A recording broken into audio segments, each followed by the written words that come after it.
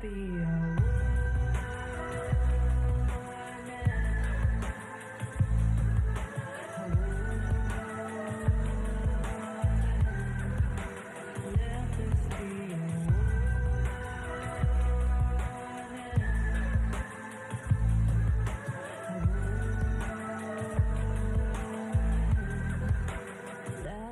be a warning.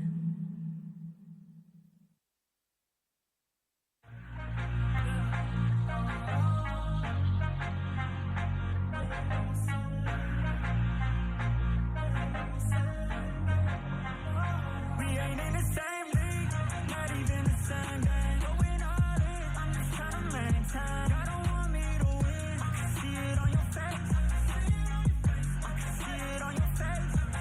Think it gon' be me, good luck, that's a long shot. Shot the ball, full field ahead, I ain't gon' stop. If I ever fall, I'ma still end up on top. Right now, I'm feeling like everything that you're not. If I was you, I would probably feel the same way. Winning in my blood, something that I can't change. If I was you, I would probably feel the same way. We ain't in the same league, not even the same game. Going all in, I'm just trying to maintain. I don't want me to win, I can see it on your face.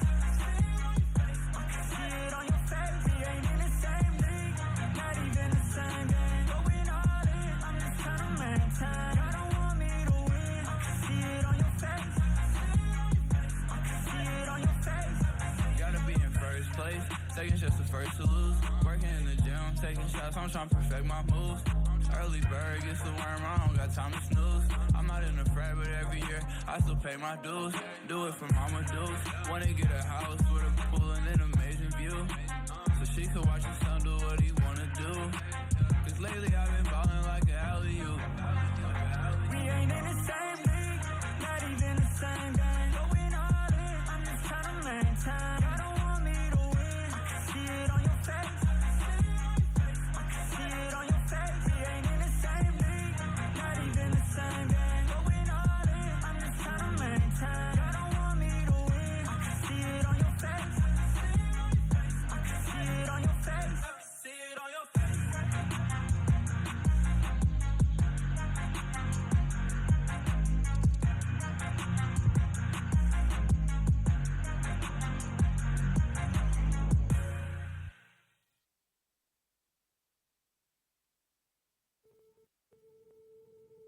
Luscious, divine, I'll empty your mind, 'cause you want me to.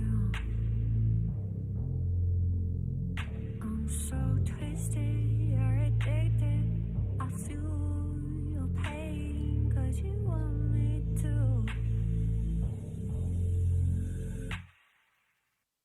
I'm so good for you, I'm so bad for you.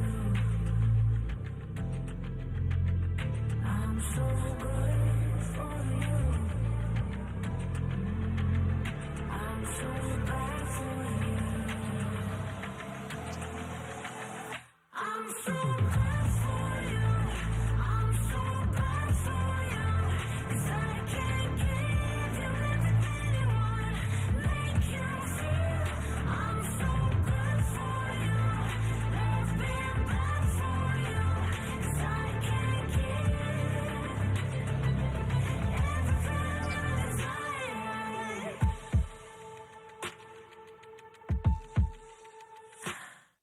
So close the doors, let me in, let me taste the darkness in you. No one serves me like you. You asked me to slay you, to burn you, to haunt you, so you feel. So do you feel me now? I'm so good for you, I'm so bad for you. I'm so good for you, I'm so bad for you. I'm so good for you, I'm so bad for you.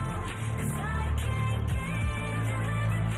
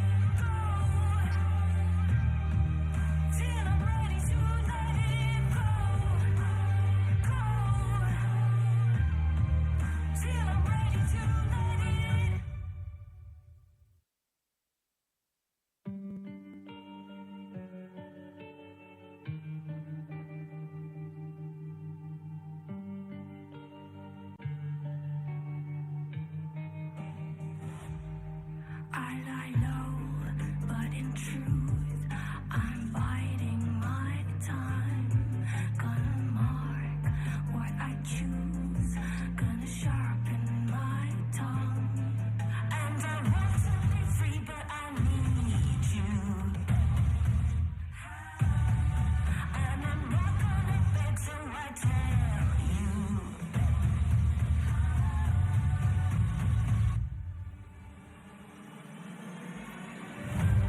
It's not over till I say so. It's not over till I'm ready to let it go. Till I'm ready to let it go. Till I'm ready to let it go.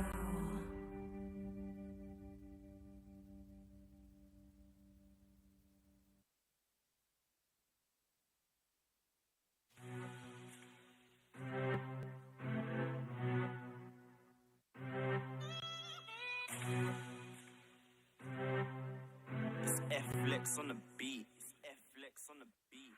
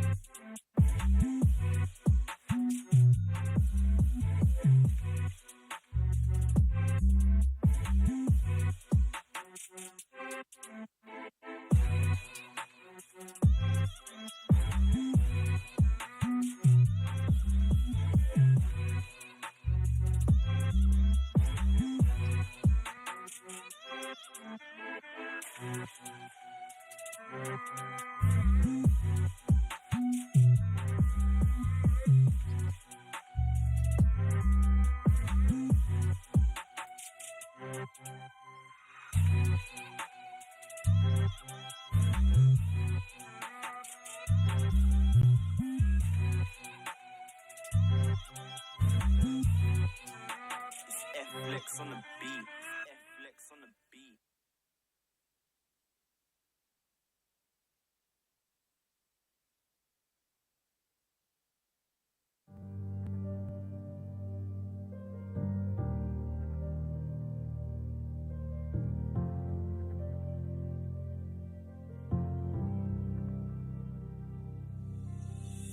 Do you feel what the eyes can't see?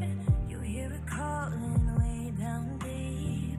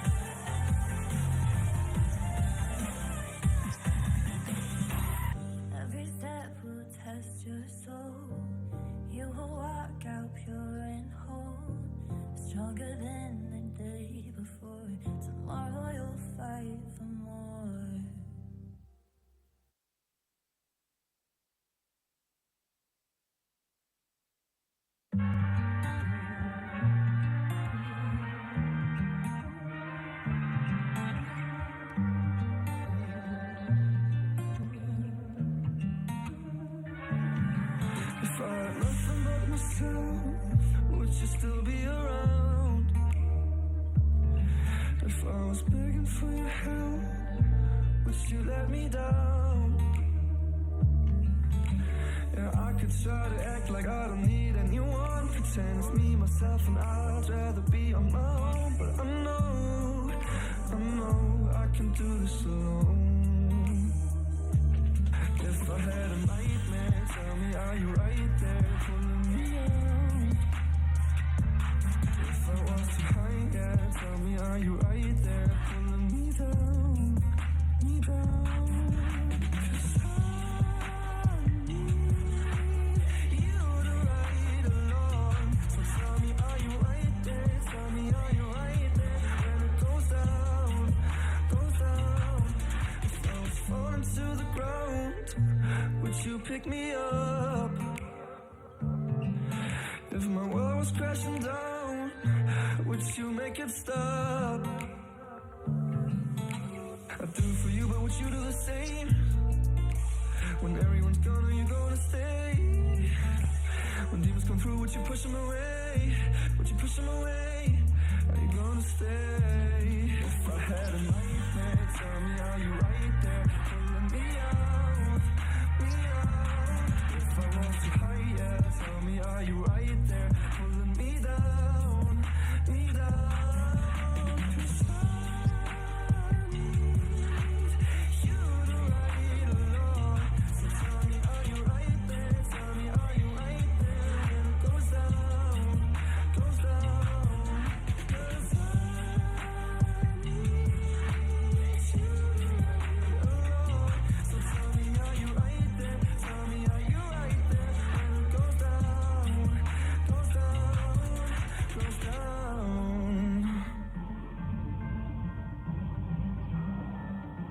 When it goes down, down, down, down, down. When it goes down, yeah. If I was too high, yeah, tell me, are you right there pulling me down, me down? If I had a nightmare, tell me, are you right there pulling me out? Oh, 'cause I need you to ride along. So tell me, are you right there? Tell me, are you right there when it goes down, goes down? If I had a nightmare,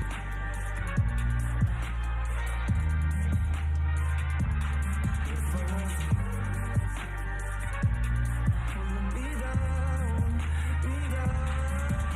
'Cause I need you along. So tell me, are you right there? Tell me, are you right there when it goes down, goes down, goes down?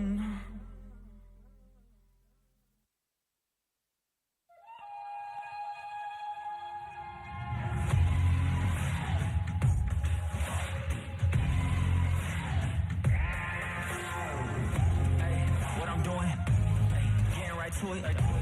The money is talking, I'm flowing, it's coming in, just how I do it. Yeah, you know what it is. Hey, we doing it big. Look up, there is no limit, no, we cannot settle for this. Yeah, can't stop, nah, won't stop. Yeah, it's been on live, you don't believe it, just watch.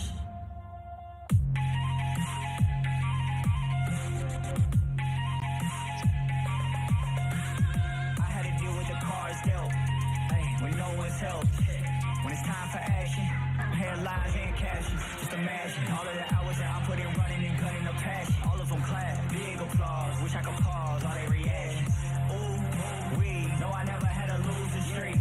I know you see what adrenaline's doing to me. I've been kicking game, Bruce Lee. You ain't in the game too weak. Make them feel the pain too deep. Tell them get out the kitchen, you can't take the heat.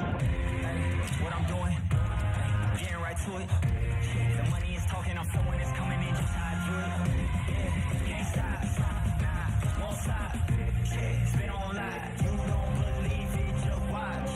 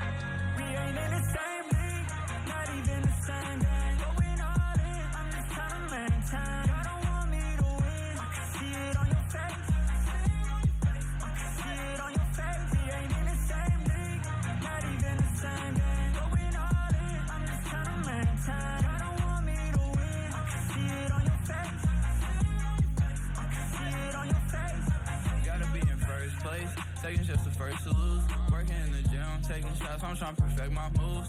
Early bird gets the worm, I don't got time to snooze. I'm not in the frat, but every year I still pay my dues.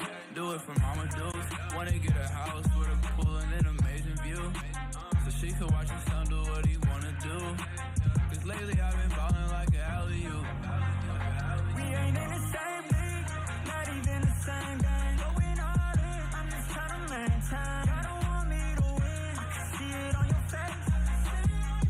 I can see it on your face. We ain't in the same league, not even the same game. Going all in, I'm just trying to maintain. I don't want me to win, I can see it on your face.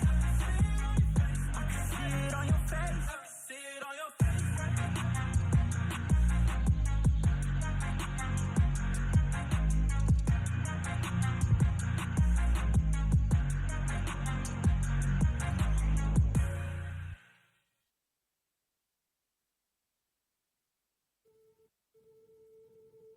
Lashes divine, I'll empty your mind, 'cause you want me to. I'm so twisted, you're addicted. I feel your pain, 'cause you want me to.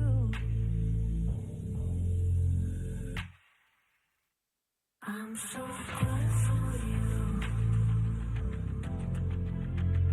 I'm so bad for you. I'm so good for you. I'm so bad for you. I'm so good for you. I'm so bad for you. 'Cause I can't give you everything you want. Make you feel I'm so good for you. Love being bad for you. 'Cause I can't give everything you desire.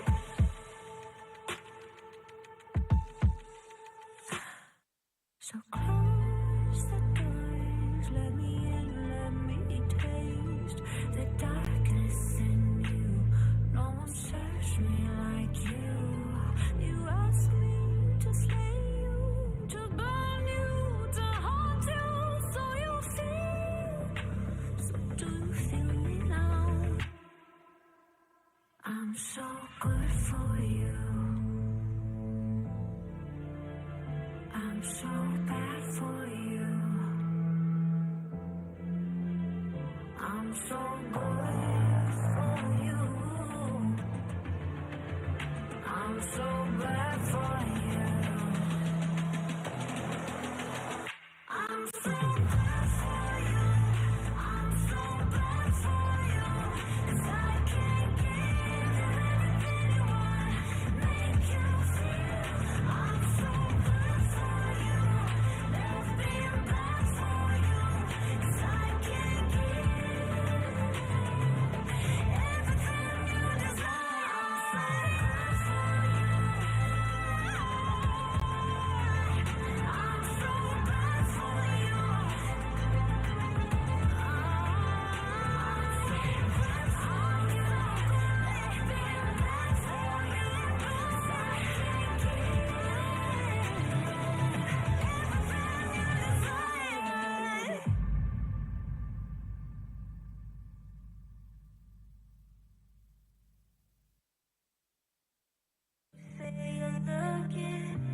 Keep looking for it, but you can't find it.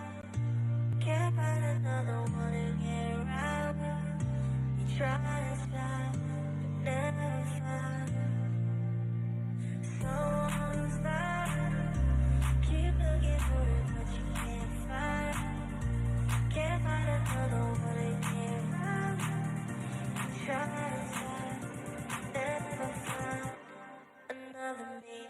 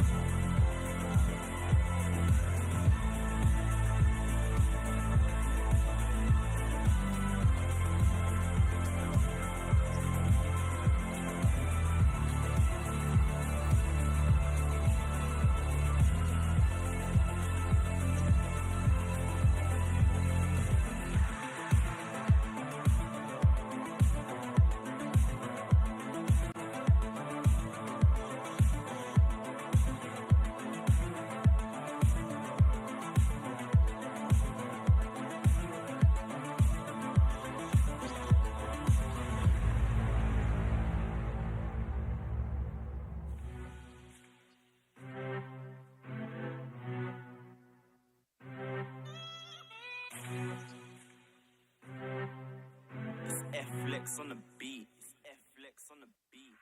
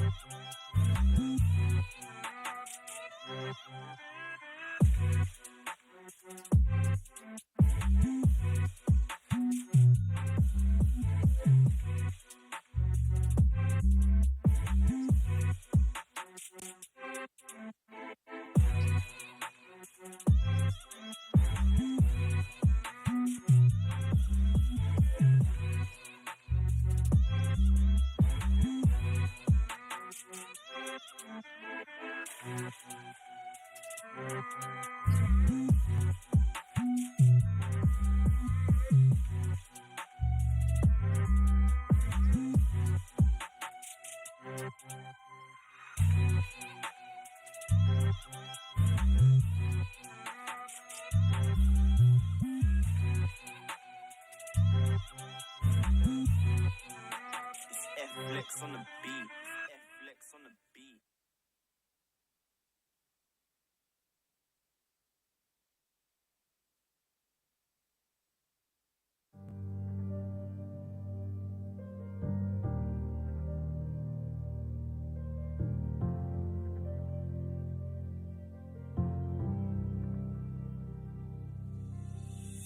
Do you feel what the eyes can't see?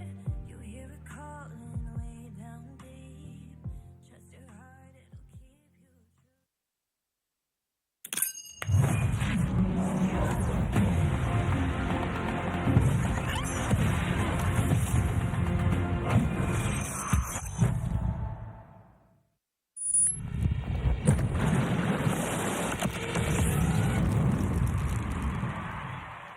Ashes define, I'll empty your mind, 'cause you want me to. I'm so twisted, you're addicted. I feel your pain, 'cause you want me to.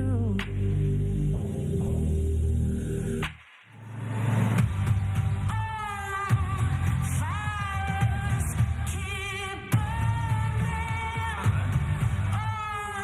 Desires keep turning black.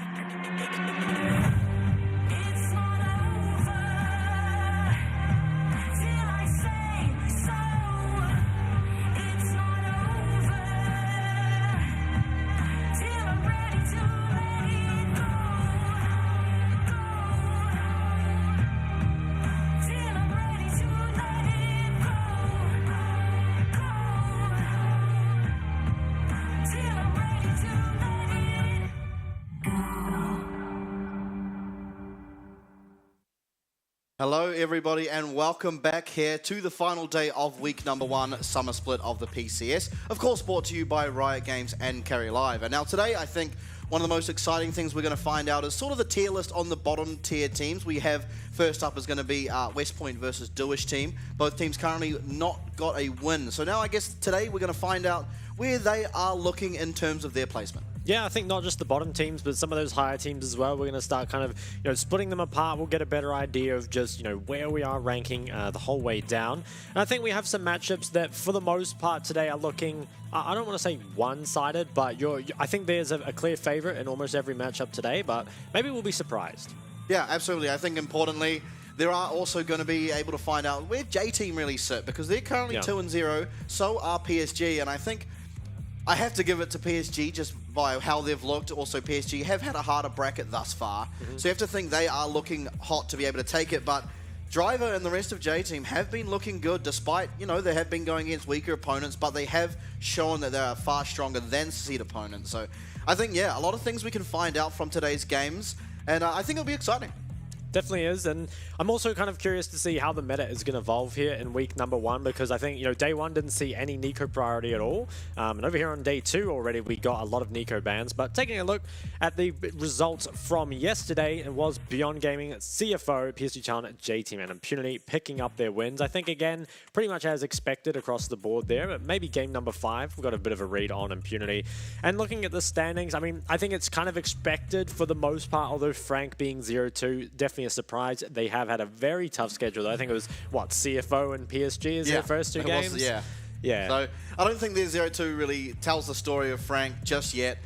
Today they are going to be going against DCG. So in my mind, their first 3 games of the split are probably the 3 toughest opponents that they are going to have to face. Maybe you could put Beyond up there as well. I think between those 5 teams is probably going to be somewhere ranked between 1 and 5 for the most of the split. But yeah, we will see them against Deep Cross. And again, similar to the other 2 games I've already mentioned, we're going to be able to see where those 2 teams really look in regards to each other. So a lot of exciting things really to find out today. I think going into the games, we kind of have an expectation on who will win, but absolutely no idea for sure. Yeah, definitely agree. And, taking a quick look at these standings, I mean, the top 5 here of, Beyond, CFO, PSG, and then I think, there's ones from last split with the likes of Frank and DCG. That is a very stacked playoff. So fighting for that 6th playoff spot, maybe the likes of J-Team is going to be very, very important. Taking a look at today's matchups, though, our game number 1, West Point versus Duish teams. So one team's going to walk away 0-3 this week. Yeah, absolutely. And you don't really want to start off your split like that, do you? I mean, both of these teams, obviously it was Sem9 last split, but West Point taking their spot here in the PCS.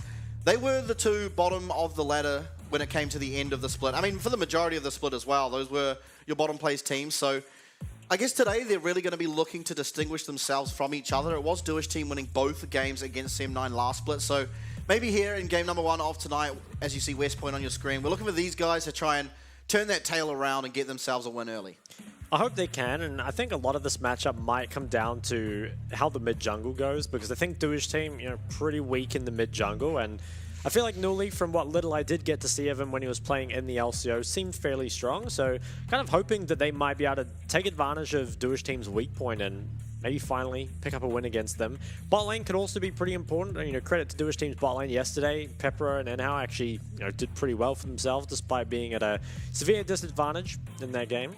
Yeah, and I want to say 665 has looked pretty good as well, despite losing both games. I think he's held his own in general, and as you said, yesterday it was sort of Pepero that looked really good. So maybe sort of a battle between those 2 in terms of in this roster. Obviously, they are filling different roles when it comes to each team. As we will take a look at Duish team here. A big question mark around JP. We've seen him play 2 games. I don't think he looked bad by any means, but he didn't really do anything as well. So still don't know what his potential truly is, but again, it is definitely Pepero who looked really nice already in their game yesterday. Yeah, definitely agree. And I kind of want to see WSL just go back to playing AP junglers, even if they're, maybe off meta a bit other than the Maokai. I think just playing Comfort at this point might be good. Has had some, 10-0 performances on Elise and Nidalee last split, so wouldn't be opposed to seeing one of those again. And I think Zhao, look, he's played basically everything under the sun, but at this point, I think I'd kind of prefer that he just plays a meta champ. Yeah, he hasn't. I mean, he has played pretty much everything under the sun except meta, which is like a weird thing to say. He goes for very brawly style and wants to just be in your face and having fights all the time. And while at times it can be beneficial, for the most part it hasn't been. And it might be just good to have him back on a controller, more of a control mage type champion. There are pretty strong ones in the meta as of the moment. I mean, Azir is one. It seems to get banned fairly regularly, but aside from Azir, there are other champions like the Ahri that we know Zhao has been able to play in the past, so kind of weird he hasn't put any priority on such. Yeah, I think the lack of, you have said about the Azir bans, but I think the lack of Azir prior overall is a little surprising, because when you have those kind of 2 best mids, Nico and LeBlanc, taken away basically every game, Annie here in the bans as well, it does limit the mid pool, and I would expect Azir to be picked up a bit more often. So we see, someone expected the LeBlanc ban obviously come out on the red side, should be followed by Nico, but Annie and Renekton are a bit different. I mean, we've seen a few Renekton bans, but Annie first 3, not something you see that often. No, it isn't, but it has been happening every now and then, so I guess just trying to get that away from Zhao, maybe figuring that if he is able to play around WSL, it can help the Duish team quite a lot. And so Annie, one of those champions, every now and then is going to be able to get lane prio and look to help WSL on his invades, which he is very prone to looking for. Tristana going to round out the bans here for Duish team, and I don't know exactly the thoughts behind it, just taking away from Nuli for now, but you've left the Jace open, which almost feels stronger, at least here in the PCS.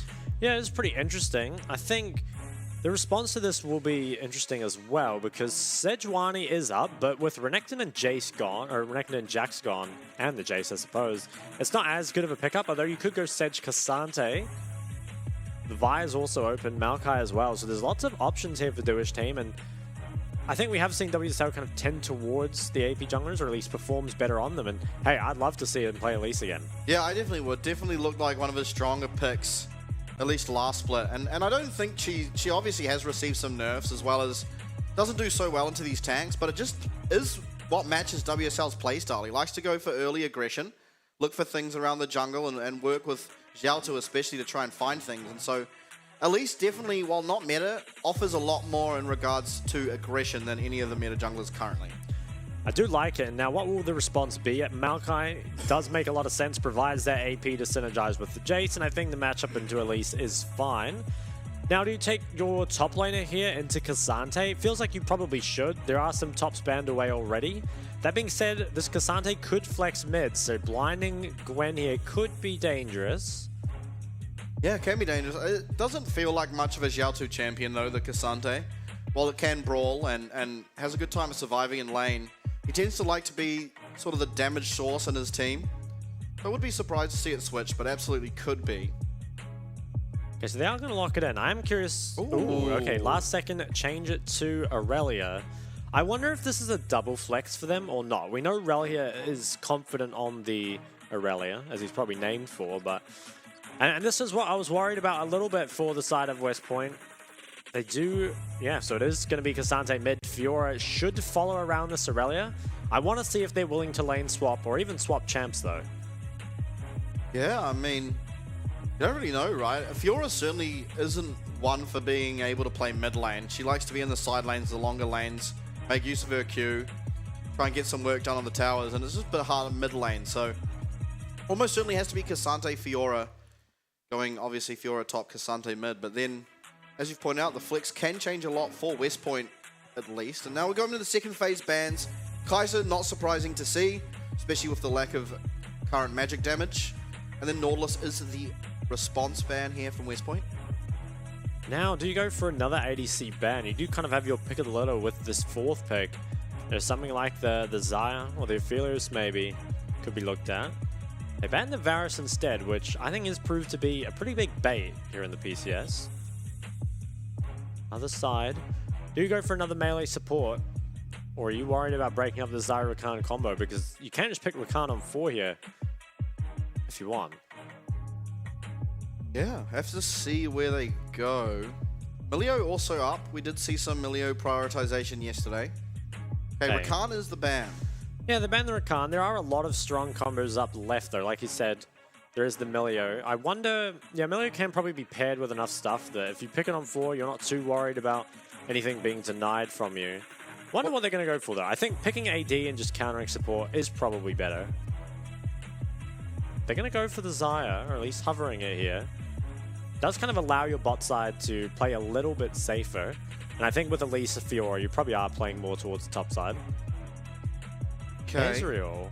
So there are the 2 AD carries that were banned by Duish team both can build the AP builds, and Ezreal also is able to. But then Karma does add quite a lot of magic damage, even though she will be going support items as Karma usually does here in the professional scene at least. So I think you don't really know exactly which build Ezreal's going to opt towards. I think that's more, maybe we can tell from Keystones when we get into game. It looks like a hook champ. Blitzcrank will be the lock-in here, so Wow. doesn't do so well into Ezreal, but if you are able to catch the Karma at least, can absolutely blow her up in an instance. Yeah, so a lot of options now given to WSL on the Elise. Can play around bot lane as well, and wouldn't be surprised to see him go down there. Ezreal Karma is extremely strong in that 2v2, but obviously is vulnerable to getting ganked, kind of has to push, has to be up in your face, and that can allow and how to walk up, hit the hook, followed up by the Elise Cocoon would be very nice. And For me, I'll be immediately paying attention to what happens at level 1 in this game. You know, where are the junglers starting, and also, are we going to see any lane swaps? Looks like for now, at least, it will just be the Jason to Cassante. I imagine would you go first strike or phase rush in this matchup? I think you might need phase rush just to survive, but haven't played the matchup personally. Did play a Jace game today, actually. How'd it go? 11-1-6. Oh! Yeah, it was a good one. Who'd you learn from? Did you take any learnings from yesterday's games? I built a Ghost Blade, so... Okay, that's what they all did. Nothing else unique? No, No dark tech? No, unfortunately not. Didn't try the Shadow Flame for a mission yet, but bringing it back to this game, I mean, who are you favoring in the comps? Because I think it's... I kind of like what Duish team have gone for in terms of their comfort. You know, like I like WSL on the Elise. I think it's looked so much better for them. And I think Xiaotu on a champ like Cassante actually is probably better for him because he definitely has a bad habit of fighting too much and dying often, but I think Cassante is just unkillable. Yeah, Cassante definitely looks like one of the most unkillable champions in the current meta. And I kind of agree with you. I like Duish teams simply because of the comfort, and they've got WSL on what he was known for. Even though they didn't pick up many wins, last split when they did find wins, it was only when WSL was allowed to play Nidalee or Elise, I think, was his only 2 wins. So getting on that is really nice. I think overall, I like the West Point team composition better, but I think it is harder to execute, especially having that Aurelia. It's not like Aurelia is picked here as a counter, because Fiora does absolutely fine into Aurelia, as does Aurelia into Fiora. That comes down more to skill, and I think one problem that we may find is that Aurelia often gets caught going a bit too aggressive, and with WSL on Elise can very easily punish it. Definitely, yeah, and like you said, ease of execution is pretty important, and West Point definitely don't have an easy to execute comp. They've got, you know, 2 poke champs with that Jace and the Ezreal, Akama as well. Maybe a level 1 5v5. Oh my, this is exciting. The hook will land here onto 665. Nice 5-man knock-up. 4-man stun is the follow-up. No one going down just yet, but it's Pepper getting low. Oh my god. What an explosive start. Yeah, so overall, it looks like the sums do favor the side of West Point. I think importantly, you know, the bot lane of Duish team lost a flash and an ignite, which is pretty big. I guess Maokai might not be able to gank as easily. Yeah, sums like pretty in favor of the side of West Point, so nice level 1 from them. Yeah, what a start. It's definitely not often that you see that these days. Just a 5v5 in that first bot push. Although, the ward is now a gold lead. Yeah, absolutely. Char also picking up more gold because of the support item as well, so... Wow, they're rich. Just snowballing at this point, but here we see WSL starting top side. Ooh. Makes sense to probably head down to this bot side if you are able to land a Blitzcrank hook. Yeah, I want to see where he pass after this red, because he could go for a 3-camp top onto Aurelia, or he might just path down the bot. That's kind of what you'd expect, but potentially something that can come out here. Yeah, looking at the minimap, look how defensive Aurelia is currently playing on this Aurelia. I think he's really aware of, you know, a possible just like red top or 3-camp top. But either way, it does feel bad, I think, to start a lane like this as Aurelia. You would like to be able to kind of contest these early levels. Yeah, absolutely. Definitely if you are able to play more aggressive and get Q stacks early, you can win some trades just through the power of Aurelia's dueling. But having to start E to secure that CS doesn't feel the greatest. Pepero got really poked out there. Yeah, it doesn't have the flash as well, so needs to be a little careful. Now we're going to be able to collect this wave under tower, but they can't yet threaten the Ezreal Karma without their jungler here. WSL here is pathing down. 665 though, before pathing topside, is actually going to protect bot side, which is interesting because it means that your Ezreal Karma is allowed to push, but Aurelia is going to be stuck alone top lane for a very long time. 665, I mean, he's doing a good job to get some vision down. Sweeps it out. I don't think this is a dive, though. Well, they're looking for it. Maokai will be able to reset aggro depending on how they play it. I don't think this does have the flash up. Actually, he's gone for it. Twisted Advance lands. Will be first blood, but can there be an answer? I think Peppero's too low to really do anything here. Teleport coming in from Xiaotu on this Cassante. Cocoon will land onto 665, but he remains fairly healthy as WSL looking for anything. Okay, yeah. Well played from the side of West Point. I didn't think that was going to work, but there just isn't enough, you know, damage and CC from the side of Duish team this early. It's a really nice early game from West Point. They use that Ezreal Karma winning 2v2, and allow Maokai to get himself a pretty big lead here. Kill even went on to Prage there, so really nice early game. Yeah, perfectly played. Pepper is going to struggle here as well. Wave is pushing out. Ezreal's already got a recall in, and he doesn't have some, so he has to try crash this wave. As we'll get a replay, I think Pepper and Enhal probably should have stayed under tower here. I'm pretty sure they should have stayed under tower and waited for the Cassandre TP, because once you leave this tower, there isn't any safety, and the TP comes in, you know, late enough that there's no way they can be here. I think they kind of sealed the deal for themselves walking this far away. You can see level 3 on the Maokai, you know, has all those abilities, so you can just lock someone down, take him out in rather short orders. We'll come back to live. 665 is going to put some pressure towards top as well. Oh, that was a long-range ward. This is going to get it down, though, so importantly, scouts out that 665's in the area. WSL and Inhal both looking here to try and find something on Nuli. It is Conqueror Jace, but does have Flash available. Interesting he's gone for the Conqueror. I mean, really wants to brawl. I think it's interesting that there's Aftershock on the Cassandre. Okay, now, WSL spotted out just in time. Ward here by Rel here.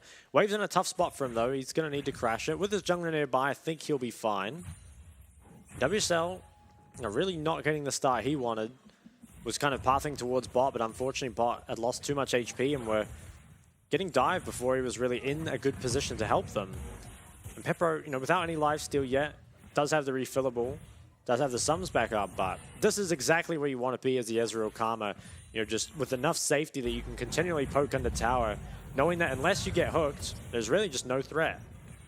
Yeah, and Ezreal definitely one of the safest AD carriers when at tower against a Blitzcrank, are able to channel that arcane shift to be able to not get hooked in. Things all considered, it is definitely the best start West Point's had so far in the summer series.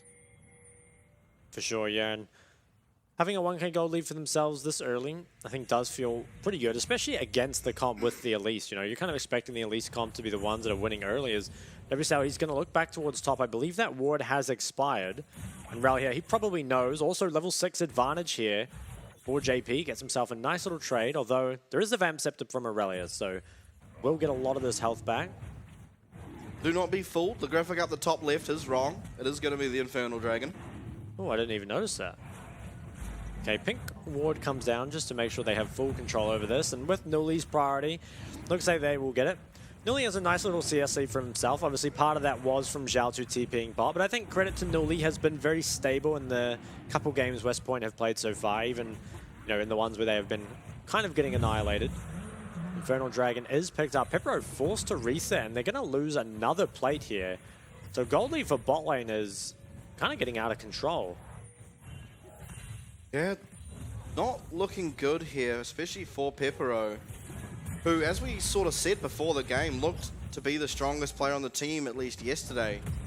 For him being at such a disadvantage might spell disaster as this game progresses. Zhao2 now looks like he will have to recall as well. Nuli finding a lot of poke, despite remaining fairly high on mana as well. Yeah, I think Nuli TP'd back there, has a lot of items compared to Cassandre, who only just now got his first recall. And that's going to mean another plate going the way of West Point, now up to 3. Can maybe get another given that it's a cannon wave. So just these isolated 1v1s and 2v2s going the way of West Point. Although Aurelia is quite low here. It is good. A good parry will not allow for that reset on the Q as he dodges out of that 2-point strike as well. But here we are going to see him. He's getting extremely low. Looks like Aurelia will pick him up. WSL is too late. Might be a little bit out of position too. That cocoon allows him to get away. Yeah, he's just going to be out there and might be getting dived, though. They want to try and make sure that he can't pick up this wave. One tower shot is tanked. Repel available.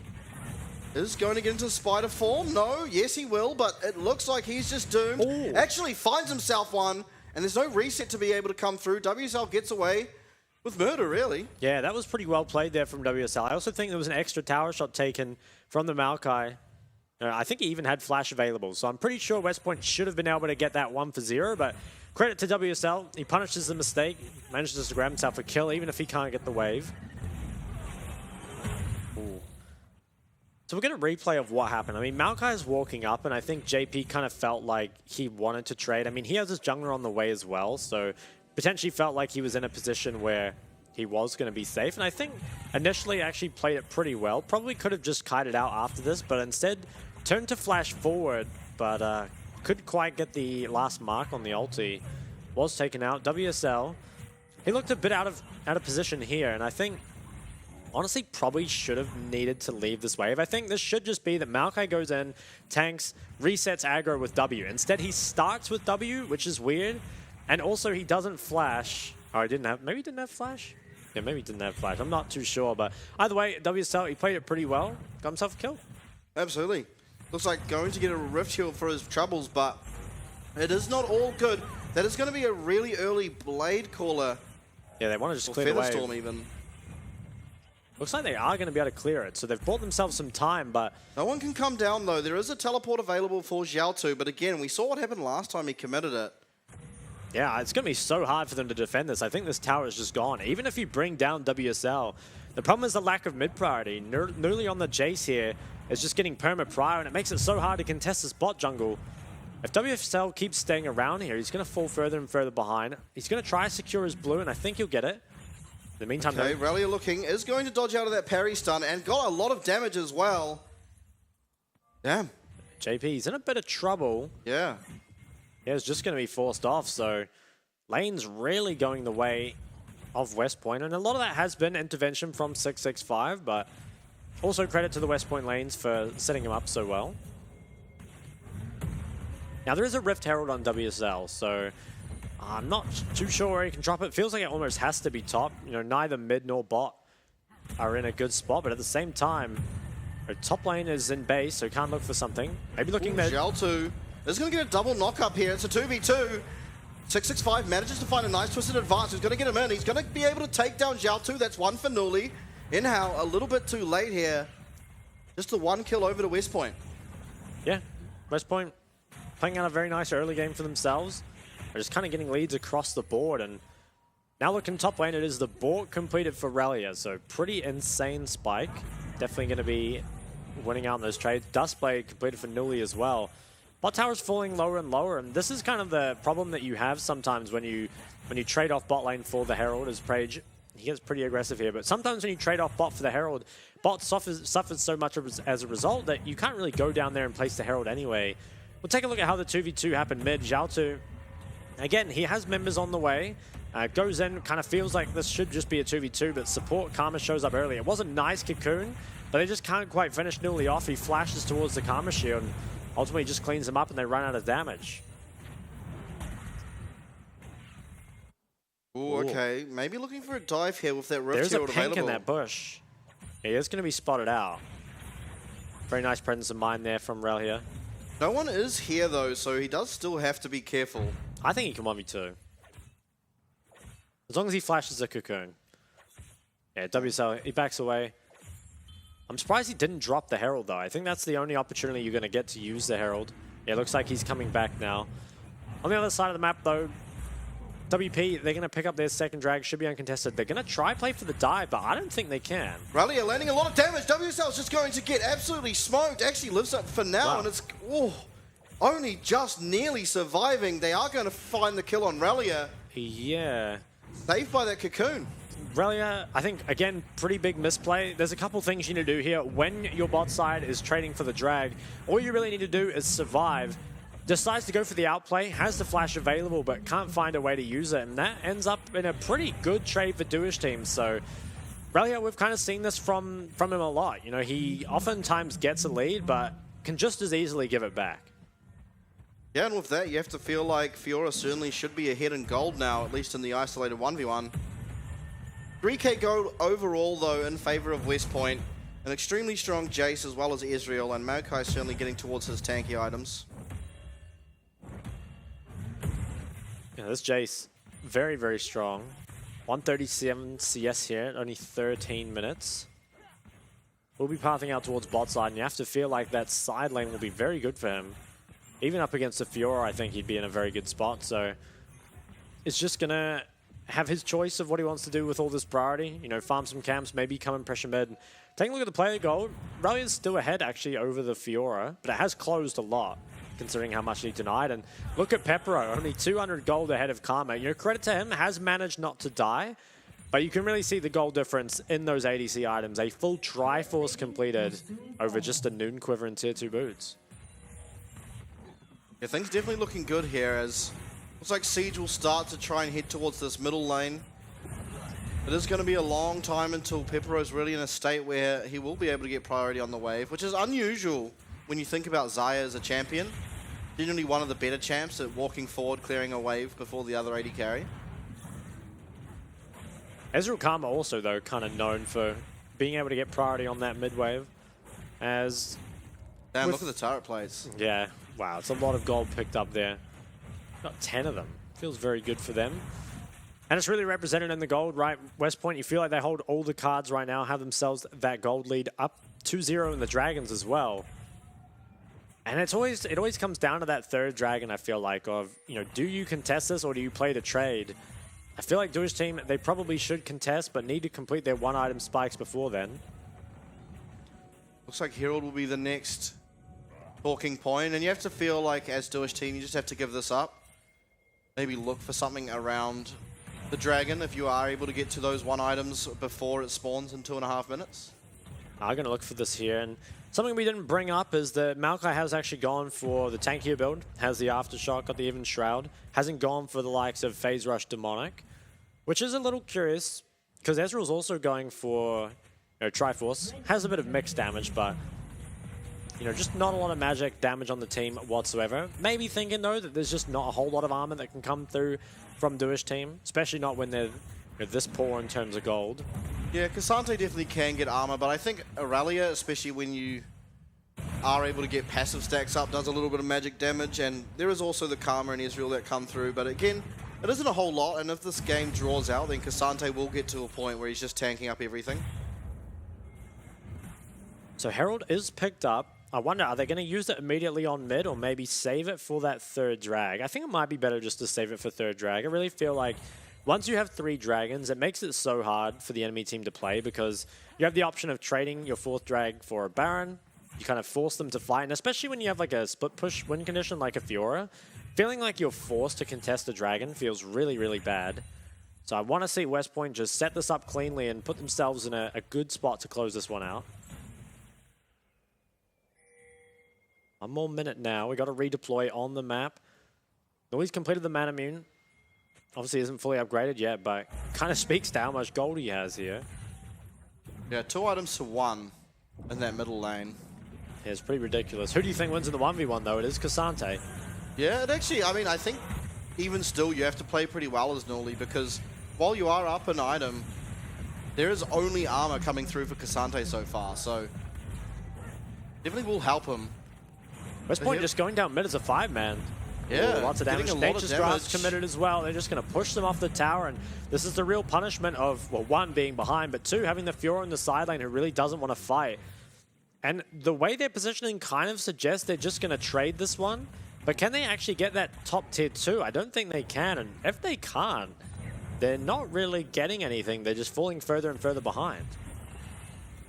Yeah, all you really got was a couple of minion waves on your Fiora, which isn't ultimately going to mean much when still staying even with Relia. And I think based on itemization, there is still obviously the outplay that can come between these 2 champs, but I think all things going well and correct in a 1v1, Aurelia should still probably win. Just Blade of the Ruined King versus Gore Drinker. Oh, Duish team, they have brought their Fiora down, and for some reason Char is top lane. I don't know why Char's not here at the Dragon. I have no idea how he got there, but let's see. Okay, Xiaotu looking for something here. Is going to be able to find a tank. It's not the one you want, and the hook lands. In-house the one that suffers from it, though, as Nuli does go in. It finds a lot of damage, but it's JP who's trying to find a lot, as Relia is doing the same on the opposite side. That'll be the Featherstorm. A nice Blade Caller will find almost enough damage, but Nuli only just surviving. It's an ace. 1 for 4, or 5 even. Wow. I mean, what a messy fight there. I think West Point, they honestly made that a bit dicey with Char being top. I don't know why he was going top there. I guess maybe he wanted to protect the trade or something, but it turned out Duish team were just going to contest. But unfortunately, I think they are just a bit too far behind in gold, and I think credit to Nuli, played that fight pretty well, managed to live on just a sliver of health while putting up a lot of damage. So now, 3 drags to 0s. We'll get a look at what transpired. They have a nice flank here, but the only person they can find is this full tank Maokai. as well as a TP. It comes in from Relia here. And once this Maokai goes down, so much has been invested for it with Nuli and Prage still on full HP. There just isn't enough threat left, and it just screams desperation, I think, from the side of Duish team, and you can see why they are very far behind, and with that, you kind of feel like the game is firmly in West Point's hands. Yeah, absolutely, man. One of those Qs from Xayah, if it were to land on Nuli, would have been able to find that kill, but wasn't able to, and now let's just put West Point even further ahead. It is going to be roughly 6.5k gold. Yeah, now what are they going to do with that? Are they going to play it safe and wait to the Dragon, or are they going to try force the issue around the Baron? Because they do have a lot of control, and it's very hard to face check into these poke compositions. You know, while I think the poke comps are normally pretty hard to execute, if you do get this far ahead, it actually feels very easy. There's going to be Pepero getting smacked up by some of these Israel Qs. He's going to be able to find him. That's 2 kills already found. Attention, I would say he's going to go to the Baron, but it still hasn't even spawned. Yeah, it really is just a saving grace there for Duish team that it's not 20 minutes yet, because you have to feel like it would have just been a Baron. Either way, though, it's still not good. Even more gold going into West Point's pockets. Really not showing any signs of letting up the aggression here. Just going to keep on pushing top here as Nuli. Maybe they can play towards this tier 2. Looks like they might go for resets instead, though. Probably do have a lot of gold in the bank. And WSL, I mean, we kind of talked about how he got his signature release, and normally when he gets it, he does put up some very big performances, but I think just a little bit of a misplay around the bot side from Duish team's bot lane, I'd have to say. You know, normally their stable kind of point, unfortunately, you know, kind of put this game into disarray before WSL really had the chance to impact it. Yeah, absolutely. I mean, he found himself a bit of an outplay up in top, but other than that, been fairly quiet. They were able to shut down Relia trying to outplay as well. But here we go, looking at WSL, going to use that repel to get out of the Twisted Advance. But 665, a lot of slows, finding the damage needed. WSL slowed up again. Might need the arcade shift. Actually, will not. It's just Nuli sniping from the back. I think that will be Baron started up here by West Point with the jungler dead. You'd have to see them go to it. Yeah, looks like they are going to start it up. And can there be anything done from the side of Duish team? It feels like probably not. There's just not a lot here that can be done. Maybe you can see with the Blitzcrank Q over the wall. That would be pretty exciting, but doesn't even look like he's trying. It will just be Baron going over. And at 21 minutes, the only real wave clear you have is Xayah, who is extremely far behind. There is probably the possibility of just ending here. A lot committed down to just get one tower bot. Yeah, the trade, I mean, it's the best you can get in this situation, but there really just are no good choices left. Doesn't feel like Fiora is going to be able to win the split push anytime soon, with those 2 items already completed there on the Aurelia. And with that Baron buff as well, kind of gives 2.5 more minutes of just being unable really to push. And I want to see West Point, you know, keep those waves pushed in. You can go back to the 4th Dragon if you need it, but just at least move up the control. Just really shouldn't be a way for Duish team to get back into this game if West Point play it well. One Blitzcrank hook though, that could be the difference. Yeah, but it's important to land on the correct person. They've used Blitzcrank hook in one of the previous fights, landed on Maokai, which resulted in Inhal's death, so. That's the one thing about Blitzcrank, is a lot of times it can win you the game, but if you hook the wrong person, it can absolutely lose you the game. Yeah, couldn't agree more. And looks like West Point, they're going to play mid and bot here, going to play towards those 2 waves. Looks like Rel here will reset to try and hold the top side. Does have himself TP, so should be pretty safe. And bot lane tier 2 falls without too much affair. 30 more seconds on this 4th Dragon, which Duish team kind of have to contest, but I'm not sure they can even leave their base. Oh, Pepero got his recall cancelled there. I wonder, are they going to go for more? Looks like they will. Oh, WSL being found out here by 665. Is going to get that repel up, but he's on the wrong side of the wall. It is going to be Nuli flashing over, almost insta-killing Inhao as well as WSL. Jiaotu now, not long for this world, you have to think. That's a triple kill. Pepero flashing away, has also popped the ghost. That's no summoners now on the Xayah. Ult used also. I think they should just play for the end. There really is nothing. There's no wave clear. No one's strong enough here, and I think Relia can just teleport into a minion. There we do see it, and Char getting some slows down on the fountain, but a lot of damage coming over. A bit of fountain shenanigans happening. We've seen that a lot so far as, man, that shock blast is doing so much damage. The hook will finally lay on the Nuli. There's a fight breaking out. JP's doing his best. He will go down. Nuli does also go down, but I think this game is not long for the books. Yeah, it doesn't look like it. Maybe just going to try grab a few extra kills here at the end as West Point. Just padding the stat lines a little bit, but ultimately, after 24 minutes, it looks like they are going to pretty decisively dominate Duish Team, and they will pick up their first win. Does put Duish Team down at 0-3 on the first week, so probably not where they wanted to start, but unfortunately it's not that surprising either. No, I don't think it is awfully surprising, but I do want to say that how dominating that was really makes you feel good about West Point. They got pretty demolished in their last two games, shall I say.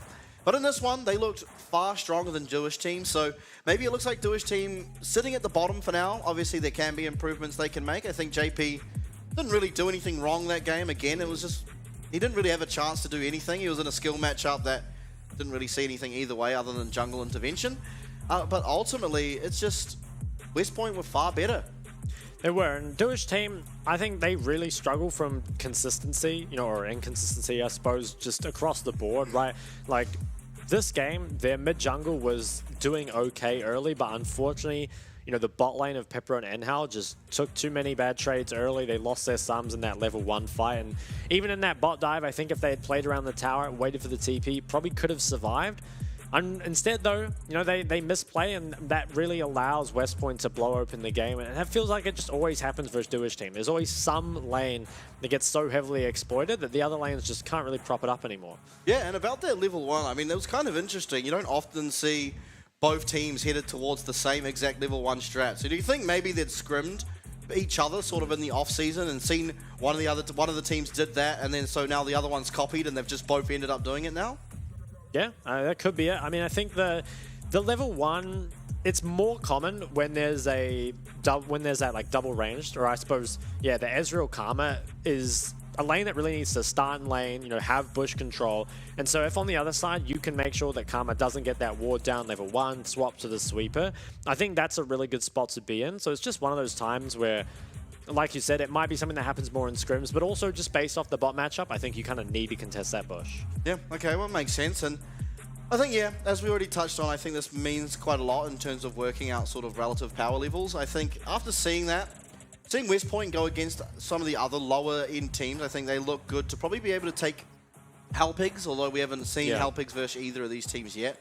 But I think based on just how decisive that was, does lend a really good sort of perception on what this team looks like. Yeah, I think you could definitely put, at least for now, West Point kind of in that tier with the likes of Hellpigs and Impunity, where it seems like they have potential to do a little bit of damage, but they're not going into many games as the favorites here. And Duish Team, they do definitely look like the weakest team in the league right now. Yeah, absolutely. And it is unfortunate because I think that was similar as we came to the at least later end of spring.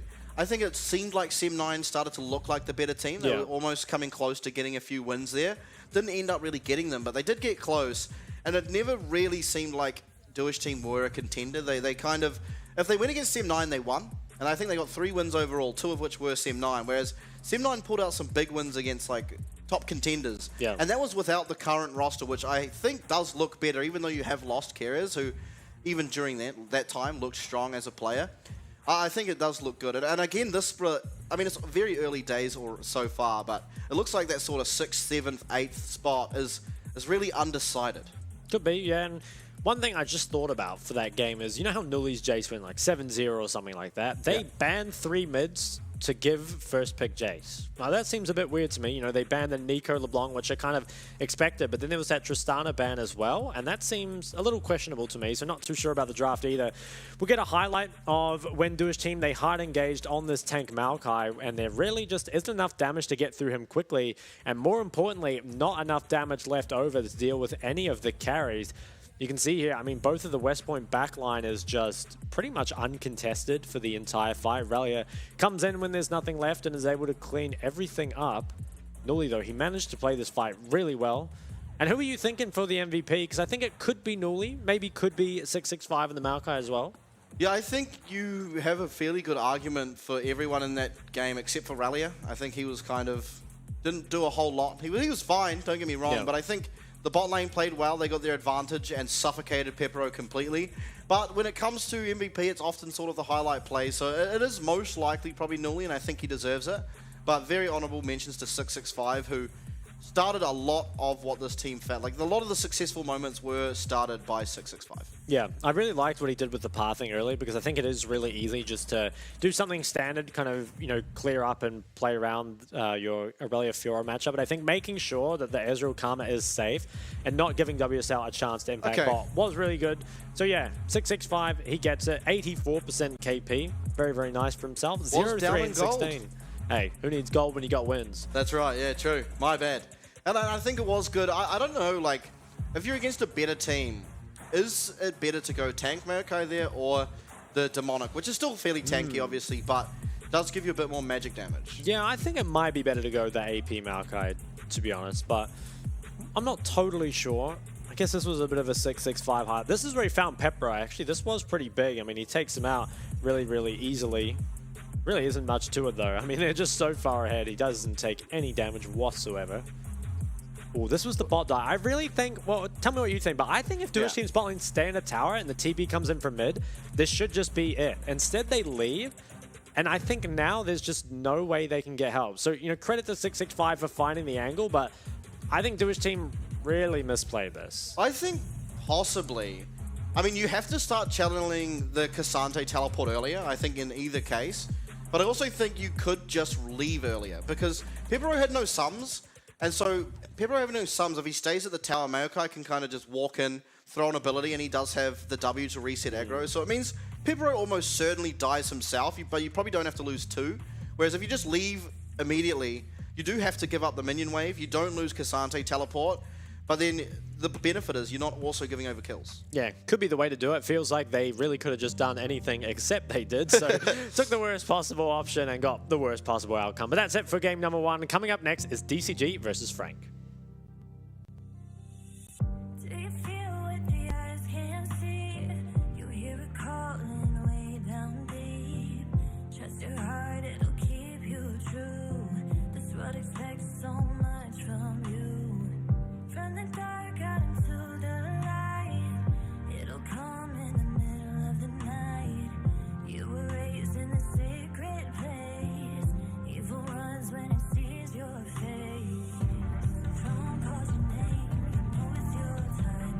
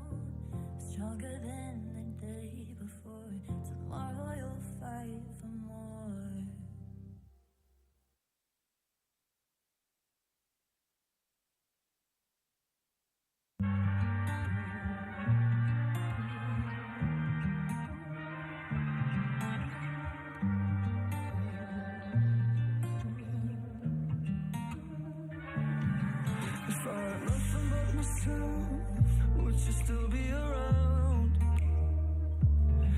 If I was begging for your help, would you let me down?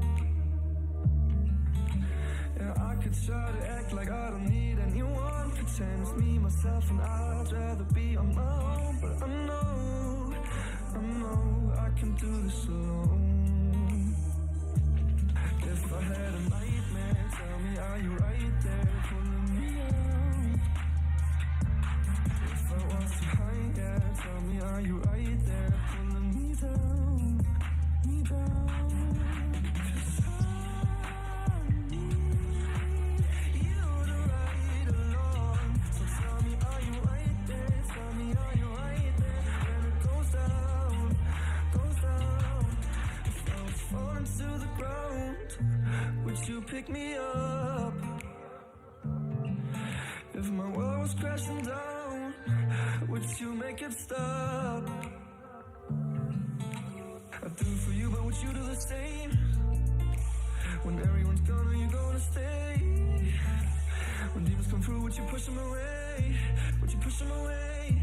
Are you gonna stay? If I had a nightmare, tell me, are you right there pulling me out, me out? If I was too high, yeah, tell me, are you right there pulling me down, me down? 'Cause I need you to ride along. So tell me, are you right there? Tell me, are you right there when it goes down, goes down? 'Cause I need you to ride along. So tell me, are you right there? Tell me, are you right there when it goes down, goes down, goes down?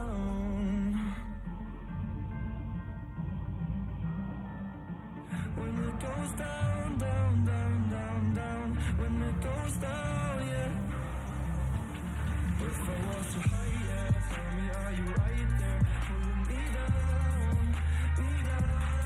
If I had a nightmare, tell me, are you right there pulling me out? Oh, 'cause I need you to ride along. So tell me, are you right there? Tell me, are you right there when it goes down, goes down? If I had a nightmare,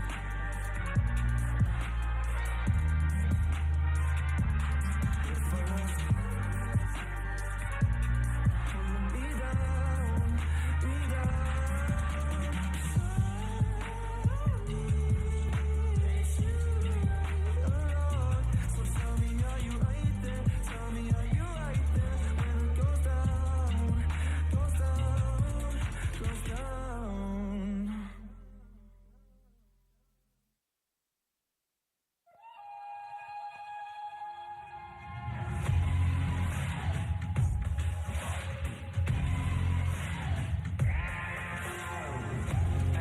What I'm doing, getting right to it.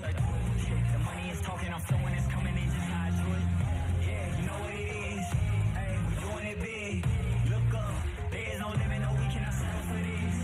Yeah, can't stop, nah, won't stop. Yeah, it's been on live. You don't believe it, just watch.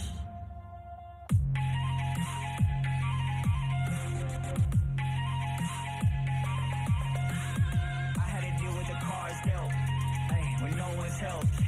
When it's time for action, headlines and cashes. Just imagine all of the hours that I put in running and gunning the passion. All of them clap, big applause. Wish I could pause all they reactions. Ooh, we know I never had a losing streak. I know you see what adrenaline's doing to me. I've been kicking game Bruce Lee. You ain't in the game too weak. Make them feel the pain too deep. Tell them get out the kitchen, you can't take the heat. Hey, what I'm doing, getting right to it. The money is talking, I'm feeling it's coming in, just how I do it. Yeah, can't stop, nah, won't stop. Yeah, it's been on live. You don't believe it, just watch.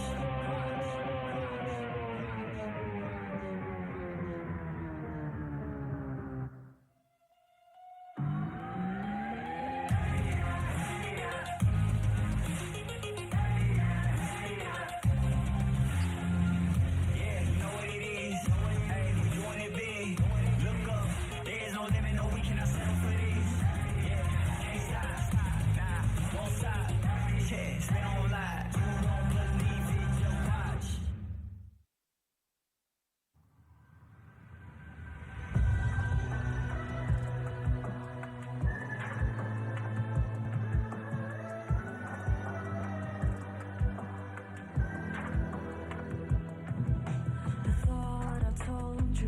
once, but I'll remind you. There's certain things you're not supposed to do. I saw you in my dreams and you were falling. No way to know if it will all come true. Let this be a war.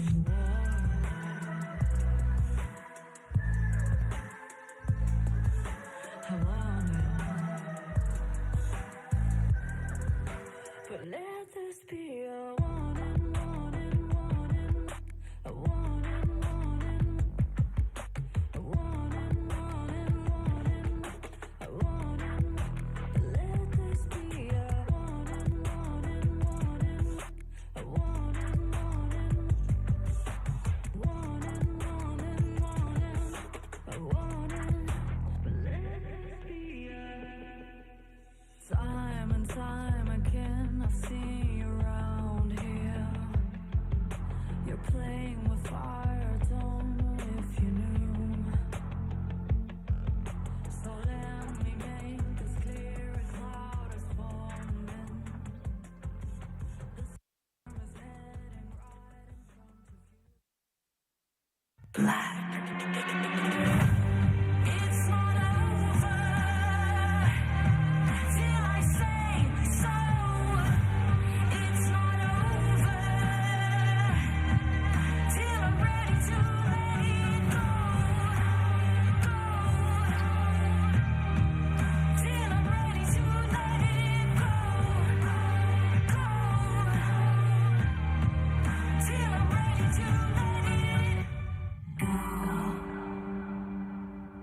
Hello everyone and welcome back to the final day of week 1 at the PCS Summer Split, brought to you by Riot Games and Carry Live. If you're just joining us, we finally got to see the head-to-head between West Point and Duish team, where West Point now have managed to get a game win on the board, which is quite important really for themselves as they scale into this round robin. And now I think what's important is we've got another game coming up which is going to be really important for standings. It is going to be DCG versus Frank. Now Frank 0-2 at the moment. I don't think it tells really the tale of the team. They did look pretty good I think against PSG ultimately. I think in game number 2 yesterday, Kenny Chan did a little bit of inting on Vi, which kind of led to their demise from that. And now I think coming up against DCG, they really have to win here just to prove to everyone that they are still as good as they were in spring. Yeah, I think they do, and it's still kind of tough for them though. Like DCG, they're looking very strong with the addition of Mission. I still think Frank probably should be the slight favorite in this matchup, but I also wouldn't be surprised to see DCG pick this one up. So I think this should be a very exciting game, and also one that is very early game focused, right? Both DCG and Frank, they're all about that early game, and I'm expecting Frank to kind of show some of that class. They've gone up against the tough teams so far, PSG and CFO, and now DCG, they need to crack this one. Yeah, absolutely, and I think Frank, out of every team, have probably had the hardest start to this season, and they haven't looked too good, they haven't looked too bad either, but now I think really is going to be a test, because DCG, at least for the current form, seem to be a team that you'd consider equal or a little bit worse than Frank based on Frank last split, and so winning here should be really important. And I think Kenny Chan, whilst coming from the LPL, he hasn't looked as amazing as you'd perhaps hope he would, and Hana, on the other hand, here in DCG, has looked really, really strong. So I think it's going to be important to have Kenny Chan settle in, not find those early mistakes like he did yesterday, and hopefully guide his team to an early game sort of lead where they can snowball from there, as is Frank's traditional style. Yeah, it could be, and I think, again, mid-jungle is going to be pretty important in this one. Hana, now that he can play around Mission, has a lot of priority and also just a winning mid lane most of the time. I think that's made his job a lot easier, and as a result, he's performing extremely well. Kenny Chan, on the other hand, hasn't been playing around Pretender's Prior, or lack of it, that well. Yesterday was caught on that Raptor Cam twice. So we have to see, is the solution to that Pretender picking more for lane, picking something that can push and facilitate Kenny Chan, or maybe they'll look to play around another lane. I have to see. Yeah, absolutely. I think DCG currently sit at 2-0 and Frank 0-2, so again, it is so important here for Frank to be able to pick up their first win. It is going to be their first time on red side as well, so we'll see if that somehow impacts the draft. Maybe you can look towards giving solo kill. Probably the most standout top laner we have. Sort of his counter pick. He does tend to be the best at utilizing such, but on the other hand, Kaiwing as well, if he is able to get sort of a team comp round out champion or a counter pick to the other team's team comp, is the support most known for making use of that as well. So I think there's a lot of options here in draft, especially now that they are on that red side. The biggest problem with red side at the moment, though, is almost that necessity to ban the LeBlanc and the Nico. Yeah, it feels difficult to deal with that. I wonder, I feel like Pretender, you know, he's obviously very comfortable on the LeBlanc. Maybe he'll be willing to pick the Tristana into it. I think that is something you can do because it at least forces the Tristana ban out of blue side. But we haven't seen that many teams go for it except after day one. You know, maybe just following the rest of the world and that LeBlanc Nico ban on red side. Yeah, no, I think on your screen here, Hana, he's really a highlight of this DCG side so far. I mean, obviously Mission, he has gone for a bit of dark tech when it comes to his Orianna builds, so... But DCG are 1-1, that's right. They did lose yesterday. But again, Hanabi and Hana have looked really strong. Mission, I do have a question around just because his build path seems pretty one-dimensional. Both games going for the exact same build path, whereas perhaps Leandre's looked better in almost both of those games. And Cascada again on that Kai'Sa yesterday didn't look so good. But it is going to be LeBlanc Kai'Sa Vi banned from this DCG side. In response though, Azir and Melio. So not going to be able to ban LeBlanc and Nico. And with that, I think you almost just leave both of them open. Well, LeBlanc was banned here by blue side. And I think DCG might have done this already, so I wonder, maybe Mission isn't capable of playing it. I haven't actually checked, but Nico is up and available. There's also the Maokai, the Sejuani, Tristana, lots of power picks. So Tristana is the one. And Hanabi, he seems really very happy. I wonder, is this something that could be looking towards top lane as well? I'm not too sure. Okay, could be exciting. Jace has been a traditional answer here to the Tristana, but I would be excited to see Nico. Now, Nico can, in theory, also go jungle. Isn't the worst pick, although I'm not sure how well it does into the tanks, which are the current meta picks. Yeah, we'll have to see. So Jace Maokai picked up, and Jace definitely a flex pick for Frank, both Pretender and Solo Kill, very good on the champ. I'd be so surprised to see Nico fall through the draft, but at the same time, you know, it looks like we might have our mid laners picked already, so could see it being completely ignored. Definitely one of the more different drafts we've seen so far. Sejuani the pickup now, not too much of a surprise, and that Renekton, or the Jax even being paired with it, kind of rounds it out. Yeah, I mean, I'm kind of perplexed at where Nico is going in these drafts. Like, I don't see a real reason not to pick it, obviously. I don't think it even does poorly, or that poorly, into the Tristana if you just want to place it mid. And no, I think it should be good versus Trist. Yeah. But, I mean, maybe they think Jace is better. I mean, it is very good on, like, both the players, right? Like, maybe they're not that comfortable on Nico, but we know Solo Kill and Pretender, no slouches on the Jace. And Jax, I think, should be the response here to the Renekton, which would mean, I think, that Nico will be just slipping through the whole draft. Yeah, Solo Kill in their loss yesterday looked like the standout player. He was on that Jax, although Kennen now the hover. Yeah. I would quite like to see the Kennen. I think it can do quite well onto the Renekton. Yeah, that's something different. I wonder, do you think there's a chance he goes for the tankier Kennen build, or do you think it'll just be AP? I think it probably will be AP, just knowing Solo Kill as a player, but I think actually in this instance, you could go for that Heartsteel Demonic Embrace Kennen. There is a lot of health that's going to come through on DCG, and Kennen does become pretty unkillable if you do go that tankier build. You get a lot less damage out of him, but you get a lot more CC in these fights. So it is a trade-off, but Solo Kill as a player more likely to go AP, I suspect. Something kind of curious there. Despite Melio being banned in the first 3 by Frank, they actually banned the Lucian in the second phase. I believe this is on the patch where Lucian now can be paired with CC support, so including the melees, but I wonder what combo exactly they were scared of. Not too sure. It looks like we'll never know. Xayah is the answering ban, and last ban here for Frank is the Ziggs, so taking that away, you know, want to make sure they can punish bot lane and not give that AP bot option, although there are still many static Shiv users. Yeah, absolutely, and they do have to go for an AP in this bottom lane at this stage. I think that could have also been why they took away the Lucian, because, again, does do quite a lot of magic damage. You can pair it with the Nami if you wanted to still. Yeah, there is. I think there's a fair amount of magic damage through Sedge, and Tristana should be building the Shiv as well. If they can play another kind of champ that deals a little bit of AP damage, though, it could be nice. And Aphelios might be the pickup. I wonder if that would mean Kaiwing going for that Thresh last pick. Have to see. And Eminem, he's obviously very comfortable in the Aphelios. Locks it in. Now, what is the response? So, I mean, Ashe? I like Ashe more than Varus. What do you think?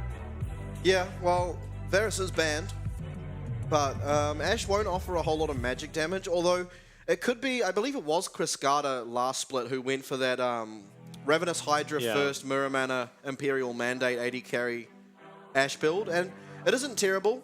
It does mean you lack a lot of DPS, but that should be covered in theory by your Tristana. It was also Orca who got the MVP, I think, on Ashe, right? When he subbed in. It was Char. Ooh, okay. Char was the sub, yeah.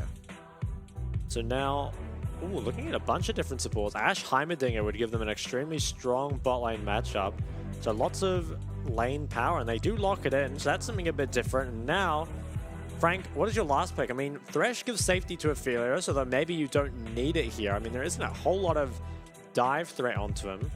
What else could you pick? I mean, just an engaged support? Or Nico support?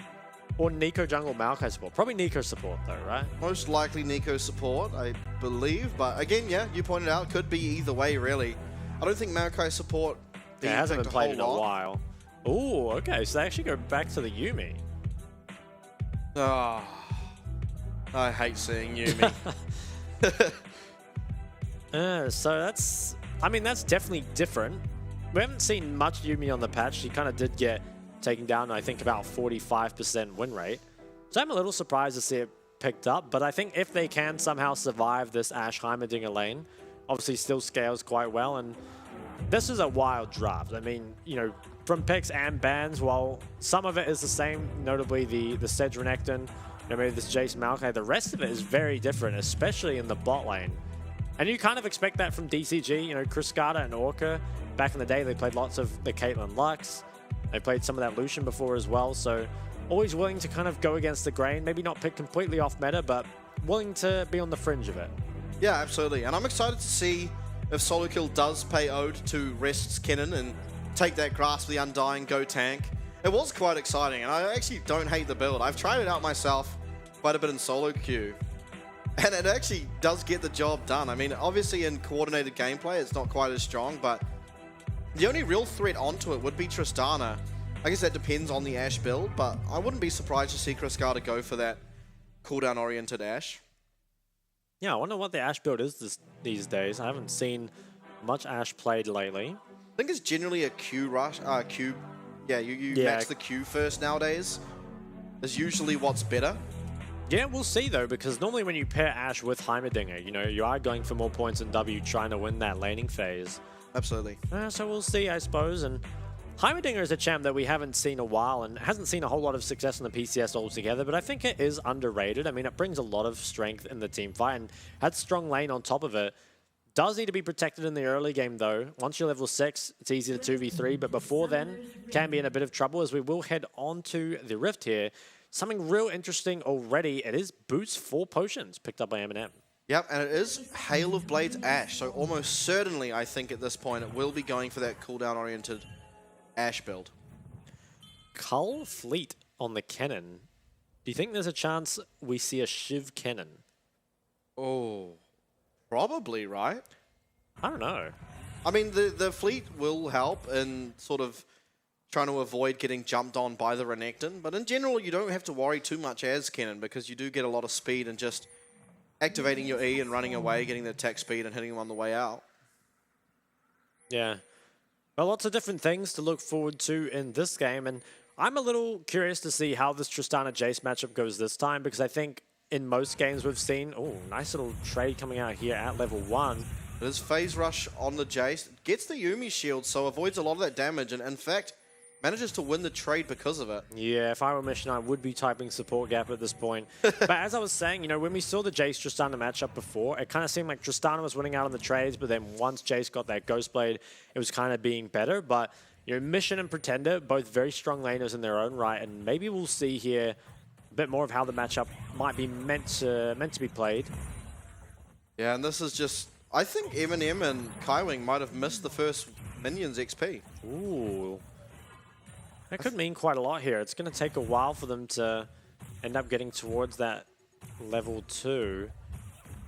I'm pretty sure they did. He's getting pretty good trades in the mid lane. I think using that fleet to dodge out. Ooh, narrowly avoids the QE there. Oh, Pretender going forward. Knows that Mission doesn't have the bomb to trade back. The one thing about this Jace versus Tristana matchup, at least early game, is that oftentimes Jace can get a health advantage, but it's at the cost of a lot of his mana. And so it's only really a temporary advantage, because when Jace is out of mana, he's not really going to be able to win any trades. His auto attacks aren't really what this champion's about. Yeah, definitely early. You know, Jace isn't quite as insane as he was before. Has the phase rush as well to disengage from those trades. And on the top side, Solo Kill building up a pretty big wave. Doesn't have jungler on his side, so won't be looking for any dives or anything like that. But so far, I mean, lane's remaining relatively stable. Mid really is the place where the most action's taken place. Kenny-chan, he could look mid. I wonder if he's going to walk all the way around. Mission does not have a ward down. I don't think he knows he's here. Mission's in trouble. Okay, Mission should have rocket jump available, but Flash Root will come in and the knockback, but a nice buffer there on that rocket jump lets him survive. But importantly, both summoners now will be down for this Tristana. Mission, he does get out with his life, and it ended up being a flash trade, so it isn't the worst result, but honestly, you shouldn't be losing your flash here as Tristana. He had loads of time to place a ward and didn't really get it. Maybe was a little surprised by the side Kenny-chan came from. But either way, I think a little bit of greed from Mission does cost him. Didn't have that ward down, wanted to just play for his lane. Does manage to get away with his life though, which is very, very important. And now, Hana's going to cross mid. I wonder if he can cancel Pretender's base. Not sure if he'll find it on the minimap here. Oh, he finds it. Yeah, Hana is going to find Pretender. That's really annoying, but ultimately should be okay to recall and get back in fairly good amount of time. Yeah, I think it is a pretty big deal, though, because I think Pretender was going to be able to get back there without using his TP, but most likely now we'll need to. And oh my god, if that had cancelled him, I would be very upset. TP comes in from Pretender, does have himself the tier now.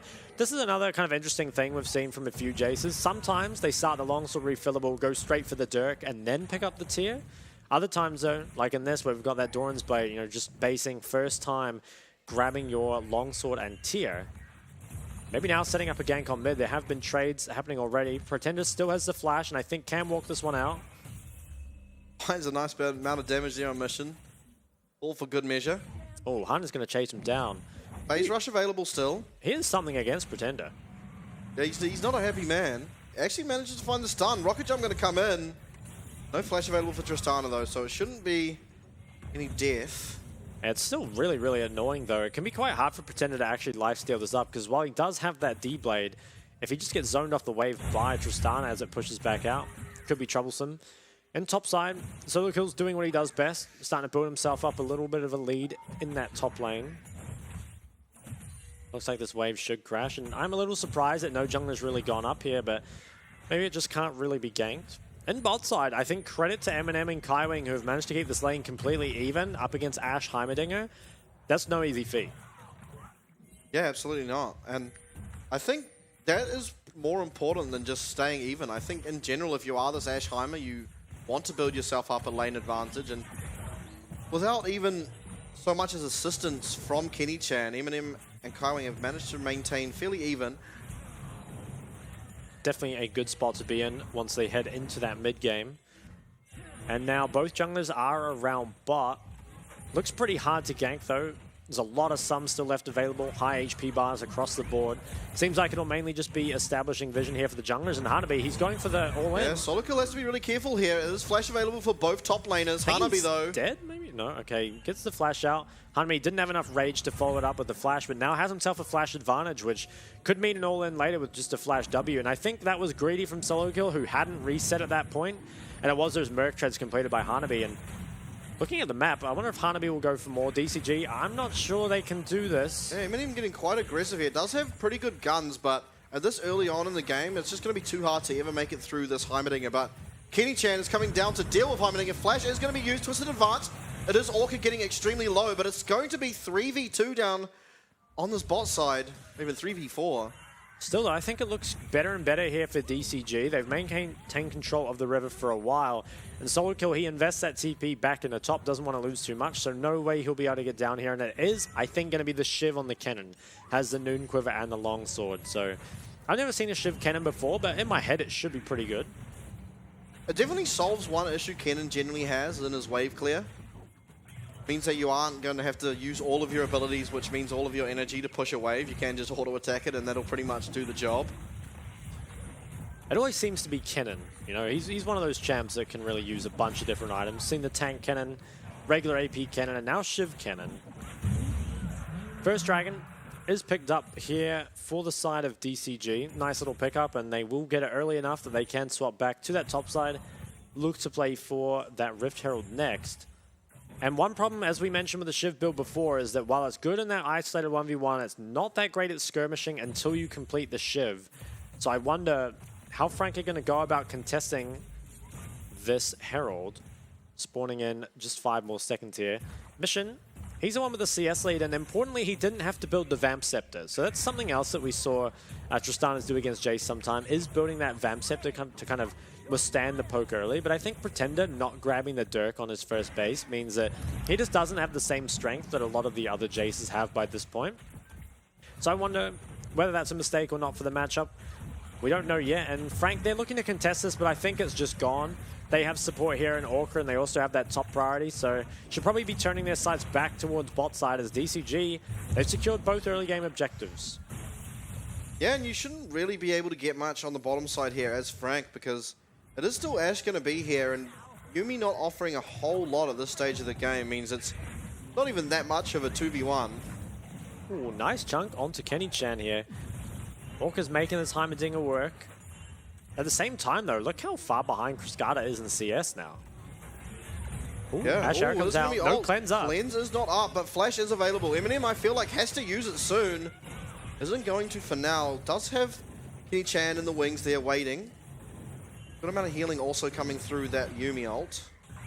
Yeah, he's just going to make sure to crash his wave. Probably look for a reset after. And Hana. Ooh, nice flash from Pretender. Yep, had to commit it. Was going to go down. If not, this Rift Herald will be able to pick up 2 plates here. Mission looking to get at least half the gold from that. Yep, this is going to get a bit of gold. And he used the bomb, though. I want to pretend he misses Kenny Chan.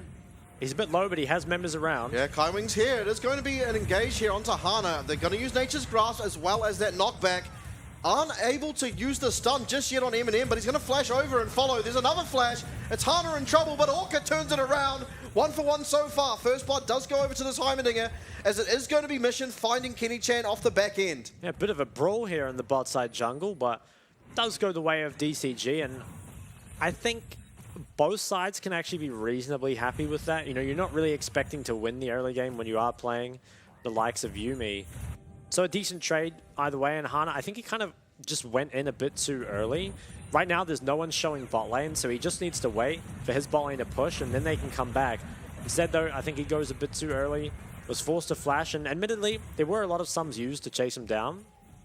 And credit to Orca, who moved up here very early, realized that he was going to have to help his jungler.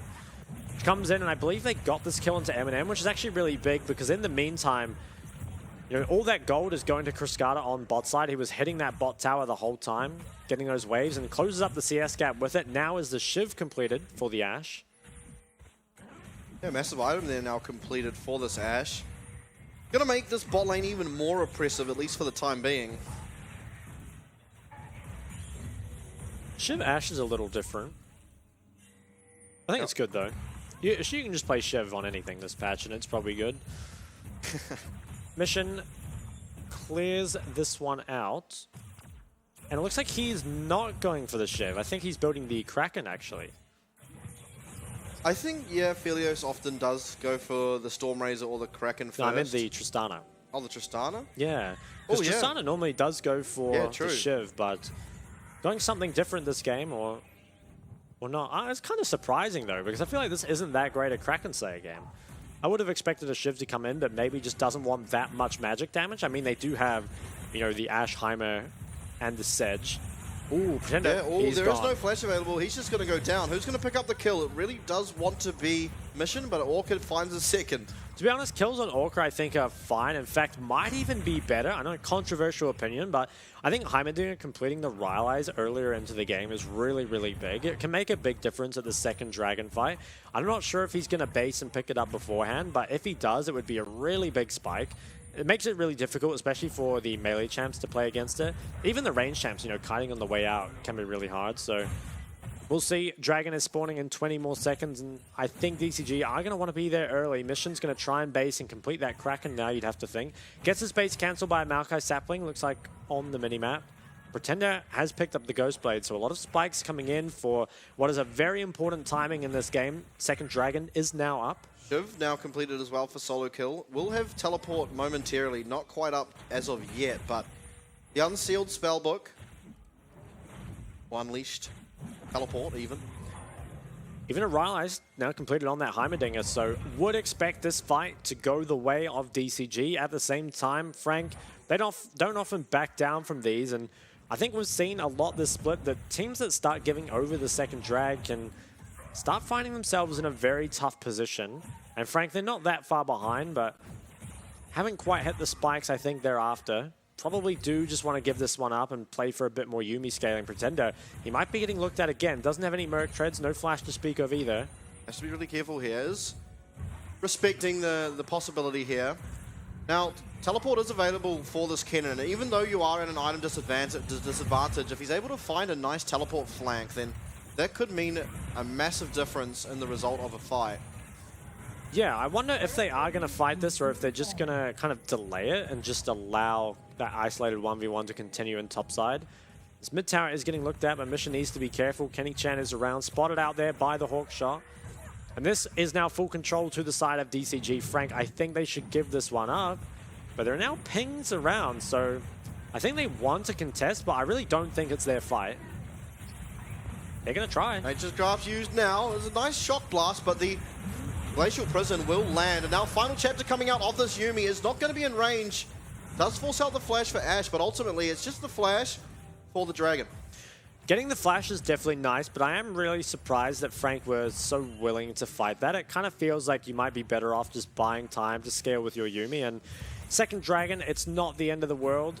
Really difficult, I think, to contest that once Heimerdinger has the control. So maybe instead, could have set up some of that topside control, maybe even taken the top tower. Instead, though, with investing all that tempo bot side, it will just all be kind of reset back to neutral. And now Hana, he's looking towards that Rift Herald as Eminem. Lots of wave clear. Nice CS lead for himself as well. Not often that you see the Shiv champ behind him CS. No, definitely not. And it looks like up top here, Solo Kill is getting sort of the better of the trades now, forcing out that teleport from Hanabi. Is picking himself up Krugs as well, so getting as much farm as possible onto this Kennen. I'm excited to see how much damage this Shiv build Kennen is going to be able to put out in the mid game. Yeah, I think importantly with a Shiv build as well, it just gives you so much time to do anything. You one-shot side waves, which, you know, Kennen kind of before would have to invest, you know, his entire energy bar into clearing a wave, but now you can one-shot the wave, very easily leave and start to pressure elsewhere, whereas Renekton, he can still clear it as well, but needs a bit more time. Has that Stride Breaker for himself instead of the Gore Drinker. And I think DCG, they've been kind of ticking all the boxes. Obviously, they do, I think, have the pressuring lane, especially in bot side, but they've got 2 Dragons to 0. I think they had 2 Heralds to 0 as well. Hello coming in. Solokil doesn't know it yet. Should be getting Buster shotted back in. He is going to. Manages to flash forward to land that stun, but it's Orca coming in with the snipe. Finds himself a third. Oh, Pretender TP'd in as well, and I think he's stuck here. Ashe ult does go wide. Yeah, Mission going to flash out. Pretender does have flash available too. Is going to get over that wall. Follow up though, rocket jump. I think he's dead, right? Glacial Prison going to be used here. Hana looking to pick himself up one. Could have left that one actually for Mission with the bomb, but is going to pick that up. It's kind of things going bad to worse here for Frank at the moment. They are, and the one saving grace for them, I think, is that they have this Yuumi. I'm not sure if it's going to come online in time though. Third Dragon is spawning in only 2.5 more minutes, and DCG, they're doing a great job of keeping the pressure up. They're snowball this game. They can probably even play for a second tower here with that Heimerdinger and Tristana. Have a lot of damage on these towers. Going to be knocking on it already.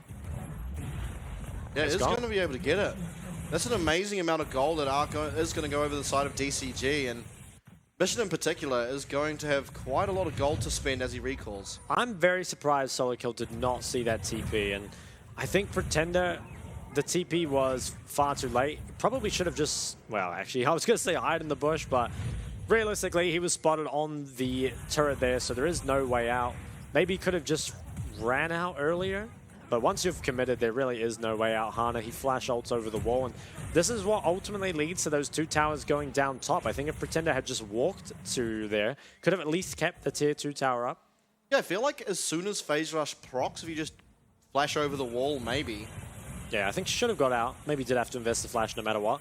Now, Eminem has been picking up a lot of gold in the side lane. He's been the beneficiary of these trades, just giving up the objective to take gold on the other side of the map. So the Aphelios Yuumi is very strong, but I don't think they're strong enough that they can carry fights just yet, and you kind of need them to carry sooner rather than later.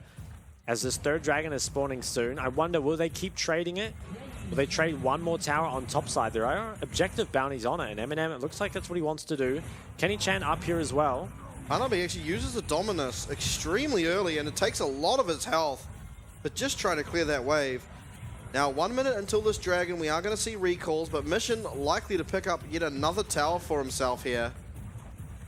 Yeah, and every time, even when Frank are trading gold, it's definitely not, it's not coming for free. Can they break this top tower? I don't think so. Orca's around, Nature's Grasp is committed, and I think that basically confirms that the side of Frank will not be contesting that 3rd dragon, and they're going to try put all their eggs in the Aphelios Yuumi scaling basket, and I'm not sure it's going to work out. Yeah, another tower now going down. That's every single inner tower taken down 18 minutes, 40 seconds into the game. TCG, it feels like they are just running away with this one. They should just be able to pick up this 3rd dragon for free here. Don't see a way Frank can contest, especially not with that Nature's Grasp down. Maybe can look on mid-wave instead. You know, Krishkada still contesting pretty far up, but there's no one really in position for it. So DCG, they're getting everything they want here. Yeah, I think you at least need 2 items, if not 3 items on this Aphelios before you can reliably have a chance. I mean, it is 2.5 items already completed on this Tristana, which just makes the job of Aphelios so much more difficult. Now, 3rd dragon is picked up nice and early. It looks like Frank should be able to trade this top tower. Ooh, Ash Arrow comes through, but that will be the tower going down. I will say credit to them. Frank have realized that they can't win these fights and are getting as much gold as they can onto the Aphelios. Whether or not it's too little too late, we'll find out soon. Hanabi, he's chasing. I wonder, I'm not sure they can go for this. Doesn't look like they have any tools left, so we'll just wisely back away. Eminem probably does have gold for 2 items here, but Hanabi, he's hounding him the whole way home. Now, they don't have Hana here, so I feel like it could be a bad decision to fight without that Sejuani. Looks like TCG, they want to control this top side. I'm not sure they will want to start up a Baron, although they certainly have the damage for it. Might do it over the wall. Yeah, they are jumping over the wall. Aren't going to be seen here, and Frank are none the wiser. This is going to be a 20-minute free Baron, although Kenny Chan has got his suspicions, uses a Twisted Advance already. Glacial Prison comes out, it's 2k health, is going to go down. But now what can Frank do? They're going to have to look for something.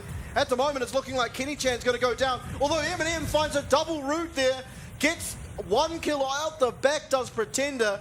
Now Solo Kill arriving, he does have Flash very, very soon, but it's not up for now. So ultimately, it's only Chris Carter going down for a 20-minute Baron. That 20-minute Baron is going to allow DCG to really put on the pressure here. Krishkada did go down, but the man doesn't even have a KP, so certainly didn't have a bounty. Doesn't have a lot of CS to his name either, and they did get both his sums, but I think him losing the Baron buff is pretty irrelevant. He's always going to be grouped with the team anyway. So while it is a nice consolation prize, I don't think it really changes much, and really intelligent here, I think, from DCG just to start this up. It looks like the Lingering Vision might have actually spotted this. I think Frank were aware, but it's still so hard to check in. You know, you've got the Ashe and the Heimer slowing you the whole time. Really intelligent here, I think, by Hanabi to go over the wall. Just make sure there is no chance that Kenny Chan can contest this, and also got the exhaust out of the Yuumi. And Eminem and Pretender, they do a good job to trade something back here, but it did come at a cost, right? There was a lot of sums burned in this fight from both sides, and now DTG with the Baron, 4th Dragon coming up soon. It's all in their favor right now. Nash is on the what's it called? On the cannon. Well, yeah, this is definitely a unique cannon build. I mean, in the isolated 1v1, he probably just destroys Hanabi, honestly. Yeah, I think it is good for his 1v1, but again, I don't think he can really auto-attack in the team fight, so we'll see how much use he actually gets out of it. Obviously, Nash gives pretty good stats anyway. TP comes in though. Ooh, Ash Arrow does go wide. Mission's level 15, so up 2 levels on Pretender. Going to get a lot of damage on this tower, nice and early. No answer. It's gone already, and that probably will be the end not too long after. Eminem is going to get flashed on here from Hana, but there is no follow-up for now. Twisted Advance lands onto Mission. He's half health.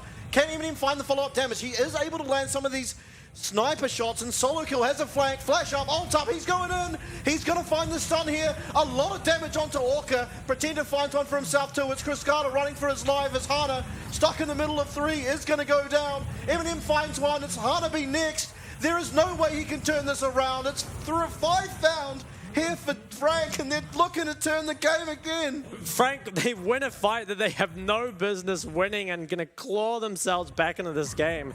That's absolutely huge. They get so many shutdowns, they're going to be able to completely eliminate that Baron and can probably even grab themselves the drag once they get back on the map. And it really feels like that should never happen there from DCG. They overreach too far and they get hard punished for it. Hana, he really doesn't need to do this. He can just wait for all his range champs to keep sieging the base, but he feels like he needs to make it fast, which just isn't it. Mission, he W's in and flashes out. Maybe not the Tristana combo we've been looking for. And Solo Kill, I think his TP flank, while it didn't achieve too much, it bought a lot of time. Time that Pretender used really, really well, just getting so much damage with these shock blasts here into the back line. And wow, I mean, it's a big overreach from DCG, and it really costs them. Yeah, absolutely. And I want you to think back to day 1 here of the PCS between Frank and PSG.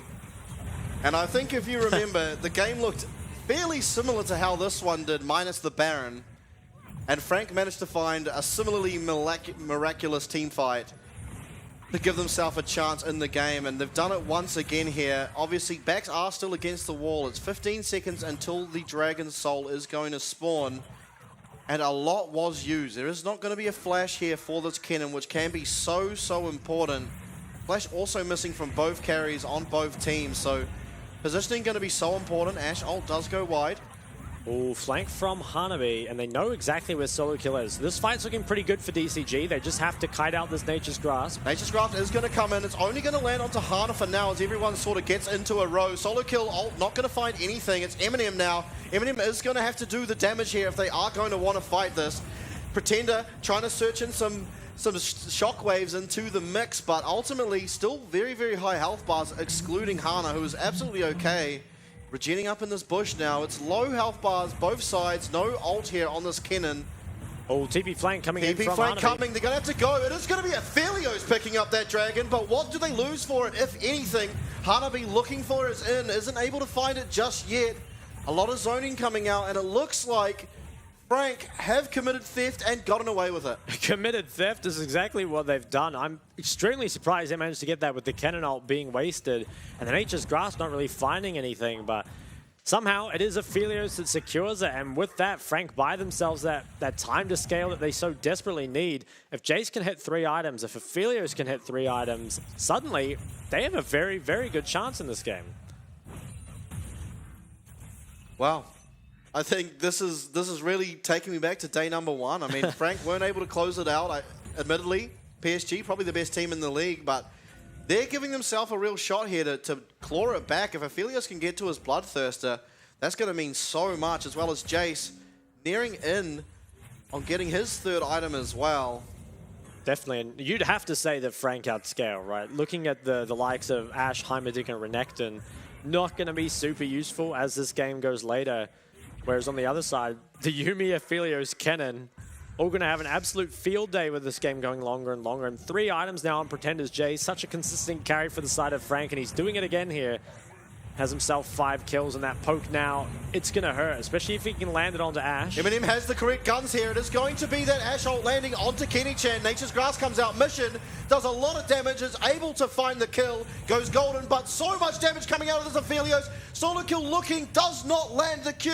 The Shuriken will go wide. Eminem trying to heal up. He is healing up. Yuumi's keeping him alive as well. Isn't able to hit the snipe for now. Is low health bars pretty much across the board, but Baron being looked at for DCG. They're going to start it up, but I think Frank, they're not going to want to give this over without a fight. They still have a very strong Aphelios. Pretender can still poke them down.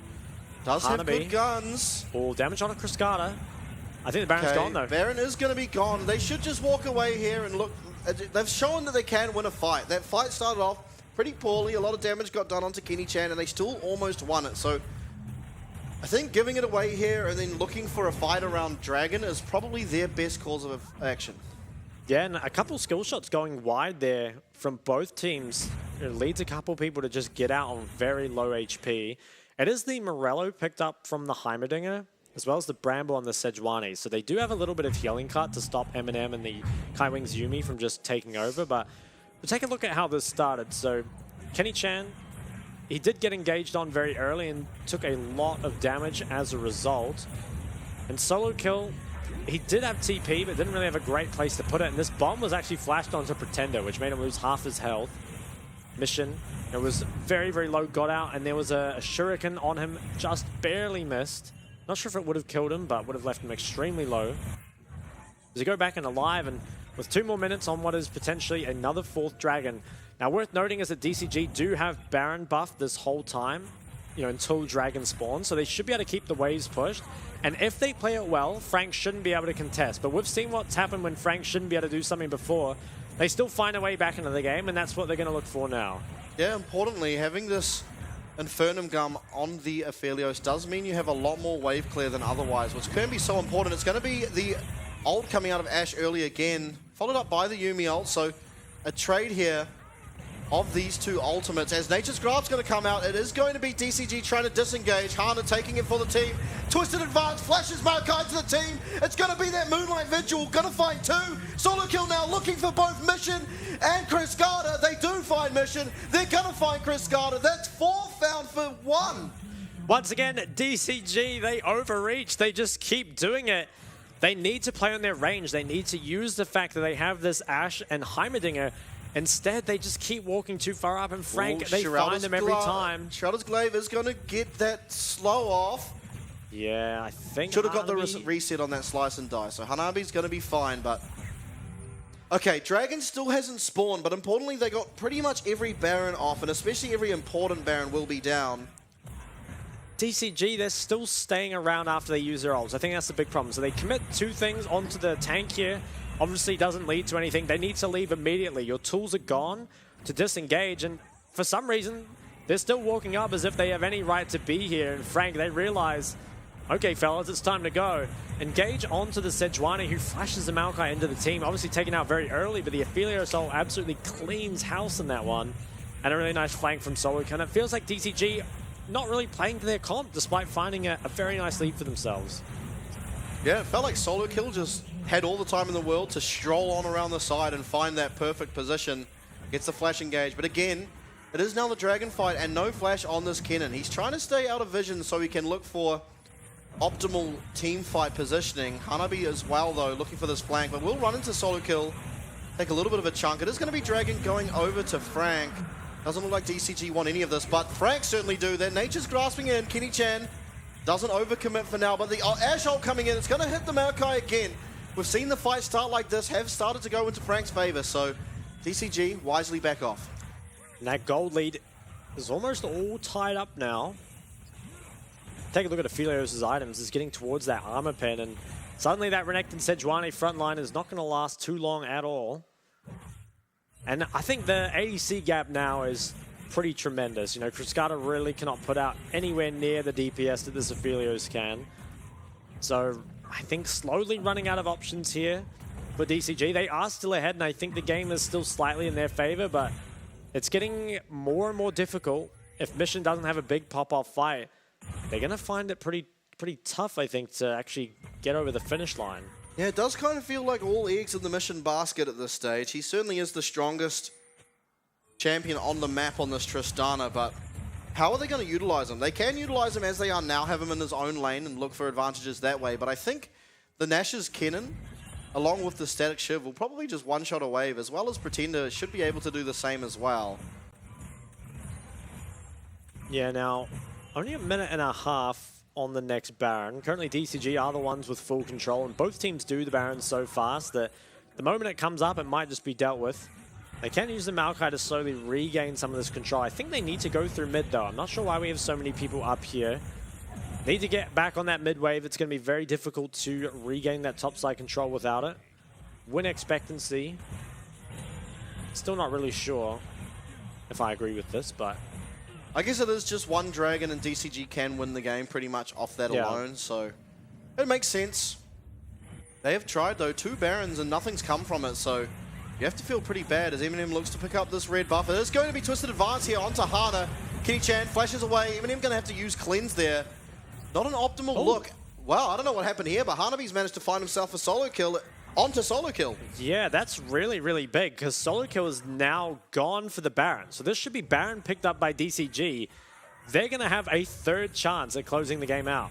We'll see though. Frank probably don't want to go down without a fight. Will they try and 4v5 this? Yeah, it's up to Pretender to try and land poke to allow them to delay this Baron. Mission set up to do it already as Hanabi walking now into the mid lane. Ooh, maybe just going down mid instead, kind of going to force the issue. Yeah, this this should does just be look the Baron good. gone, Hanabi though. cannot do anything to stop this. I feel like you have to just recall someone else at this point.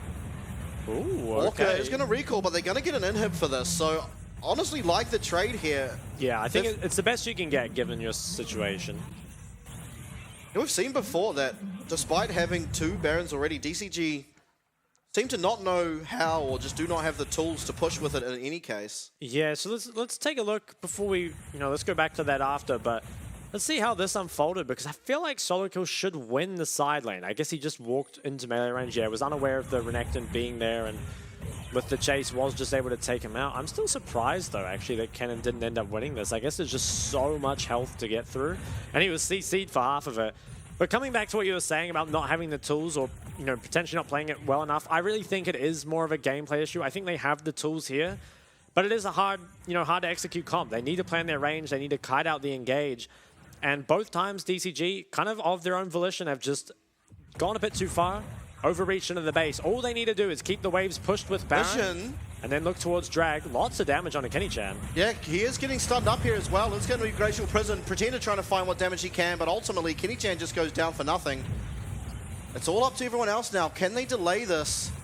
Dragon spawns in 1 minute. They're going to try and not lose as much of their base as possible until that does happen. Moonlight Vigil comes through. There's going to be a lot of damage onto Chris Carter. His mission now gets an absolute one-shot there onto Eminem. And with that, they should be able to push an end. I would hope so. 3 Barons later, I think DCG can finally close this one out. Can Pretender hold on to it, though? I mean, he's been having a very good game, kind of trying to drag Frank across the finish line, but hasn't been able to do it just yet. Mission, though, the hero of this game. 15 seconds until Kenny Chan is back up, but they're lacking a lot of damage without this Aphelios. Maybe 2 inhibs and back to Baron, 3 or back to inhibs? Dragon. Well, yeah, they probably should have gone for the 3rd one, but going to play it safe. Friscata is very low. The reset's going to come through. And they are just going to play towards that 4th Dragon, which should be theirs. Eminem will be dead for this. That's a lot of DPS missing. Frank, though, they're making to contest this, and I think without their Aphelios, it's not going to be possible. Aphelios is spawning, though. Are they going to be able to delay it? With it being a dragon, almost certainly not. As you see, Mission absolutely destroys this objective. Yeah, looks like Chris Carter here, though. Maybe they look for an immediate fight after. It's Hana being jumped on here by Solo Kill, but in the back, Hana be looking. He is getting taken down, but he does have this GA available for himself. Kenny Chan starting up, but Eminem has arrived. Eminem's here. What damage can he do? Solo Kill looking for everything. Zonya's in the middle there. Pretender flashes for no real reason, but it is going to be a lot of damage going both ways. I'm not even sure what's happening. A lot of Aphelios is happening. They've got the GA off of Mission. Everyone's getting healed up so much by this Ocean Soul now, though. DCG, I think maybe now can finally end. They have the super waves in mid and top, but instead it's going to be resets. They come in, and this game is still going. Yeah, 36 minutes. And I have to say, at this point, it's been back and forward, but DCG should certainly be able to do it. We saw Mission one-shot Eminem not 3 minutes ago, and knowing that, you feel like they just have everything they need to be able to win. Does look like it. And Mission, I was a bit worried for him at first, but he knows that Maokai has no W, so feels safe walking up and gets a lot of damage onto him very early. And Kenny Chan, he feels the need to go in to avoid dying, but is taken out shortly after. And this is looking good for DCG. They make sure to kite back a little bit. No Eminem with the white-green guns is very, very scary, so I'm glad they didn't walk up to him there. They dealt so much damage on the way out here. But Mission, he just absolutely pops him up 3 levels. Kills him from 80% health, 90% even. Okay, it's base defense here for this last inhib, and it's so important for Frank to maintain that one. Yeah, I think it's gone though. Yeah, it should be gone here. There is no way for solo kill to really help, and that's 3 inhibs down. They're going to have to deal with double super minion waves in every wave for at least 2.5 minutes here. Yeah, it's not going to be easy. I think DCG, again, they have to make sure not to overreach, but if they play this slow, they should be able to clean it up. There is a fair amount of wave gear here, though, from Frank, and it's not the double super creeps. Ooh. Oh, okay, Orca extremely low. He has the Ocean Soul, though. Does accidentally get tagged up by just the spread of that Infernum gun. Yeah, one more of those, Cascada, though, could be in trouble. That is going to be Ashult popped early. Should be getting stunned up here. Actually isn't going to be as... Oh, he is going to get flashed on by Kenny Chan. All right, Cascada has gone down, so now it's a 4v5. Should still be DCG in the driving seat, but just unable to push further until Ash does respawn. Yeah, I can kind of give them a pass for this one a little bit. They didn't have flashes, so it's much more difficult to disengage from any of these sorts of plays. And the side of Frank, they punished them very well. And I think, was that one of their... No, that was a mid-inhib respawning there for DCG. So with those 3 inhibs down, it's going to be very difficult for Frank to come out and contest this 4th Baron. 4 Barons on the same side, and the game is yet to end. Well, 3 so far, but you do have to feel like this next one's inevitable. Solo Kill does have teleport, and again, he does have that static shiv, which increases his wave clear tenfold almost. Yeah, I think Frank, I wonder if they can contest. Like, they kind of need to. I feel like giving Baron with 3 inhibs is pretty much GG. The 2 inhibs will spawn pretty much while the Baron is going down, though. It's only about 40 seconds difference, which means they should be up in time, but you are almost certain to lose those inhibs immediately after. Well, we'll see. It looks like for now they are just going to be confined to this base, so it will be the 4th Baron. Started up here by DCG and should go down in record time. Even with only 3 of them, probably will only take about 7 or 8 seconds here. Just absolutely deleted. Mission does so much damage. Yeah, Mission really does. He doesn't have GA now, so DCG might want to wait until that is back up, as Cascada, pretty much a non-factor in this game, unfortunately. His ults have been important at times, but even then, most of them landing just onto this Maokai. Now, okay, they've got the Baron. They've still got those inhibs down. Can DCG finally do it, or are they going to need to play for the Elder? I think, again, just play it slow. Use those creep waves. They should be able to do it. They have flashes up this time. You know, Cascada Mission, they're going to have it soon. Just need to wait for that. First inhib respawns. They still have that bot wave, though, to use. Okay, Eminem does get his Infernum gun back, so that will add a lot to the wave clear here. Mission walking up quite aggressively. Mid-inhib already has been taken down. I think if you're going to fight as Frank, you have to find an angle really shortly. Don't want to be going down 3 inhibs again. But with this Baron, it seems almost like it's unavoidable. This Ash ult does land again onto Maokai. Nature's Grasp will come out. Hana running away. Should be able to block it up for the rest of the team. Cascada does get hit on the end, but he's too far away for anything to really happen. Really nice there by DCG, though. They managed to disengage. Ooh, taking a lot of poke, though. Orca, he needs to be careful. Takes another one of those, and he might be forced to recall if he can just stay back, get the sustain. They really want to try get this inhib down before the Elder, if they can, but maybe they're not able to. So looks like resets will come out of DCG, and with that inhib not being down, I think Frank will be able to contest it. It's going to come down to a 5v5 on Elder. Yeah, absolutely. And while that Elder fight happens, it will be better signs for Frank as well, assuming they don't give up the top inhib. The bot inhib should spawn as well, meaning only middle inhib being down, which is the easiest to deal with out of the 3. 15 more seconds.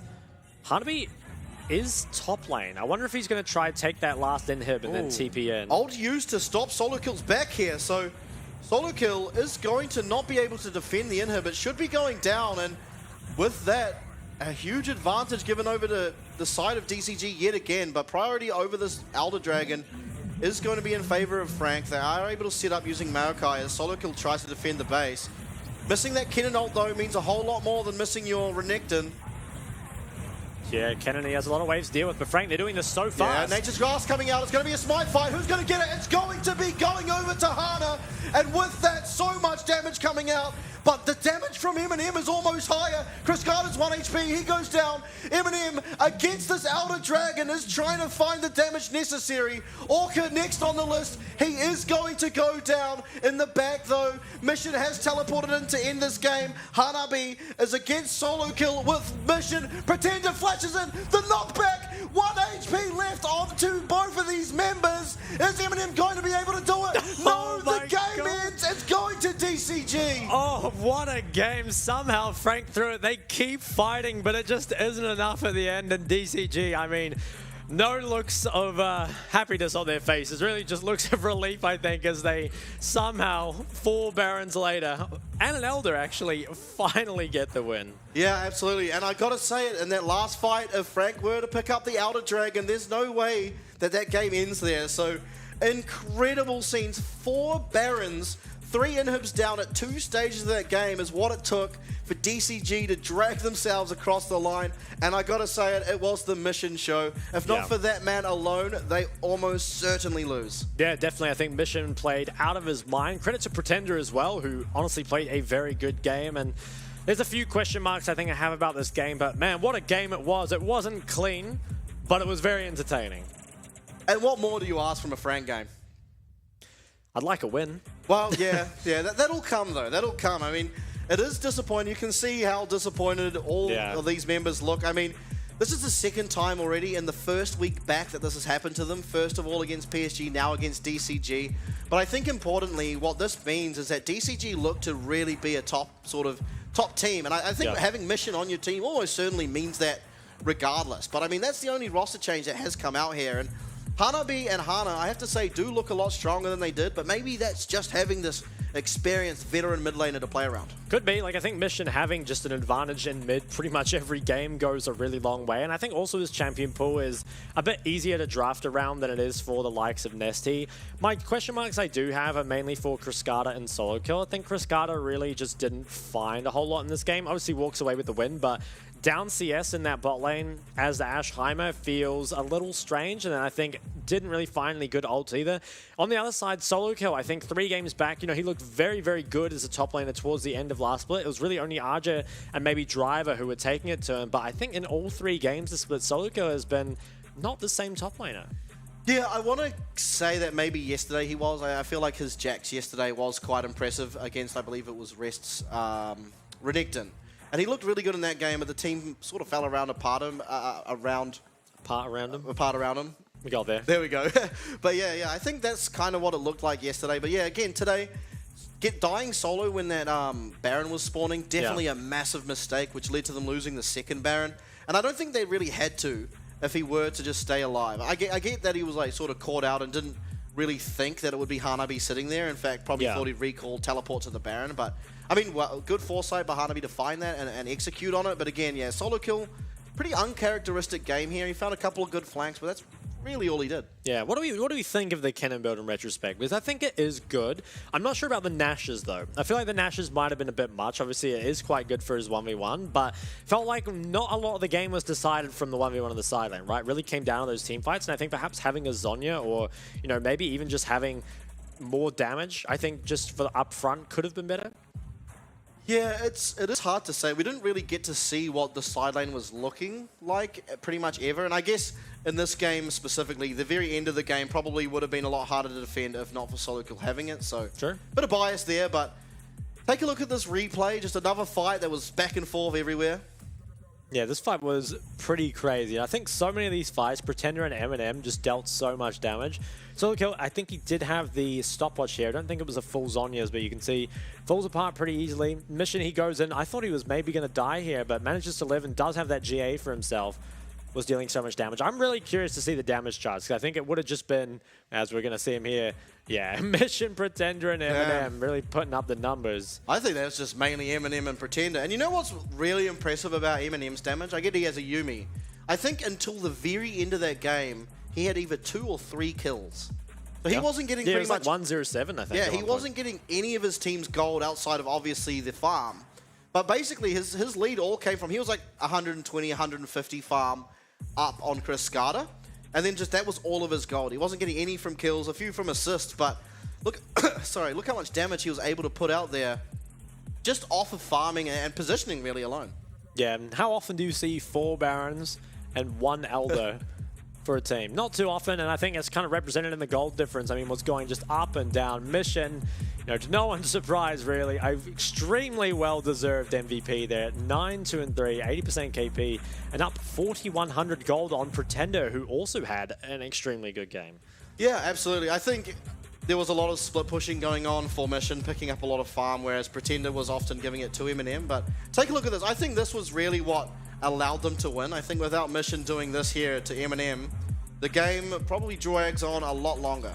Yeah, I think it's a pretty scary play to make in the moment, because you know if you die here, suddenly you're in big trouble, but knows his limits, knows he can just kill him, and dealt so much damage in every one of these fights, you know, just absolutely pumping. Even in this fight, managed to live on a sliver of health and is dealing so much damage, right? Like even when he's forced away, has already just done his job in this team fight. Gets just barely dodged out of the end, almost walked back into it. Yeah, what a fadeaway there. I think really impressive. Even in those situations where, like, he doesn't really have a right to live, but just through pure mechanical gameplay, he is able to. Like, a lot of AD carries will see, or I guess he's mid, but on an AD carry champion, a lot of people will see that Shuriken come to them and try and sidestep.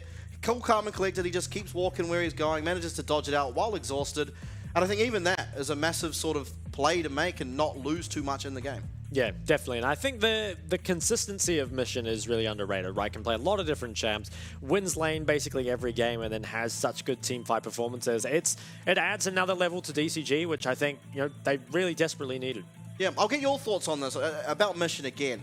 I think the only real critique I could ever come up with him is his builds. I think sometimes he doesn't really build optimally into the game. He sort of has like a set build path, and regardless of the game, he pretty much just goes with that build path. What do you think about that? Yeah, I can maybe see the build path could be improved. I think another thing is maybe the champion pool. Like, he doesn't play that many melees, right? He doesn't play the Akali. I don't think he plays the Sylas that well, and we haven't seen him pick up the likes of LeBlanc or Nico, so maybe champion pool could be a point. But that's it for game number 2. Coming up next is a big game, J-Team taking on our undefeated PSG.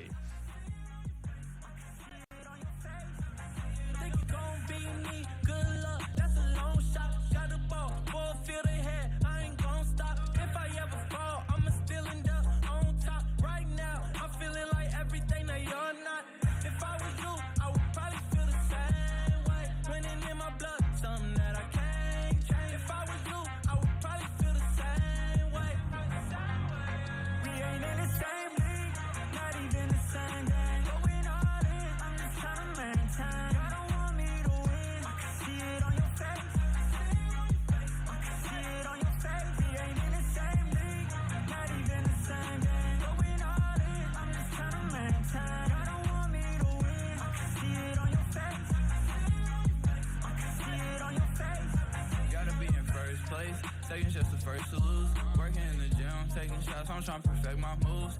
Early bird gets the worm, I don't got time to snooze.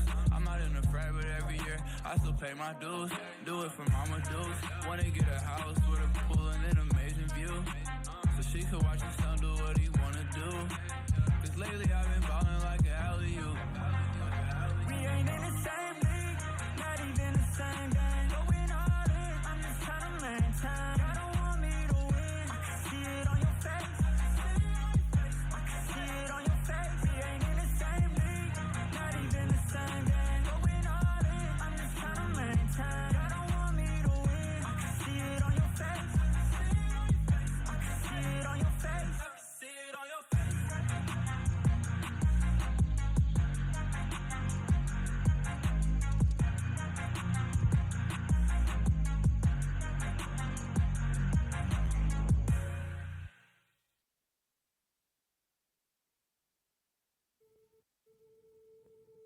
Luscious, divine, I'll empty your mind, 'cause you want me to. I'm so twisted, you're addicted, I'll soothe your pain, 'cause you want me to.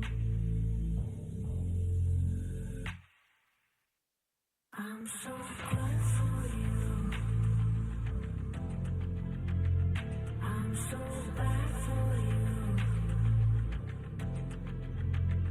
I'm so good for you.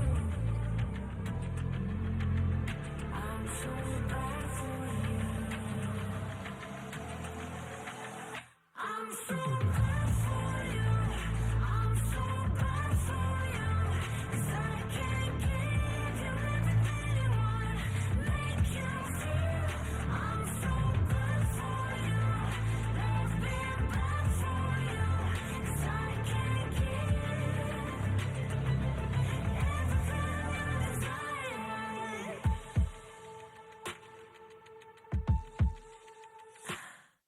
so close the doors, let me in, let me taste the darkness in you. No one serves me like you.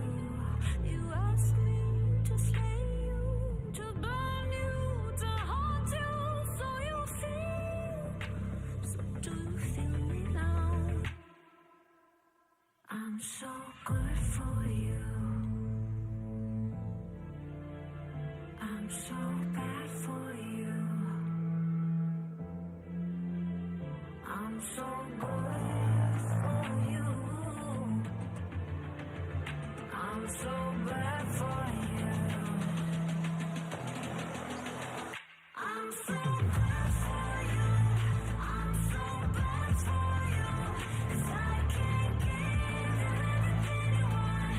Make you feel I'm so good for you. Love being bad for you.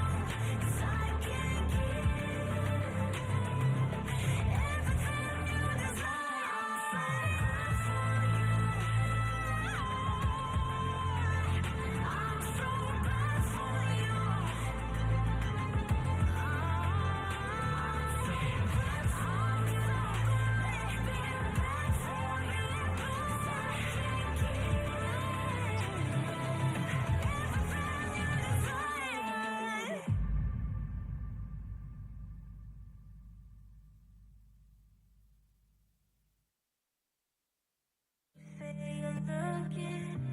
Keep looking for it, but you can't find it. Can't find another one to get around it. You try to find, but never find someone who's mine. Keep looking for it, but you can't find it. Can't find another one to get around it. You try to find, never find another me.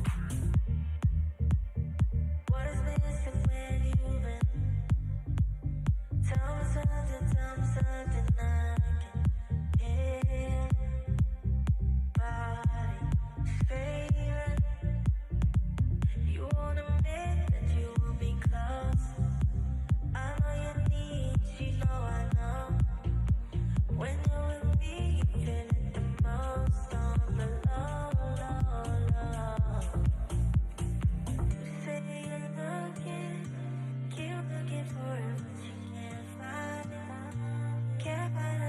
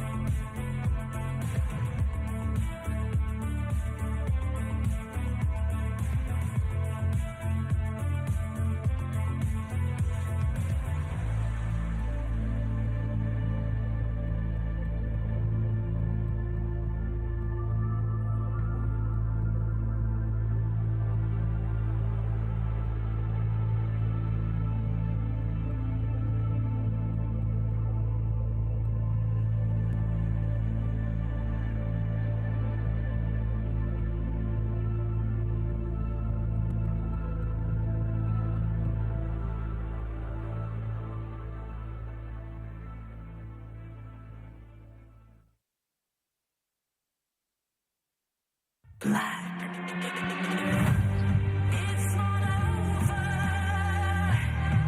till I say so.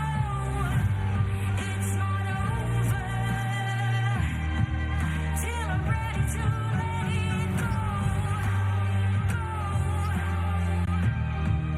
Till I'm ready to let it go.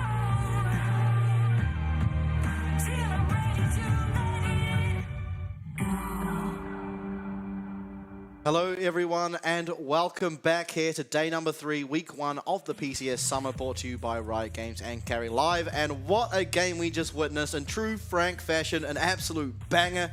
Went the entire distance and it did not disappoint. No, it didn't. It was a pretty insane game start to finish. I think it was in each team's hands so many times and really went the distance. 4 Barons and 1 Elder. So if you guys missed that, I would recommend going back and watching that. But there might be an even more exciting game coming up next, as J-Team and PSG will be facing off. And I think currently both teams are 2-0. J-Team did have a much easier schedule though. You know, PSG, I think they've already taken out CFO and Frank. So those were some pretty top teams, you know, that 2nd and 3rd place respectively of the last split. And I think going into this game, you have to favor PSG. But I think J-Team, they've leveled up a lot and I think they could deal some damage. Yeah, absolutely. I mean, they're also undefeated.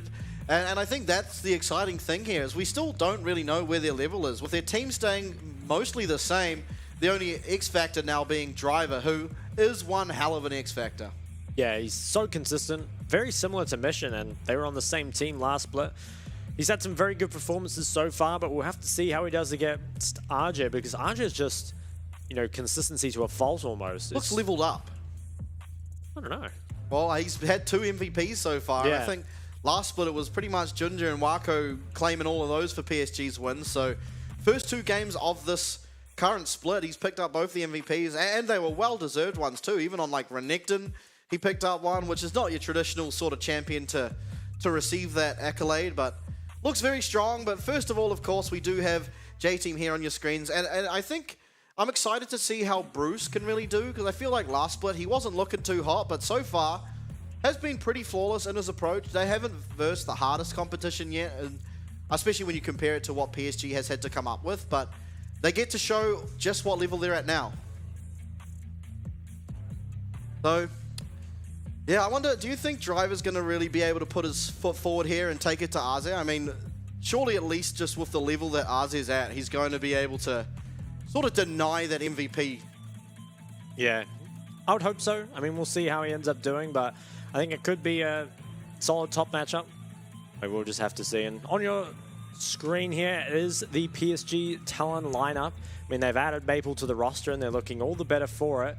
Very strong mid laner, and you have to say is, you know, Yubao wasn't weak by any means, but having Maple, it's another step on top. Yeah, absolutely. Yeah. Maple coming in with experience from the LPL as well as the LCS means a lot. Means that you've had a lot of international experience. You've gone up against different metas and different play styles as well. And I think one thing to say about PSG is, while they always did win the game and it did look relatively convincing, they were never a fast team.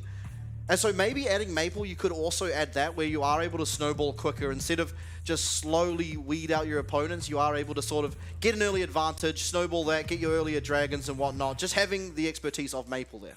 Could be, yeah. Like you said, they've always kind of been a slow and steady team. Although in the grand finals up against Frank, they really took it to him. I think had a bunch of 25-minute games. So maybe we'll see more of that. Like you said, with Maple, kind of known for his laning phase actually.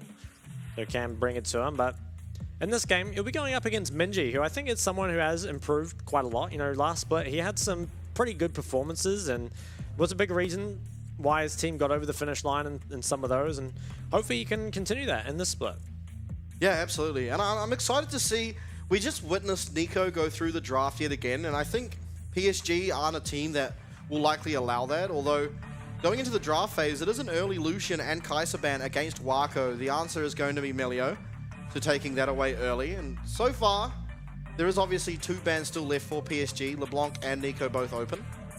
Yeah, I wonder if the Nico being left open is because there's some other counterpick to it. You know how we've seen the LeBlanc left open for the Tristana to come into it.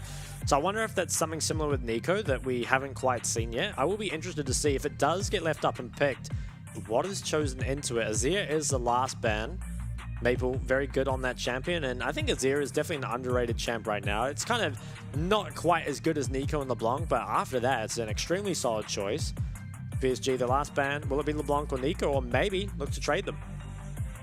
Yeah, I have to feel like at this point you don't really want to ban one, because then you just miss out on getting the other, and I feel like that has to be sort of where you go. I also wanted to point out the Maokai ban. I think from what I can tell just through pure eye test, it does seem to me like Maokai looks to be the strongest jungler at the moment, just on what impact he can have. But ultimately, exciting game we now have. It's Minji going to be playing this LeBlanc, this insanely overtuned Static Shiv LeBlanc. And what will be the answer? I mean, Tristana's been the obvious one. Could Nico be picked into it well? I think it could. Or maybe something else that Mabel's got cooked up for us. And the Renekton, I mean, will they just take Renekton Sedge and then maybe take their mid laner on 3? I think that's something they could look for. Lots of options available here, and if they do take Sedge Renekton, probably will be playing into the likes of the Vi, maybe the Wukong as well. I think Wukong might be better, but let's see. I mean, yeah, I mean, it could just be the Renekton as a strong power pick too. There's really lots of options for PSG. I think the Sejuani, yeah, should be the lock-in really. Rounds up your comp really nicely, gives you that strong top jungle 2v2, and it is obviously a denial from Lalva. Now, what do you pick up? Because I think the Vi is not super good into the Renekton and Sejuani. Maybe the Wukong is a bit better. I feel like you have to pick jungler in 2-3 here, right? Otherwise it goes down and you're forced onto something like the Kindred. Aphelios is being hovered, and if they do this, will they pick the Thresh up alongside it now?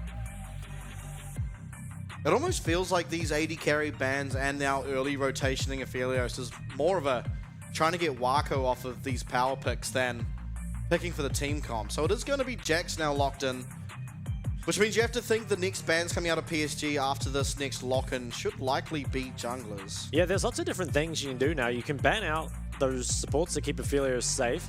Alternatively, you know, dropping jungle looks pretty difficult, and Tristana could be the match into LeBlanc here. It's a pretty good matchup. The Shiv builder as well, and has the ability to put the pressure on. As we head into the second phase bans, we'll see where PSG looks. Is it the junglers or is it the supports? I think it should be junglers. But maybe they're saying that there's no jungler that's good that you can pick here anyway, and we just want to take that Thresh away from Aphelios. You have to wait and find out. I feel like if you ban Wukong Vi, there's just no real jungler left that is as insane as the likes of Sejuani anymore. Yeah, you definitely would be forced onto something a little bit different. And J-Team, what will they answer? They ban away the Varus, and I'm not sold. I think Varus and Ashe have looked very, very weak in the games we've seen them thus far. But if there's anyone that could make it work, it's probably Wako. Yeah, I feel like Wako could still just go for the Zeri. Could do, yeah. There's a lot of champs still up and available. There is also Lucian with a melee support. We haven't seen it yet. Banned. Lucian was the first okay, yeah, first ban. Poppy. Okay, interesting. So Wukong is open. But it's not an amazing Wukong game, to be fair. But it probably will be the pickup. Now, what is this last ban? They banned the Ashe away. So what will Wako look towards? There are a lot of AD carries banned out and one taken away from him. Zyra Rakan is still open. Yeah, actually, that almost seems like an oversight, right? I mean, Xayah doesn't do that amazingly into Jax, although it's just such a safe AD carry in almost any position. But you absolutely can just lock in the Xayah here. It is likely that it will be Rakan locked away from them, but you can pretty much pair any support up with the Xayah. Leona, Thresh, Nautilus, all good choices. Yeah, and I think giving over the Xayah just feels... Is it really worth putting 4 ADC bans if you're just giving Wako Xayah anyway? I'm not too sure, but J-Team seem to think so. We'll see how that pays off for them in this game. It looks like Aphelios Lulu. So range support going to be picked up here for Enzo. And now what is that jungler? Wukong might be the obvious choice, but maybe some frontline would be good. Not sure what they could grab though, but I think having frontline for the Aphelios Lulu would be really nice. Kindred, I don't know. It's good into the Sejuani, but I really think having more frontline would perhaps be better. There really just isn't a whole lot of options though. As we're running out of junglers, a lot have been targeted away. I kind of like the Nocturne a little more. I think it makes it pretty hard for Tristana to play the side lane as much as before, and Woody Could he go towards one of these other melee supports? I mean, Rakan looks very strong, as always. But something else a bit different. And it is the Rakan. Kind of expected. No surprise, really, when it comes to that lock-in. So, Team Com's finishing up. What do you think the Nocturne build's going to be? And then after that, who do you think sort of won out on this draft phase? I think Nocturne will probably go Stridebreaker into tank. I can't see him going any more after that, but I think he can, you know, kind of function as a front line and shut down Tristana's side laning. In terms of who won the draft, I think I have to give it to PSG. While there are some potentially good matchups here, like in the top lane, and I think if you can set up ganks at 6 in the mid lane for J-Team, can be good, but overall, PSG, once again, they just have an extremely good cohesive team comp while also having pound for pound, very good champions. Yeah, absolutely. And I am sort of perplexed at the 480 carry bans giving over Xayah. I feel like Wako doesn't seem like the kind of 80 carry that wants to lock in the likes of the Ashe. Even Varus was not something he played an awful lot last split when it was insanely in the meta. Yeah, surely the Xayah ban was better than Ashe against Wako. I think just in general it's probably better, but... Yeah, I mean, I think Ashe can be one of those champs that in scrims can be, you know, very oppressive, right? Like, just in general, scrim games are a bit faster. And so playing champions that are very good in lane like the Ashe can sometimes feel very suffocating, very, very oppressive. But it really feels on stage that those champions don't have the same effect. And giving Wako another crit ADC that just hits 2 items and then kind of 1v9s the game, it feels like a lost condition here for J-Team. Yeah, and again, the Nocturne functions similarly to how a Vi functions when going into 80 carries in particular, and Xayah, we all know, is one of the best 80 carries at going up against the Vi. The only sort of difference is if you are able to channel that fear before the Xayah pulls out her ult, it does land the fear still. So that is one bonus you do get out of the Nocturne, where you don't get from the Vi, but even then, it isn't the easiest thing to pull off. It relies more on Wako not pressing his R button than it relies on yourself. For sure, and I think you'd much rather, if you were setting up for this Nocturne the whole time, you'd much rather play Nocturne versus Varus or Ashe than you would as Xayah. So really questionable, you know, second phase bans in 4-5, I think, from J-Team, but maybe they've had good success with it in scrims. They could just play for a 1-3-1. You know, they've got the LeBlanc and Jax for the side lanes and a Nocturne that can hover them. So if they are just planning to avoid team fights completely, I could maybe see that being better. Okay, now, I think in Runes, everything fairly stock standard. There's nothing all that surprising coming out. Obviously, LeBlanc going more lane focused. Wouldn't be so surprised to see her put more points in queue. And other than that, yeah, everything just pretty standard here. And junglers, by the looks of things, it will be solo starts. I think both of these teams realize that is the optimal way to play. Yeah, definitely think that right now, especially bot lane not having to leash seems too important. Just making sure that they can start in the lane, be in the place they want to be. But even with the range support here, I'm not sure if J-Team can win the level 1 up against the Xayah Rakan. This happens almost every single time. That's heal popped already, so just W committed for heal. I kind of think it might be good for J-Team, though. You have to get some sort of control in this lane, and if you have to use a heal to do it, I think it's worth it. You know, so often we see the Xayah Rakan just start winning the game at level 1 and never really stop winning it after that. J-Team, they're willing to fight back at least a little. April hits level 2 first. Doesn't decide to W forward aggressively. He was probably on cooldown after that early trade, but has himself a lot of priority and will do so until these shivs are completed. Yeah, absolutely. And I think no surprise, it is currently Driver that is winning up in the top lane so far, but I think most of our attention should come towards Maple on this Tristana. If you're willing to give over the LeBlanc, you really do have to put on a lot of early pressure to delay that acquisition of the Static Shiv to sort of give your team the best chances in the game. Definitely. I think LeBlanc, you know, while Static Shiv is built on many champions for the wave clear, LeBlanc is one of the best users of it just for dealing damage in team fights. You know, your W charges it quicker, and it's so easy just to dash forward, proc it, and get out. This is also the second time PSG have given over the LeBlanc and picked up the Tristana for themselves. They did it against Frank and were obviously able to win that game, and now doing it again here. Yeah, I think the Tristana is pretty strong, to be honest. Has a lot of mixed damage with the build it goes for, and I hold that thought. Azir finding a really nice trade here. Driver in a bit of trouble. Does not have Counter-Strike, does have Flash, but with Junja here, Junja does use that Flash nice and early, but it is Driver getting away. Flash committed though. Yeah, forced to flash and uses ward. Double knock up here from Woody. Yeah, there's not a lot of damage to follow it up though. But yeah, I think that's pretty good there for PSG in the top lane. Getting out both his flash and his ward is actually pretty important, although he will have another one up. On the bot side, the Zyrakan, they are suffering a little bit, but as long as they can keep competitive in CS, I think as they get closer to 6, we'll start to have a lot more pressure. Looks like it will just be actually double crab, I think, picked up for Lava. Which is pretty nice here on the Nocturne. I think Nocturne does generally clear pretty quickly, and gonna try get a little bit of vision, drops a ward, gonna allow that Aphelios Lulu to keep the pressure on. Jinjia, he is pathing bot. It is currently an empty jungle, although that Gromp is respawning, is gonna be spotted out here on the ward, so everyone knows exactly where he is, can play around it.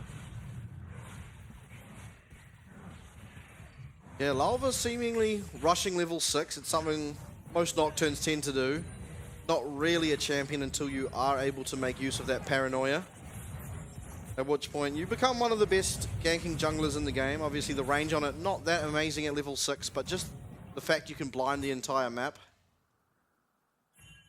Can be very, very difficult to deal with, especially if you do end up, down in sums after a skirmish or something. Oftentimes means a guaranteed death at the hands of Nocturne not too long after. And both mids, I would expect to be going towards the Shiv once again. Maybe the Tristana won't, but I think it's still a good game for it. LeBlanc did start the longsword though, so it's going to be slightly ahead on the Shiv unless Maple can put her behind. Doesn't look like it though. Both pretty even in CS. Yeah, now Junja is headed back up to this top side. Oh, he's going to go for a lane gank. Yeah, Driver doesn't have flash available, and this wave is slow pushing towards Azir. Commits the Counter-Strike already. Yeah, Lava must be getting... Oh. Yeah, Counter-Strike used. He's going to get stunned up. This is the synergy that you find between Sejuani and Renekton. Driver going the long way. Is he going to be able to go out? I have to feel like no. Turning now onto Junja. He's wasting a lot of their time, though. Certainly is, and it looks like Junja will be just getting this kill for himself as Driver looking for a bit of proxy farm. I like what he's done here. Definitely wasted more time than PSG perhaps would have wanted. In fact, doesn't even give over the assist now to Azir. He does what he can, but it's still very good, I think, for PSG. They do deny a lot of CS onto the top wave. It is collected by Nocturne, who is going to grab 6 here. And with that, maybe you can start to look at some of those other lanes. Has a short window to use it bot before Xayah gets the ultimate. But I don't think he's going to be able to find it. He's going to reset. We'll see. Oh, cancels his reset, actually. Going to play for that top scuttle instead. Yeah, 6-minute level 6 is incredibly fast for a champion that isn't Karthus. Yeah, it is quite quick. It got a lot of that extra lane XP, I suppose. Maybe he plotted Driver's downfall. Now, Ward comes out, or Scry's Bloom comes out, excuse me, from Maple. Does just kind of scout out their bot side. And I think with their mid and bot prio could maybe look towards the Dragon. But Maple, he's got to start playing a bit more careful now, knowing that Nocturne is either 6 or close to it. So we'll just have to kind of play a bit more respectfully. And that's a really annoying thing for mid laners about Nocturne, is that you really have to respect him being there the whole time. Especially against the champ with lots of ganks set up like that LeBlanc. They want to crash this wave here, do PSG. Feeling a little scared, I think, until they get that level 6, and then should have no trouble. Jungler's currently far away. I think Lava has a small window here. I'm not sure if he knows exactly where Junjia is, but might have a window to look for something. Bot would maybe give the Herald up for it, though. Instead, he's going to recall, move back towards that top side. Driver's still getting pretty good trades for himself, despite the pressure that's been put towards his lane. And it looks like PSG fairly happy in this bot lane now. Definitely looks a lot better for them than it did down at level 1 and 2. Okay, right here, it is the Rift Herald now spawned as well as the Dragon, so I think in the near future we're likely to see a trade of those two objectives. Azir walking down, getting the ward on. Lava does have that Scuttle Crab once again, though, so we'll have vision control for the top side river, at least for now. Ooh, I wonder, maybe looking for a pressure mid. It's very hard to do something into this LeBlanc, but I think you kind of need Sejuani to hover mid to allow Maple to get this priority, because otherwise, Tristana is always going to be moving second, just by virtue of the fact that Nocturne has that 6 and it's so scary. Jinjia, he's not able to spot him out here. He's starting it up. I think this is a little risky. He does have Woody on the way. Yeah, Woody is going to be here a lot earlier. So I think because they see Enso bot, they feel good about starting this, and it should go their way. So it really is just the fact that Lulu wants to stay in lane a little more. Obviously, Rakan much better at skirmishing. So they do manage to, I think, get this one. But if that's the case, if they are keeping... Ooh, maybe looking on a Minji here. Oh, we'll be able to get that quickness. Is not going to be able to find it onto Minji, however. Is going to use it now more as an escape than anything. And that is the Nocturne ult traded for the Rakan ult. And ultimately, I think that's good for PSG because Paranoia early on in the game is almost a 3-minute cooldown. So definitely. We'll be down. Yeah, I think not getting a kill or an assist with your first Nocturne ult does feel pretty bad. They are going to be able to get this first Dragon here for themselves. But PSG, they should have no problems with that. They obviously have a very strong team fighting composition, so we'll be more than happy to contest those later drags. This is something we've seen a lot as PSG have been diving top for Azir. They're looking for it again now. Driver will pop that ultimate, but so much damage coming through from this Renekton. Stunned up, Azir should be able to find it, but not before Driver can turn one for himself. That's big. I think really nice there by Driver. Manages to trade 1 for 1, and I think especially killing the Sedge who had that Rift Herald there is very important, because if you die 1 for 0 and give over that tower, to the Rift Herald there, you're suddenly in a lot of trouble. As we'll get a replay on it. So they go for this on Driver. I think it might have been a little misplayed. I think you probably just need to back out for a bit here, have Sedge cut off the escape route. But instead they kind of commit a bit too hard while Jax has the stun, and Jinjia ends up getting taken out. Probably just didn't really expect the damage coming from Driver there. As we take a look at mid lane, LeBlanc now has that static Shiv. Will be getting a lot of priority here in the mid lane. Shiv not yet picked up from Maple, but he is working on it. I don't think we see it often, but in this game it almost feels to me like you want to be using this Rift Herald top.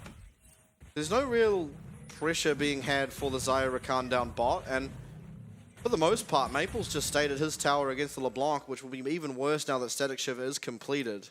Yeah, I think if you could maybe drop Herald mid just to get him that Shiv gold, but it doesn't cost that much once you have these components. 2 plates left on top lane as well. I feel like maybe just using it to secure that first tower. Oh, Maple, he needs to be careful here. His jungler's nowhere near. Yeah, has to dodge the chain. Oh, nice use of the chain by Minji. Is going to force out Maple's ult, so the Tristana not getting the value that perhaps Maple would have wanted against this LeBlanc, who's getting really scary, honestly. Yeah, I don't think the matchup has been the best for him. Definitely looked better in some of the other games, so Minji, he's doing very well for himself. And some of that, I wonder, is the choice of starting the D-Blade over the Longsword refillable does mean that he's going to hit the Shiv a lot later. As you can see here, right, it's basically a full base later. Even if you have the gold for it, it's not that easy to reset until you have that TP up. In topside though, RJ, he's got himself the Gore Drinker. Up 20 CS now, and I think it's still quite hard. Oh, and Maple, he's taking a lot of damage mid. Yeah, Maple definitely not really being the benefactor of this matchup, despite getting the counter pick. So I think this is looking a lot scarier than the previous game, although Jinjia now is headed down to this bot lane. There is no answer. Nocturne is not in the area, but J-Team smartly will just back away. It looks like Rift Herald should be used here. Timer can't be that long left. Yeah, I think it will be dropped, just that gold given over to Wako, which will feel very, very good. Very safe person to put it on. Malva here now. Paranoia available, so this will be a 3v3. Actually make it a 4v4. Maple coming down, Paranoia coming in. It is going to be Wako forced to use that ult, but use that ult will be fine. Azir tanking up this tower. Actually, it's Junjia tanking it up, but 4v4 is coming in now. They are able to find 2. Minji, the next target, knocked up by Woody. It's Maple coming in. Is he going to be able to find the last hit of damage? He will be able to. 3 people found for PSG. Only Junjia going down. Really aggressive play there from PSG. They use the fact that RJ has that top lane TP advantage to just come down here, dive bot, and get so much gold. And this maybe could have been answered by J-Team. You know, Minji did have that priority on mid, was able to get here a lot earlier than Maple, but I think he misplayed the team fight. We'll have a look in the replay. Speaking of, so you can see here that RJ, he's basing and he's got the TP. I think he might have cancelled his recall. Yeah, cancels the recall, clears the wave, which forces Driver to stay, and just TPs immediately onto this. So they go onto Bruce, he flashes out, but you can see it's so hard to kill the Xayah. You know, the Nocturne ult's committed. And you see here, right? So Minji's here very early, deals a lot of damage, everything's looking good, but he decides to take this W back over the wall to try and cut off the escape route, but instead he just ends up stuck between 4 people. So I think that could have been an avoided death and probably could just static shift the wave under tower. Instead though, dying means a lot more gold goes to PSG. Yeah, wow, look at Aze. Again, putting up the numbers. And you know one thing, I think since this teleport change, I think this is the first time I've ever seen a teleport used onto a Rift Herald. Sure. Yeah, I haven't seen a Rift Herald TP2 in a very long time. 20 seconds now on the next drag. J-Team, they did sneak the first one away, but PSG, they're already in such a good spot, and you think that their teamfight comp is already online. I'm not sure if J-Team will be able to contest. Minji, he needs to try land some poke before the fight, especially before the lifesteal comes through, but it's not going to be easy. Especially with Tristana being able to match on the side lane with that Shiv. Nocturne needs to probably look for Tristana on the side lane. I don't think it's very feasible to look for Xayah, but it's pretty difficult. You know, LeBlanc has to kind of force out the dash in the 1v1, and then LeBlanc or Nocturne cleans it up. Yeah, Aze is getting 2-manned top, is going to run away, give up that tower. So it is the tower found here for J-Team, which is definitely good. You want that gold onto your Jax, it will make life a lot easier. Headed on later into the stages of the game, but 3-0 on Renekton. Aze really changing up, honestly, between these splits. I think PSG in general, I believe, going back, if you look at last split, it was a whole lot about going bot lane and making sure Wako's ahead, getting those dragons, but all 3 games so far of the summer, Junji has looked aggressively top for dives, or Aze's come bottom for a level 1 dive. It's been pretty cohesive how they've been able to include Aze in these plays, and it's been looking really good. I wonder how much of that is that TP change to being 10 minutes, right? Because it gives you the option to, you know, secure Rift Herald, play for top, and then kind of transition that lead down the map. Whereas before, if you did get your top laner ahead, you were pretty committed to just playing around your top laner early, because there was no way for them to move that advantage around the map. But now having that TP at 10 minutes, the Unleashed teleport coming online so early, makes it a lot better. Now, trades here, I think, are decent for J-Team. They're getting what gold they can. Not sure if it's on the members it needs to be, though. And I think they are going to be forced to play a 1-3-1. I don't see them winning team fights. Yeah, definitely not at this stage. Maybe if Aphelios can get a few more items on, Bruce might be able to do the damage. He does have the Lulu. Got to keep him nice and topped up and healthy. Woody here, sitting on a ward, won't be able to find too much. But it is going to be the tower now. So gold lead is remaining pretty stable here at 3,000, but it's really, you know, where the gold is pretty important. And I think J-Team, their bot lane isn't strong enough to play out a 5v5, and their Nocturne is definitely not strong enough to kill Xayah. So you kind of need to play towards your LeBlanc and your Jax, which is a viable win condition, and you've got a lot of time given that the dragons haven't been stacked up. But at the same time, it's not the easiest thing to execute. Looks like Nocturne is playing towards the Jax side, so they could look at Renekton, but Renekton is so tanky. Yeah, Aze extremely accelerated already in this game. 3 people are headed down here, though. We do see Enso on the map. The bottom side jungle. Jinjia, he still has this Rift Herald, and with mid tower already down, I'm not sure where he's going to use it. Maybe just place it top and allow Tristana to take that tier 2 could be the play. Seems what he's looking for. He's trying to gain some topside control. Marco, he'll be happy to just clear this wave under the tower. Knows as long as he has ult, should be safe. And Minji spots out Woody. Does a little bit of chunk onto him. Pretty insane how much damage one LeBlanc auto attack does these days. Yeah. And I think it's so difficult for Lava here. You can see him playing on the other side of the map, probably knows that he can't really match Sejuani up here in a skirmish, but at the same time, if you're forced to try and dive a Renekton as your trade, there just isn't a trade. It's not going to work. So instead, he's coming back towards mid, but the Xayah Rakan is so safe. Can he find anything? It feels like not. They're just trying to buy more time, but what are you buying time for? I'm not sure that you want this game to go the distance. I mean, you have the scaling, but it's just not in the team fight. You know, it's that 1-3-1 scaling, and the longer you kind of play for the 1-3-1, the more dragons you're going to give over, as Herald has dropped top, and I think Maple should be able to get some damage. I'm not sure you can clear it, though. He's going to try. Is staying in front here, is actually able to do so. So that is top inner going down. Opening up the map just that much more, allowing for more vision control in the jungle around this Baron side. Is good for sure. Now, 1 minute on the next drag. I wonder what J-Team try and do here. I think there should be a trade of some sort. I think just engaging for the straight 5v5 is probably not the thing to do. But what will the trade be? Maybe you can take away some top camps. I think a Baron is still kind of out of the question. Tier 2 top tower, maybe another option, but I think you would prefer to take the fight if you can. I really don't have a lot of faith, though, in the team fight right now. No, especially if Azir is involved. I feel like this Renekton is so far ahead. He's got 2 items, and he's just so massive. Level 13. Obviously, all solo laners are, but if you are this level 9 Lulu or even the level 10 Aphelios, you can be assassinated extremely quickly. Yeah.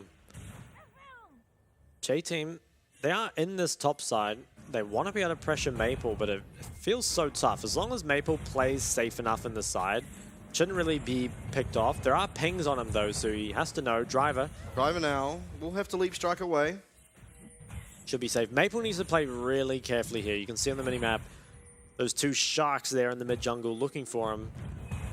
But I think he knows all he needs to do here is survive while his team gets this dragon.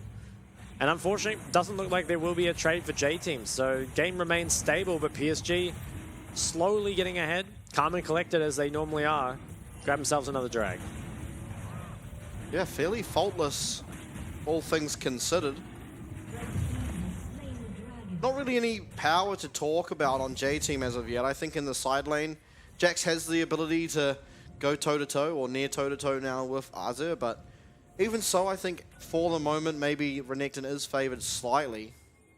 Although Black Cleaver now picked up for Driver on this Jax, which can sway things a lot. Yeah, for sure. It's quite strong there. And PSG, they're going to start eliminating some of this Baron vision. They do have a lot of DPS, as the Navori picked up on both Wako and Maple here. Second item comes through for LeBlanc as well, has the Night Harvester. And I wonder, what is Junjie going to look for next? Maybe a little bit of pressure mid.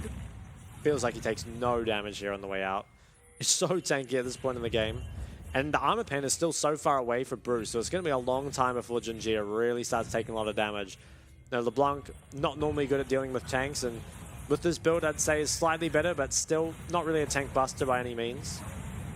Oh, what are you looking for something here? Junjie actually is going to get spell shielded up, but here comes Azir with the flash stun onto Driver. He's going to get absolutely eliminated. Quickness and the knock up onto Bruce. He's going to be forced to use both summoners as Minji goes in to find what he can. But with the top laner now dead, it should be attention towards Baron, and likely Baron for PSG. I think this is just PSG's Baron. I don't see a way to contest here for J-Team. They have no Nocturne ult, no sums on Bruce, and Driver unfortunately was taken out there. The PSG, they start to speed things up. They find an engage on the mid-wave state. We don't need to wait for those dragons to spawn. They see J-Team overreaching, and they're punished for it. Baron is picked up. Ooh. Oh, Lalva is going to get the spell shield on the majority of the damage as he looks for the fear now. He's just trying to do whatever he can to survive, and for now he will. So it is going to be Flash actually used by both him and Maple, but maybe more important that Maple has lost his. Yeah, no Flash. Means he's a little vulnerable in those team fights. There's a TP ward there, I think, available for Arjun. You can see, I think they weren't quite aware of it on J-Team. They were still positioning very aggressively for a very long time. Nice spell shield there, but the flash from the Renekton here is really good, and then the Rakan follow-up. I mean, there's just so much engage and not enough disengage on the side of J-Team to stop it. Yeah, Baron now, so we'll have to see where they turn their attention to. There's no other objectives up except for towers, so likely try and get these waves in formation, push them in all at relatively the same time, and then start working on that mid and bottom inner towers. One expectancy only slightly in PSG's favor, but I think they're in an amazing spot. I think it's so hard for PSG to lose from this point. They've got the Baron, they've got the gold lead, the Dragons as well. They're going to be able to push in, I think, mid and bot here. Tristana maybe needs to be careful. She doesn't know where Nocturne is at this point. I think it's going to feel safe under the tower. Maybe feels that Nocturne is recalled by now. But it's just going to be safe. You can see her kind of moving back. In the meantime, though, PSG, as soon as they can spot Lalva, Maple can start to get more aggressive here. It's going to take away some of these wards. What's so scary is there's no one really that's going to be able to take out Ginger in any rapid amount of time at least. And so if there is the fight to break out, you kind of have to just hope everyone can get past her. But in the case of Aphelios at least, that's just not going to be possible. And I don't know that the rest of the team have the damage without Aphelios to be able to take down the carries. It doesn't feel like it. Now, 1 minute away on the third Dragon. There's still a minute on the Baron, and PSG, they haven't got as much here as I would have thought. I think they should at least break one more tower, and you can call it a day. Head back to the Dragon and just kind of play for the team fight. It should be this mid tower falling. Yeah, Wako coming and buffing it up. Should be able to get this here. Tristana coming down. That extra damage definitely will be able to secure that. So two towers are found before this dragon spawns. Arguably could have got more from it, but ultimately the 3,500 gold Baron power play certainly isn't bad. Yeah, it's a nice amount of gold for sure. Armor Pen is almost picked up here by Wako, which would feel really good. Can help you get through that Jax and the Nocturne quite a bit faster. Once that front line is gone, the rest aren't going to last. Looks like LeBlanc is probably working towards the, I believe it's the Lich Bane. Actually, that doesn't build out of that, I don't think. Not sure what she's going for. Maybe it could be a Zhonya's or something. We'll see. And Bruce is still a long way away from Armor Pen of his own. As this gets started up, this third Dragon, I really don't see J-Team contesting. And there is, unfortunately, no trade they can go for either. So slowly bleeding out. They're trying to find a way back in, but really they just need PSG to make a mistake. And PSG don't often make them. Yeah, you don't really note PSG as the team that makes mistake, particularly here over in the PCS. Maple now hitting level 16. He's extremely strong. 2-0 on this Tristana. I wonder, is he going to jump forward? He has members around. TP is coming through. Minji. Yeah, Minji should be in a lot of trouble here. What can Minji do here to try and escape? That is double jump used, but he's gone back to this distortion. Flash also used. He's delaying a lot of time, but they're not getting anything for it. Glacial Prism will secure that. One more auto attack from Wako. Seals the deal. Delayed a lot of time though, so I think now it's just up to PSG to go and reclaim these minion waves in both middle and bottom. So not much really should be found off that. It's just a nice little bit of gold to find. Yeah, it was a lot invested for it though. Definitely didn't come for free, and allows J-Team to regain a bit of temp on the other side of the map. Can it be used for anything though? There's no objectives up for a bit. At the moment it's Aze just doing so much damage to Driver. Ooh, he's maybe being chased here. I mean, they have the blast cone. Ooh, it's a big one too. Another TP. Teleport coming in from Maple now. He should be just looking for a buster shot, you have to feel, but it is Driver who gets off that dash first. Now the Paranoia used. There is flash available for Lalva, but a lot of abilities are available for PSG too. It should be Lalva going down. Lalva kind of costing Driver his life there. Sorry, other way around. Really nice though from PSG to manage to find these picks. Not often do you see the TP used in this fashion in the mid game. You're not often just saving it for kind of grouping in those team fights. Being very proactive with it though, definitely a good sign. They punish J-Team twice in a row. Keep getting themselves further and further ahead. Now Baron at only 40 more seconds, and J-Team, they still can't team fight. Wouldn't be surprised to see PSG just start this one up.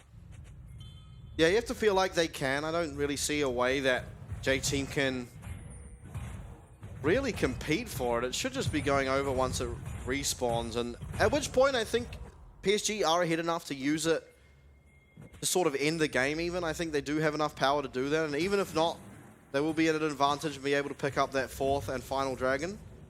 We are going to go into a pause. Ooh. So it was actually Lich Bane there completed for the LeBlanc. Makes sense. You know, very strong in this build. Probably feels like he doesn't need the Zhonya's with the mobility he has. And I wonder, where J-Team go, because it really feels like it's so in PSG's control. Like, they have to make a mistake for J-Team to come back. I don't think there's a way that J-Team can proactively get themselves back in this game. Maybe the way is to punish Maple on the side lane, but he's doing such a good job of just playing safe when he needs to and not giving that window for him to come back in. Well, you're the local LeBlanc connoisseur. If you're the LeBlanc in this game, if you're Minji, how do you reckon you're supposed to play these team fights? Who should be the person you're looking to get that poke off on and I think for the best chance of winning? Probably onto Wako. I think you need to chunk the AD, but it's pretty difficult to really get anything done, right? Like, I think as the AD carries get stronger and stronger, you're going to take a lot of damage back for going in, and sometimes even just with Legend Bloodline, they have enough lifesteal that the poke doesn't stick as much. And that can be a real trouble with LeBlanc. With this build particularly, is that you don't have as much burst as you normally do, so if you can't burst them down, you can't sustain them down, what can you do? Yeah, it does feel a little bit hard to play around. I think it looks to me like really this game, if it is to start looking better, I think Driver has to do a lot. I think this Jax is really the champion. I mean, Aphelios as well, but I just think Aphelios is going to get absolutely slaughtered by both Arza and Jinjia. I don't think he has the damage required to be able to take down either of them. And so I feel like a lot is going to be on this Jax to find a nice big stun and find the damage necessary on either the Tristana or on Wako on Xayah, as you said. Certainly is, and like I said, PSG, they start this one up on spawn. They need to find Wako, but he has even more safety now. Has a stopwatch as well. J-Team not here quick enough. They're actually in a bit of trouble. They need to leave. Yeah, they do definitely need to leave. Driver did get knocked up and is able to leap strike out, so Minji trying to find the wave clear using that Lich Bane to stop as much of this Baron power play as possible, but it won't take long for PSG to march their way down this middle lane and start getting to work on these inhib towers. Yeah, have 2.5 minutes of Baron to use and a 4th dragon coming up after that. Minji, ooh. Okay, he did get the auto attack on Wako. It was pretty delayed. And he doesn't have any lifesteal. Maple does. He's got himself the BT. But if he can get more damage on Wako, it's good. Time's running out here, though. Maybe with the Shiv, can clear these waves. Yeah, Jinjia starting to position aggressively. Exactly what you need to do on the Sejuani. That is the inhib tower going down. Inhib next focus. Minji trying to do what he can to find this poke with these LeBlanc auto attacks, but nothing can come across until that inhib goes down, and now target looks to be towards the top lane. It does, yeah.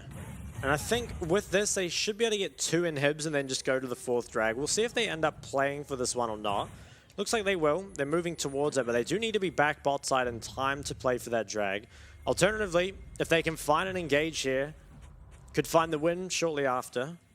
Yeah, I think they're strong enough to just look for the win. We'll have to see if Jinjia pulls the trigger. Obviously, PSG are noted for being more calm and collected and reserved, you could say. Now, damage on this tower. Okay, Paranoia is going to be used, and it's actually going to be J-Team who look for the engage. Lava is gone golden, but he's in the middle of 5. He's not long for this world. His Driver tries to find what he can, but it's nothing. Bruce, 8,000 shurikens, but will he have the damage? At least not for now, as Wako is playing out of his mind. He finds 2. Driver's going down next, and it is going to be cleanly 3 taken down with just LeBlanc and Lulu left. This should be the game to PSG. Looks like it will. Minji and Enso just walk away with their tail between their legs. Not much left now, and in typical PSG fashion, it's close until it isn't. They're going to clean up this game and maybe pad their KDA a little bit more before, but yeah, after 30 minutes, it is PSG that walk away with the win. And I got 2 words for you, Vestian. Draft gap. I mean, that was just... Look, okay, well, let's go through it. So I think the LeBlanc first pick obviously is very, very strong. But the problem is Tristana is the best matchup into it, right? So you are getting that LeBlanc, but it's with that kind of that asterisk on it of you are playing, into something that deals very well with it. And then I think banning 4 AD carries to give over that Tristana versus LeBlanc, to give over the Xayah against the Nocturne, drop your jungle to second phase, just really doesn't make sense. So I think with a few draft tweaks, J-Team could have been in a better spot, but isn't as good. And it looks like Wako taking a page out of Driver's book. Yeah. I think it was Xayah Alton E? Yeah, I don't know. I feel like that might be copyrighted at this stage.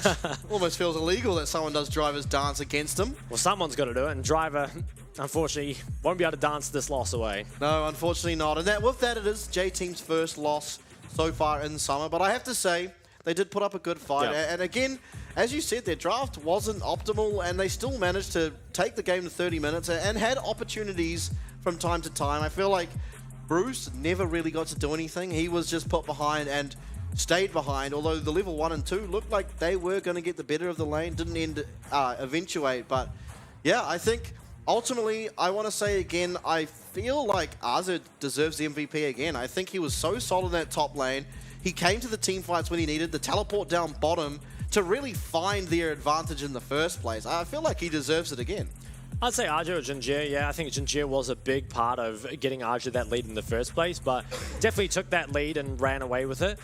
So full credit to him. And something I was just thinking about in terms of that draft a little more. I wonder if when LeBlanc and Tristana open, you just take the Sejuani instead and just take, you know, if they take the Trist, you can play something else. And if they don't, then you get the LeBlanc anyway. And I think that would be a bit better because it seems like the Sejuani is so strong and dropping your jungler just seems unacceptable, honestly. Like the Nocturne, I mean, admittedly, if you were playing in a different AD carry, it would have had a much better time, but it's still not a great champ on the patch, right? Feels like those meta junglers are just such a tier above the rest. Yeah, and sort of on your point, playing against Xayah, if you are planning to just take the Nocturne, you may as well ban the Xayah. Yeah, I exactly. feel like that is the hardest champ to play Nocturne into in terms of AD carries. I mean, maybe you could put Ezreal or Tristana up there, but I feel like there's no out for a Nocturne. He goes in, stopwatch can delay your death, but that's pretty much it. And as soon as you've gone in, if Xayah positions her feathers well enough, you're just going to almost explode as soon as you come out of status. Yeah, definitely agree. And I think that makes me wonder if the Nocturne was planned. Like, you saw them hover the Kindred, so maybe they were thinking that into the Sejuani matchup. I think they were kind of, I don't know, Kindred maybe could have done something in this game. I really don't think there are many good options, though. You kind of want frontline, and he went, you know, the tankier build, but it's very difficult. I don't think you should drop jungle. Yeah, no, it doesn't seem like it. And I want to say, actually, I feel like in the head-to-head 1v1 in mid lane, I feel like Minji did a really good job. Because at least in PSG's last game, when they played against Pretenders, LeBlanc, Maple certainly found himself advantages the whole laning phase. Whereas in this game, it seemed like even before Static Shiv, it was Minji who was winning mid lane. And this having more pressure for himself, really. But ultimately, it was sort of the top jungle duo that was really the big part of this game. Yeah, I think while Maple was kind of losing the lane, he did do a very good job of playing in the side lane. It's not easy to survive up against LeBlanc and the Nocturne. As we will take a look at some of the post-game highlights here, and this will be, I think, that 4-man dive onto the bot side with that Rift Herald. And RJ, with that TP advantage top, knows that there's no way the Driver can match this, and even though they don't have priority mid, they are able to move down here. TP comes in early, and Bruce, this is not a position you want to be in as an AD carry, where you're forced to flash immediately. And the Nocturne, I mean, really shows its weakness here. Goes on Xayah, is CC'd up, flashes away, and honestly deals virtually no damage here. Yeah. Somehow managed to get out, I think. Oh no, it was taken out. Minji kind of sealed his own fate here by taking that W back, but I think maybe thought he could cut RJ off. Unfortunately, Maple had moved down and cleans him up. Yeah, absolutely. I think, again, that was just testament to really what Arz is offering this team now. I don't know that we really saw it in spring, but now it seems like a lot of their play revolves around where he is. It does, and I'm seeing a worrying trend here where Nocturne has been outdamaged by Rakan. Yeah, that's... even honestly, I'm surprised Lulu didn't do more damage. That's kind of insane. Well, I mean, all he really did was sit around, hope to find an ult. If he found an ult, he died. And it is Arze, 3 from 3 for the MVP. Yeah, wow, he's really stacking them up. 3-0-4 there, not the most insane scoreline, but you definitely felt the impact, right? Or bot lane definitely did, rather. 63% KP, decent for a top laner, but it's really the eye test, I think, that passes for Arja. Being able to get that lead top, and I mean, this is the TP that... Or a different TP, actually, that really did it. But yeah, this one again, isolating Bruce. Yeah, so I think he stuns Driver first, and the follow-up onto Bruce not long after. And ultimately, this ended up being the Baron, and the game not too long after, you know, it was kind of in their favor from that point on. Yeah, I think one thing, like, obviously the stats weren't that good, but why I felt like Arze so hard deserved it is it's not often your top laner has the biggest impact in the bot lane. Sure. Usually, I mean, obviously with the teleport change, it changes a little bit, but it's not very often that at 12 minutes or whatever it was, you're teleporting into a Herald to pick up 2 kills in the bottom lane. I mean, now this is actually becoming a trend. I think game number 1, they dove top for Arze. Game number 2, Sion level 1 bot found 3 kills, and now here again, we're seeing him teleport in and find more advantages. I think PSG look really good, Arze especially, but that will do us for our PSG game of the night. I hope you stick around because we do have 2 more games and we will not be long.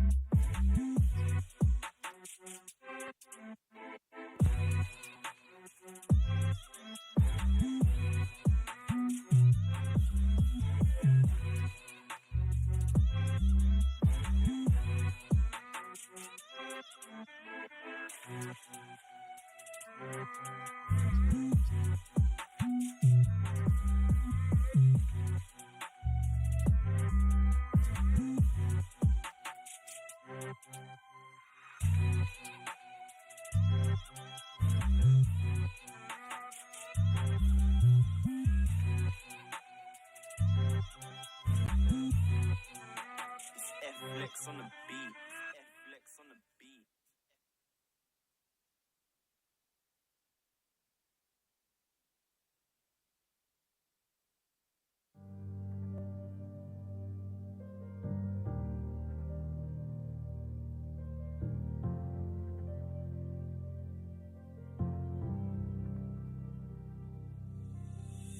Do you feel what the eyes can't see? You hear it calling way down deep. Trust your heart, it'll keep you true. This world expects so much from you. From the dark out into the light, it'll come in the middle of the night. You were raised in a secret place. Evil runs when it sees your face.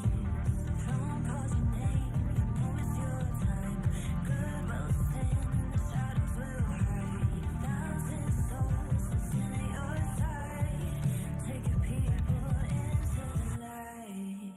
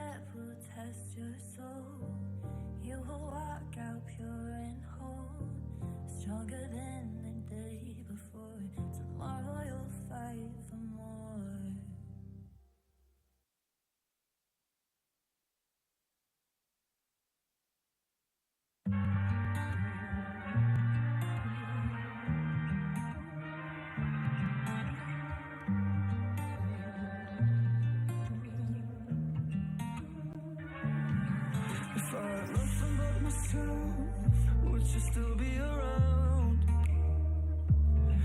If I was begging for your help, would you let me down?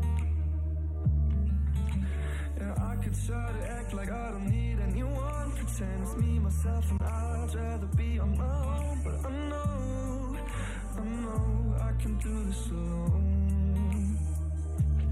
If I had a nightmare, tell me, are you right there pulling me out? If I was too high, yeah, tell me, are you right there pulling me down, me down? 'Cause I need you to ride along. So tell me, are you right there? Tell me, are you right there when it goes down, goes down? If I was falling to the ground, would you pick me up? If my world was crashing down, would you make it stop? I do for you, but would you do the same? When everyone's gone, are you gonna stay? When demons come through, would you push them away? Would you push them away? Are you gonna stay? If I had a nightmare, tell me, are you right there pulling me out, me out? If I was too high, yeah, tell me, are you right there pulling me down, me down? 'Cause I need you to ride along. So tell me, are you right there? Tell me, are you right there when it goes down, goes down? 'Cause I need you to ride along. So tell me, are you right there? Tell me, are you right there when it goes down, goes down, goes down?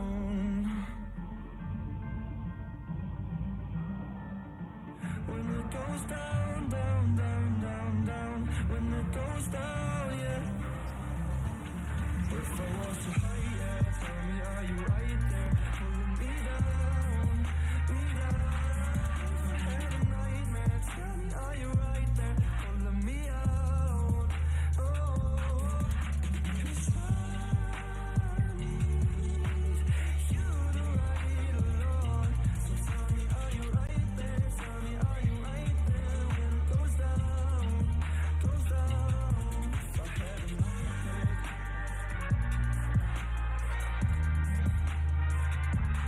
if I was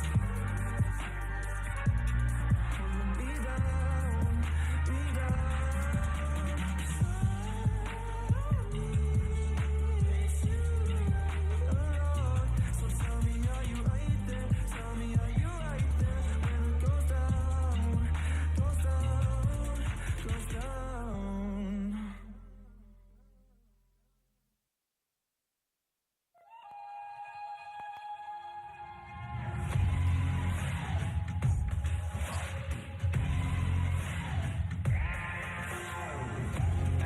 What I'm doing, getting right to it. The money is talking, I'm flowing, it's coming in, just how I do it. Yeah, you know what it is. Hey, we doing it big. Look up, there is no limit, no we cannot settle for this. Yeah, can't stop.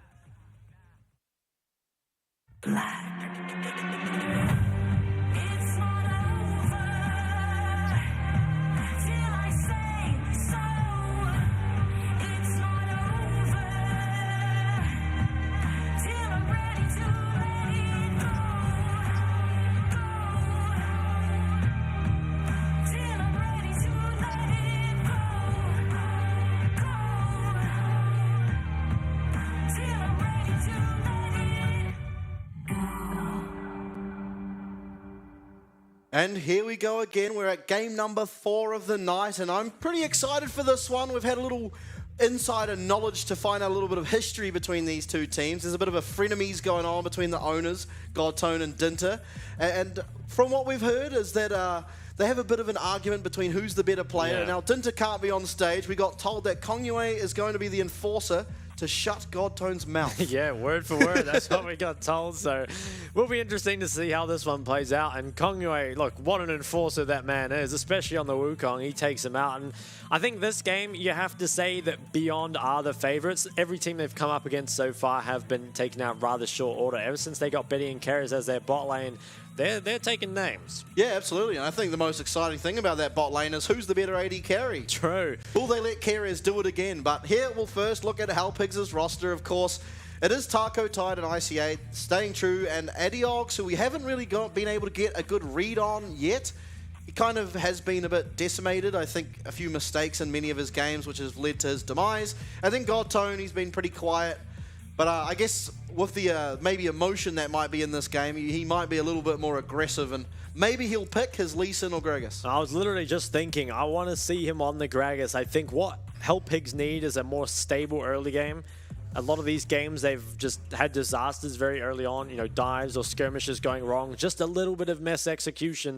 And I think if Godtone can get one of these champs he's more comfortable on, he's known for, he could be the one that kind of brings this game home. Yeah, no Mandarin signs coming out yet for this game, so maybe that was the curse. Maybe they were writing up things that accidentally cursed themselves, and then this one, maybe they find their first win. I know definitely they will want to find that. If not, I believe they will be the only other team finishing week one without a win. And I think it's important, even though it's early stages, you can sort of get those points back in your favor. You definitely don't want to go out of week one without picking up a single game. Definitely, yeah, and I think Halpigs and Godtone especially have high hopes for their roster. I think they said they wanted a top 4 finish in the regular season, so starting the split off 0-3 isn't a good look if that's where they're going to go. No, absolutely not. I think if you are 0-3, you've got a really long road ahead of you to improve enough to find that. And I must say, going in, as you sort of touched on, it does seem like they are not going to be the favorites, of course. Beyond on your screens here, I think person to look out for mostly is Betty, but then again, Kongyue in the spring split was the highlight of this team, so absolutely not shy of having a pop-off performance on that guy, and he is here to shut Godtone's mouth, so maybe he's going to get some words from Dinter to give him some encouragement to get stuck in. Maybe the Pantheon. He brought out the Pantheon jungle in the playoffs. I'd be excited to see something like that. Yeah. Would be cool to see something different. We did just see the Nocturne last game, and it wasn't the different I was after. But the jungle meta has been pretty stale for a pretty long time. I wonder, do you think we'll get through the whole split with Sejuani, Maokai, Wukong still being on top, and Vi, of course? That would be the whole year. I certainly hope it's not like that the entire year. I think surely it will be addressed at some point, but for now, it does seem like it is just the go-to picks. I think Sejuani, Maokai, to me, stand out above the other two. Yeah. And so it feels like if you are going to get either of them, you will have to pick them. As we have a little graphic on your screen here. My favorite one from this is Godtone saying, Kongyue who, I want to fight your boss. What a line. This guy's not happy that Dinter didn't come in for this game. I wouldn't be happy either. Dinter being the owner, probably not as good as Kongyue is, so I don't know. Yeah, hey, there's nothing wrong with sending your enforcer in. He's a smart man. The sinner of esports. Yeah, I'm not too sure what that means, to be honest. It's such a shame PCS fans can't have you earlier. I don't know.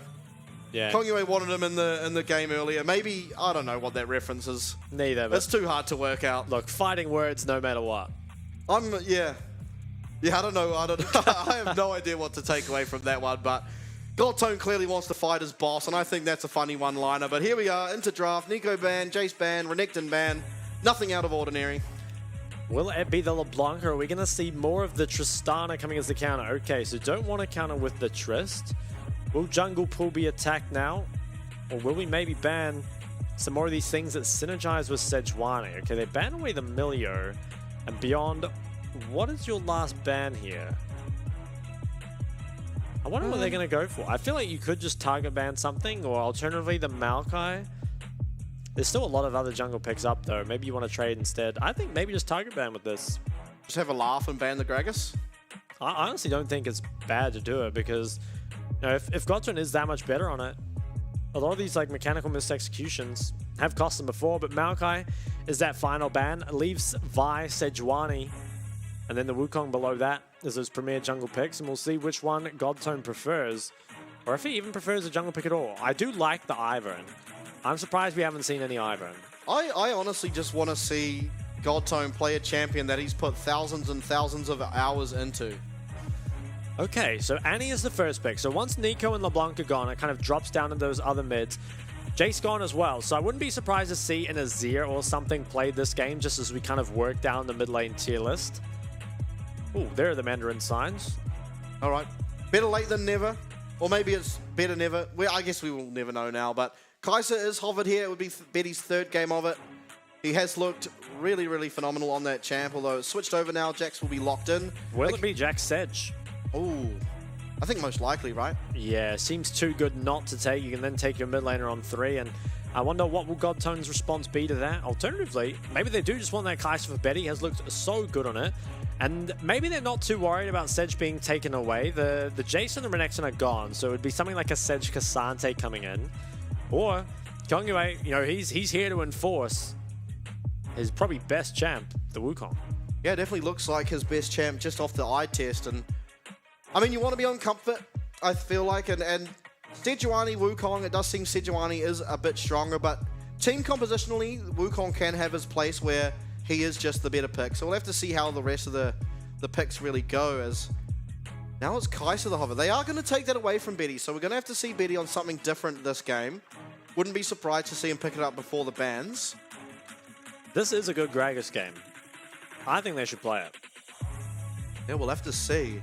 If he sticks to meta, though, I don't think you'd pick the Sedge now, probably. I almost feel like if you do pick the Gragas here, though, it just goes top against the Jax. Yeah. Hey, maybe swap Godtone to top lane. Ooh, Poppy. So this is probably Poppy jungle.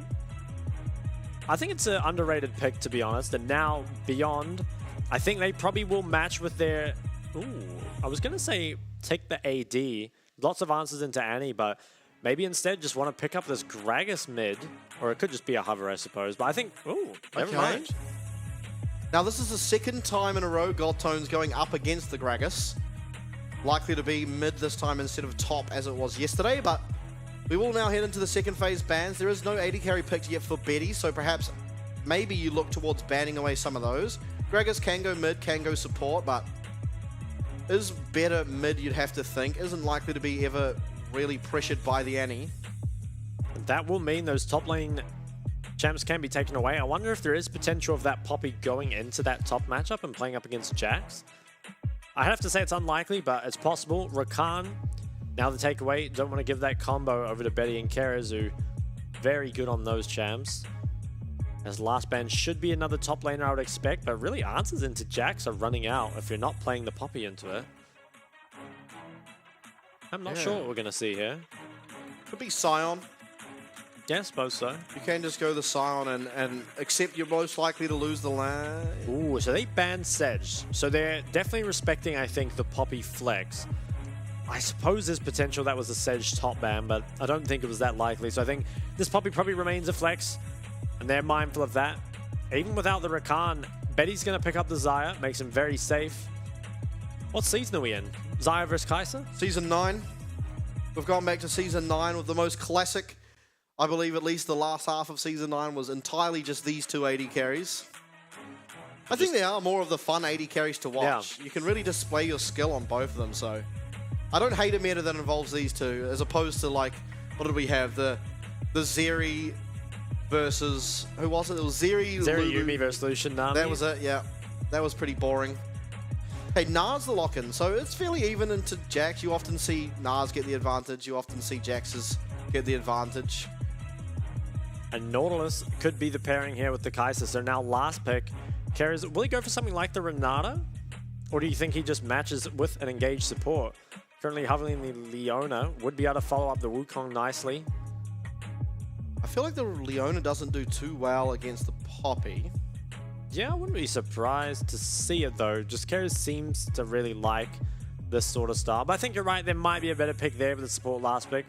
They value, though, just having a very strong composition, and I think this is probably the most playable draft I've seen Hellpigs have so far, but it really still just comes down to execution, right? They have a comp that wants to skirmish, and, you know, in the games they've played so far, Hellpigs skirmishing just hasn't looked like their best, but maybe they can turn things around here up against Beyond. Yeah, absolutely. You have to hope so. I think there is good chances here, although I do prefer the Beyond team comp personally. Yeah. I think this Gragas should have lane pressure pretty much the entire time over Annie. Although Annie has the range advantage, the sustain Gragas has, as well as how much poke he can do off. I guess it depends on runes. We could see the Nesty Ignite, Electrocute Gragas. That would be pretty exciting. It would. Now, is this the Gragas sustain nerf patch? I can't remember if it's this one or the live patch. They made this passive 8 seconds to 12, but I can't remember which patch it was on. But it makes a big difference for the laning phase, obviously. Yeah, I'm not too sure, but either way, I'm sure that in any case, Annie doesn't really offer that much damage, so I feel like in any case it is probably just going to be fine, even if it is a 12-second sustain. Yeah, I mean, it is just a hard champ to move out of lane no matter what. And Annie, not the most lane-dominant champ. She's good in lane, but not to the level that you can push Gragas out. And got confirmation it was patch 13.12 that the Gragas sustain was nerfed, so thanks production for that one. All right, gonna head in very shortly. Now, if you are Hellpigs, I mean, we haven't really seen a point that they can really play through yet. We've kind of seen the whole map collapsing for the most part, but if you are, just based on nameplates, where do you think they should look towards to try and take advantages here to get their first win of the week? I'm not too sure. I feel like ganking the mid Gragas is pretty much impossible. Ganking the Xayah is not super easy either. Maybe you can look towards that top side. Cool, level 1. Yeah, I mean, bot does have like a lot of ganks up. Maybe you can get a kill on the Leona. I think mid is pretty pointless though. Yeah, Gragas very difficult to try punish. Yeah, I think there is a lot to be said about this top matchup. If one does get ahead of the other, it often leads to that just being the case for the entire game. But here we have a graphic. It is Kongyue's 200th PCS game. It's quite a few of them. Wonder how many have been on the Wukong. Certainly looks very fearsome on the champ. Lakai, he's going to get a little bit of info up here, but can't actually drop a ward. It looks like Godtone is going to go solo start the Raptors, looks like. Might be solo starting the red as well. Let's see what he does. Ooh, he's moving back towards those Raptors. So once again, both junglers opting for the solo start. And this is... Godtone is spotted out, or at least the side is spotted out, as that ward is dropped on his blue by Lakai. They know he's probably starting on the bot side. Could be starting the wolves, I suppose, as level 1 trade does come out. Just a little bit of damage traded back and forth, but Godtone, where's he going to go with this? Hook lands on the carriers. Yeah, not a lot of damage can be given back, and it is currently Hellpigs with quite a large health advantage down in the bot lane. Does feel pretty nice. Can they do a lot with this though? I mean, maybe if Godtone does his red and then comes bot for a dive, he could be, but would be trading off his top side to do so. I'm not sure how easy it would be. And Godtone, is he skipping his red? He is. So he did Raptors, Krugs, Wolves. Is that a path? I don't think it is. Not one I've seen, but this man's getting creative. I'm going to let him cook. Let's see where he's going with this, but that's really different. It is. Maybe he's trying to keep it up because he might want to look for a bot gank and have that apply the slow with his passive set up for a Nautilus hook. Who knows? Yeah, maybe, but that's a just stretch. Seems so inefficient. He's should going to be show spotted on the out. blue. Are they going to... I wonder if they'll know. Yeah, if someone they looks, should know, yeah. If someone looks, they will notice he does not have red. Yeah, they're going to be so confused by that. They definitely will know now. Yeah. Lakai, I think not he'll be letting able him to have force it. him off. Godtone running for his life, actually. And I think this blue should reset. Oh, it does. Disaster for Godtone Godtone. is in a bad position now. Will not be going down, but that's blue buff gone. He hasn't got a red buff yet. He hasn't got a single And buff I yet. think he was let to cook for too long. He was. This is not a path, ladies and gentlemen. Adiox, he's getting some nice trades on the 1-1-6. Maybe that sustain nerf is coming into effect. Oh, Bot things lane. down bottom lane. It looks like Kyrus might have landed that Zenith Blade and chunks IC8 down a whole lot. So what looked really good for Hellpigs at the beginning of this lane has quickly shifted over in favor of Beyond. Yeah, and I don't think they're really going to have a lot of jungle pressure either. Godtone will now get his red buff, but wait, he's skipping his red buff again. Yeah, this is gaming. I don't think he can get this either. No way. He's going to try, though. He wants it. But he's not going to be... Oh, yeah, it should be. Maybe he will. 1116 should be able to get down, but yeah, he is going to get that. Okay, he manages to snag the crab, but he's done so much running around. Is at 16 CS to 28 on the Wukong. And so much of this, I think, is just from that really inefficient path. Even now, I think he's going to go to his Raptors before the red, which you kind of have to at this point. But how often are you getting your second spawn of Raptors before you've taken the buff on the side you've started on? Yeah, this is really, really odd. I really want to know what his game plan was, because if you're not taking red immediately, I mean, it's the best sort of jungle camp there is to sustain yourself throughout your clear. But if you're not taking it, then when did you plan, and for what did you plan to take it for later? Yeah. Now at least Tide has got himself a nice little CS lead in the bot lane. Even has an extra longsword as a result. So if there is a place for Godtone to play around, it could be around that Kai'Sa. Only has a Ruby Crystal though to the Sheen longsword coming through from Kongyue. Definitely don't want a jungle skirmish, but if you can look for something on bot, would feel good. Have the pink ward here. How's the wave looking? Wave is going to be pushing towards the side of Hellpig, so Godtone, I think he does want to look for something here. Did maintain his flash in the skirmish earlier, so that is very important. Has got his red buff, to his credit. Now, looks like this ward will get taken out. Godtone can probably move up to this. This will be a 3v3. Oh, Xenoblade lands onto ICA. Godtone is here first, but he is going to get stunned up rapidly. Flash away, and he is critically going to be able to survive that.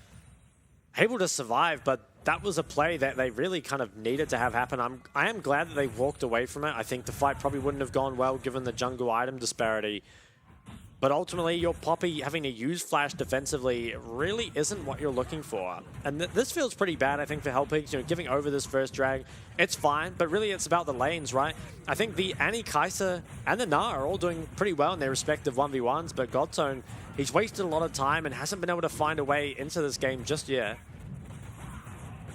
Okay, so Dragon picked up now full Beyond, already at an early advantage. They are actually behind in gold. So I guess that is possibly somewhat out of first strike of this Annie, as well as slight CS advantages in a couple of lanes. Yeah, just slight CS advantages across the board other than the jungle is, I think, landing this ever so slight gold lead. Not something really to write home, though, about. Now, Herald spawning in another minute. Taco, he's getting pretty aggressive here with that level advantage. Hasn't based yet. So we'll have a pretty big item advantage when he does. Probably wants to time that around the Herald, and maybe Godtone. He's in that top river, kind of looking for something, but still hasn't found it. I was hoping Beyond play that like I do in my solo queue game and just sit there. Now, 40 seconds on Herald, and he's got some pretty solid items for this. Big item advantage over the Gragas, actually. And that's maybe a way that they can win this skirmish, is if Annie Adeogs can put down enough damage. Tide as well. He's doing well for himself down here. Up against Betty, who looks like one of the strongest AD carries in the league right now. Yeah, Beyond should get first recall here, so it should be carriers arriving at the Rift Herald before IC8 has the chance to. That could sway how a Rift Herald fight looks. I imagine this will be Leona walking out topside from base. It looks like it will be, yeah. Kongyue, he hits level 6 here. Godtone actually has managed to get level 6 as well, which is pretty important. He's going to have to cross mid, though. And Gragas is pretty ungankable. I think should probably just not waste time and walk across. If they burn cooldowns on 116, I don't think they can kill him. They're going to try, though. Does manage to land the grounded, and the ult will be used from Poppy, but nothing comes from it. Yeah, as you said, just too tanky. It feels like a big waste, and I think now... I mean, they still have the Annie ult, but it's going to be harder to contest this. I'm surprised this didn't get started up, because I think this would be a good window for BYG.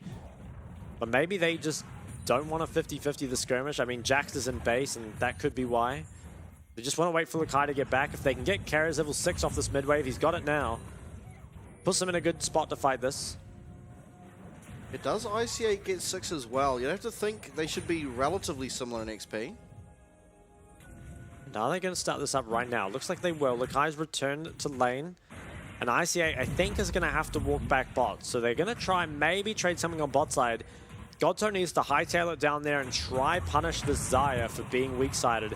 If nothing happens, though, BYG, they're going to find themselves in a pretty decent position here.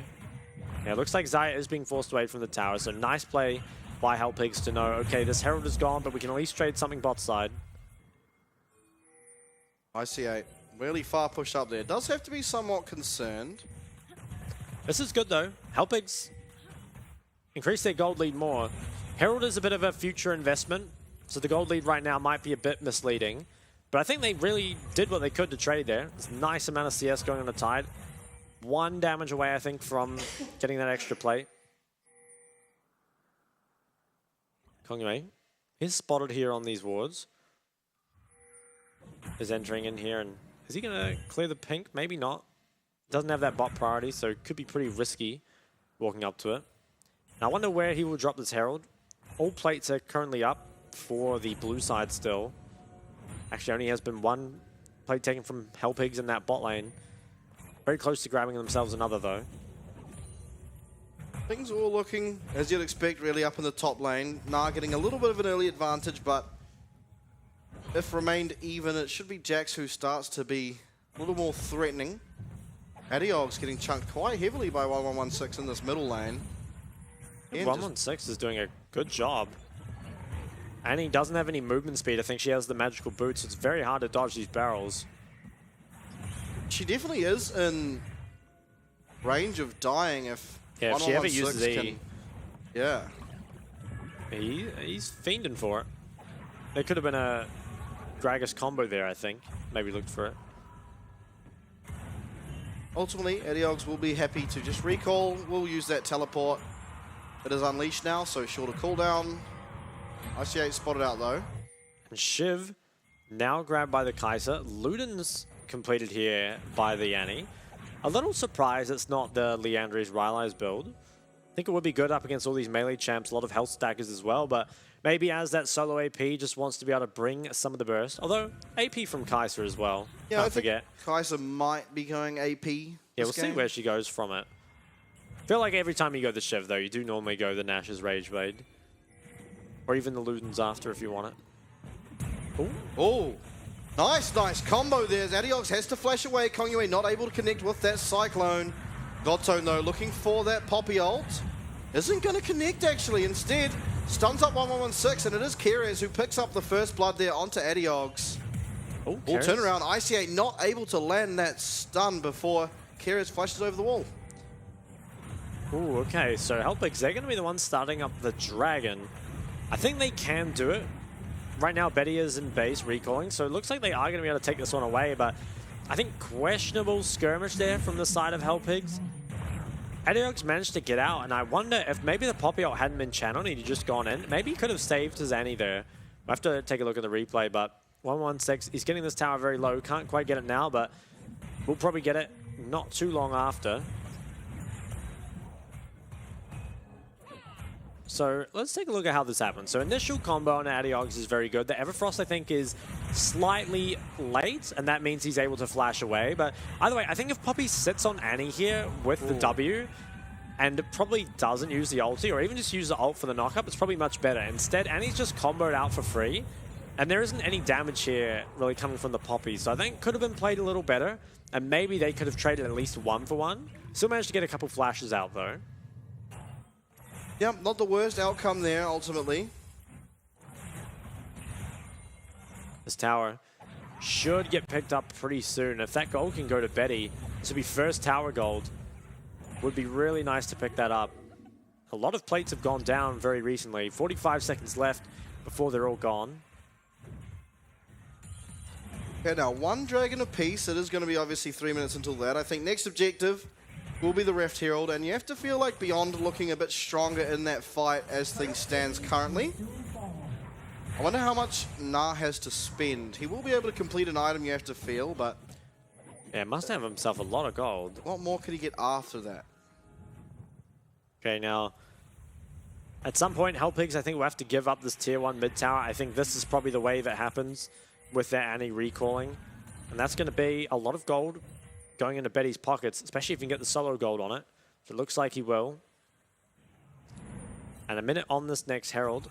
Maybe they can defend the tower. It looks like they'll be able to. Meanwhile, blue buff is being looked at. Kongwei's starting this one up, and I'm not sure he'll be able to stay around long enough for it. Let's see if he can.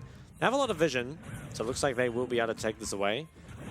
Really, though, it's going to be in a bit of that lull state until that Herald spawns, and then we should see a bit of action. Topside vision does go the way of BYG. They want to get in here, get more aggressive, knock down this tier 1 if they can.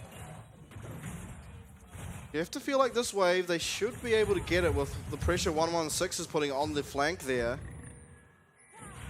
Oh, isn't quite able to connect with that solar flare. Actually, IC8 turning around and trying to go in. I think that might be a bad decision. He is going to get absolutely annihilated by that blade caller. Next up is Kyrus, who does get found, and it's Adiox on the flank finding Kongwei. 2 kills found here for Hellpigs. Yeah, really, really nice trade back there from Hellpigs. I think especially Adiox, who found the flank there on the Annie, did a great job. And I wonder what more can they get off this? Can they break the tier 1 in mid lane? Can they get that Herald? Because you need more than kills. You need to be able to take some objectives. It looks like resets will come through, so ultimately they don't get anything more than the kills, although the kills are certainly better than nothing at this stage of the game. In BYG, initial setup I think is very good. You see people on the side lane, so you know you can take this tower. I think maybe just overreached a bit too far. Let's see how it went down though. To Tide, he's trying to keep this up, but he can't. I think it started with the Leona ult, followed up by the Gragas engage. I think at this point it's still fine, but it's when the Annie TP flank comes in and there's nothing left for Betty here. Probably needed to be able to kite upwards, and the problem is Lakai doesn't have TP up, so it's always going to be a 4v5, which ended up going in Hellpig's favor. Certainly did, and now we have Kongwei starting up this Rift Herald. I have to feel like that's likely to end up in a side lane now. Try and break open the map a little bit more. Should set them up better for these objectives as we head towards the 20-minute mark. Now, yeah, 1 minute on this next drag. Both teams, I think, should be very poised to fight this. Really strong in the skirmish here for both teams. Just 2 big brawling comps. And I think it really does just come down to teamfight execution. For me, I think big focus should be on Adiox, who has the flash, and importantly, importantly, Betty does not have the cleanse. He has Ghost. That is very true. I think in general, it should be hard for Annie to get onto Betty. Even with that flash, it's not the easiest job to get through the Gragas and Leona. As long as Betty's positioning somewhat wisely, he should be okay. But if he does get hit by the Annie ult, as well as the follow-up of the likes of Nautilus ult, can be in a lot of trouble. And Betty's itemization, they're very Chad. No defensive to speak of. No cleanse versus the Annie. And the Poppy as well. Herald is going down mid, which feels like it's just to secure this dragon. Hellpigs, though, they're trying to chase out Lakai. Yeah, Lakai's in a bit of trouble. That is Annie ult used early, and this teleport looks a bit dangerous. Yeah. Taco is going to come in with Mega Gnar and instantly jump over. Oh my goodness, every teleport's just getting immediately flashed away from. Godtone ult doesn't use it, so it will be back up in just a couple of seconds, but health advantage in general here to Hellpigs. A lot of ults missing, though. Need to be careful. Oh, nice Gragas ult onto IC8. He should just be absolutely annihilated, and he is. Now it's Kira's flash Zenith Blade lands onto Adiox. Godtone, though, splitting it up for a little bit. He is trying to take what attention he can as Lakai now flashing it, teleporting in even. 1116 should be able to find a slow onto Adiox. He's at least cornered him off for now. It is Lakai jumping over and finishing that one as Godtone finds a stun now. It is going to land onto Betty, but he should be going down as the Feather Storm comes through. Lakai comes through as well. It is going to be tied down. All that's left is Taco. It's 1v5. A lot of low health bars, and his Mega Gnar has now popped. Oh, they're going to try it. He could outplay this. It would be pretty exciting. Immediately, oh, he is not outplaying this. He got CC chained until next game.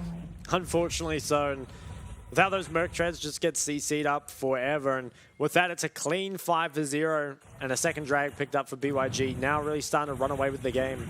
Betty sitting at 4-0. Exactly the person you want the kills on at this point. And it really felt like Hellpigs maybe overstayed their welcome. They used a lot of ults to try to pick Lakai. They couldn't quite get him. Probably should have left after that, or at least waited for the Mega Gnar. Instead, they turned back to the dragon. Beyond say, you know, you're not allowed to do this. will play for the engage, and it was a nice Greg assault from 1116 that started it all off. We'll get a replay of it. Say look for Lakai, which I think is not a horrible idea. You know, they get good chunk in him. I think this is all fine. You could probably still fight at this point, but I think after Mega Gnar gets used here, I think now you probably need to walk away or at least buy some time here as the Hellpigs. But instead, they sped it up, and I don't think they want to start drag here. I think you need to play this slow, wait for that Mega Gnar to be rebuilt. Instead, you know, they played for it and they don't have any damage left. You can't see it here. They're just all cleaned up, right? There's no damage coming through. Betty is full health the entire fight. And TP came through. This is the longest replay of all time. Really nice barrel here, by the way, to just keep this guy off. Really intelligent placement there. Godsony tried to look for something. Just really no follow-up. Yeah.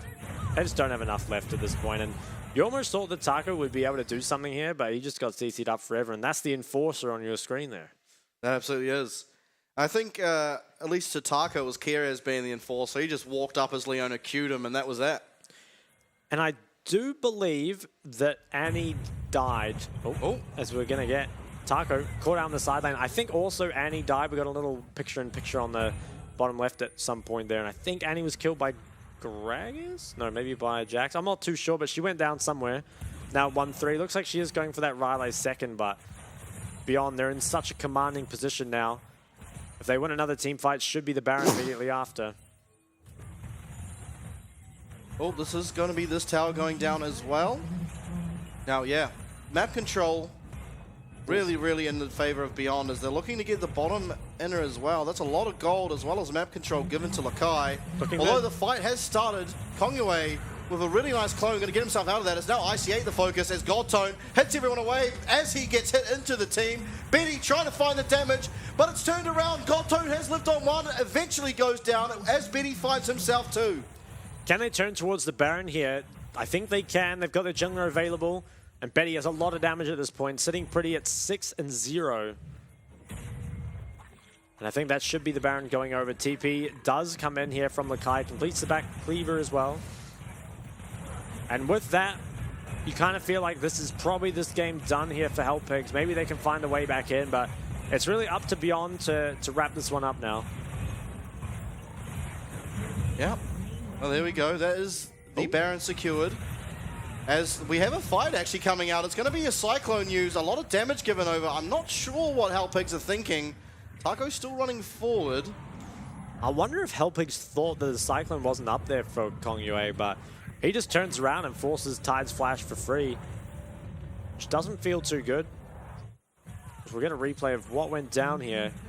So Betty is getting very aggressive onto Tide, and they did have a flank here, you know, coming through from the Nautilus, but it's so hard to do anything to Zion. It feels like going on anyone else is almost a complete waste of time. You can see the Featherstorm comes out nice and early, and suddenly, you know, what threat is there really onto Betty? He's just free hitting in the rest of the fight once again.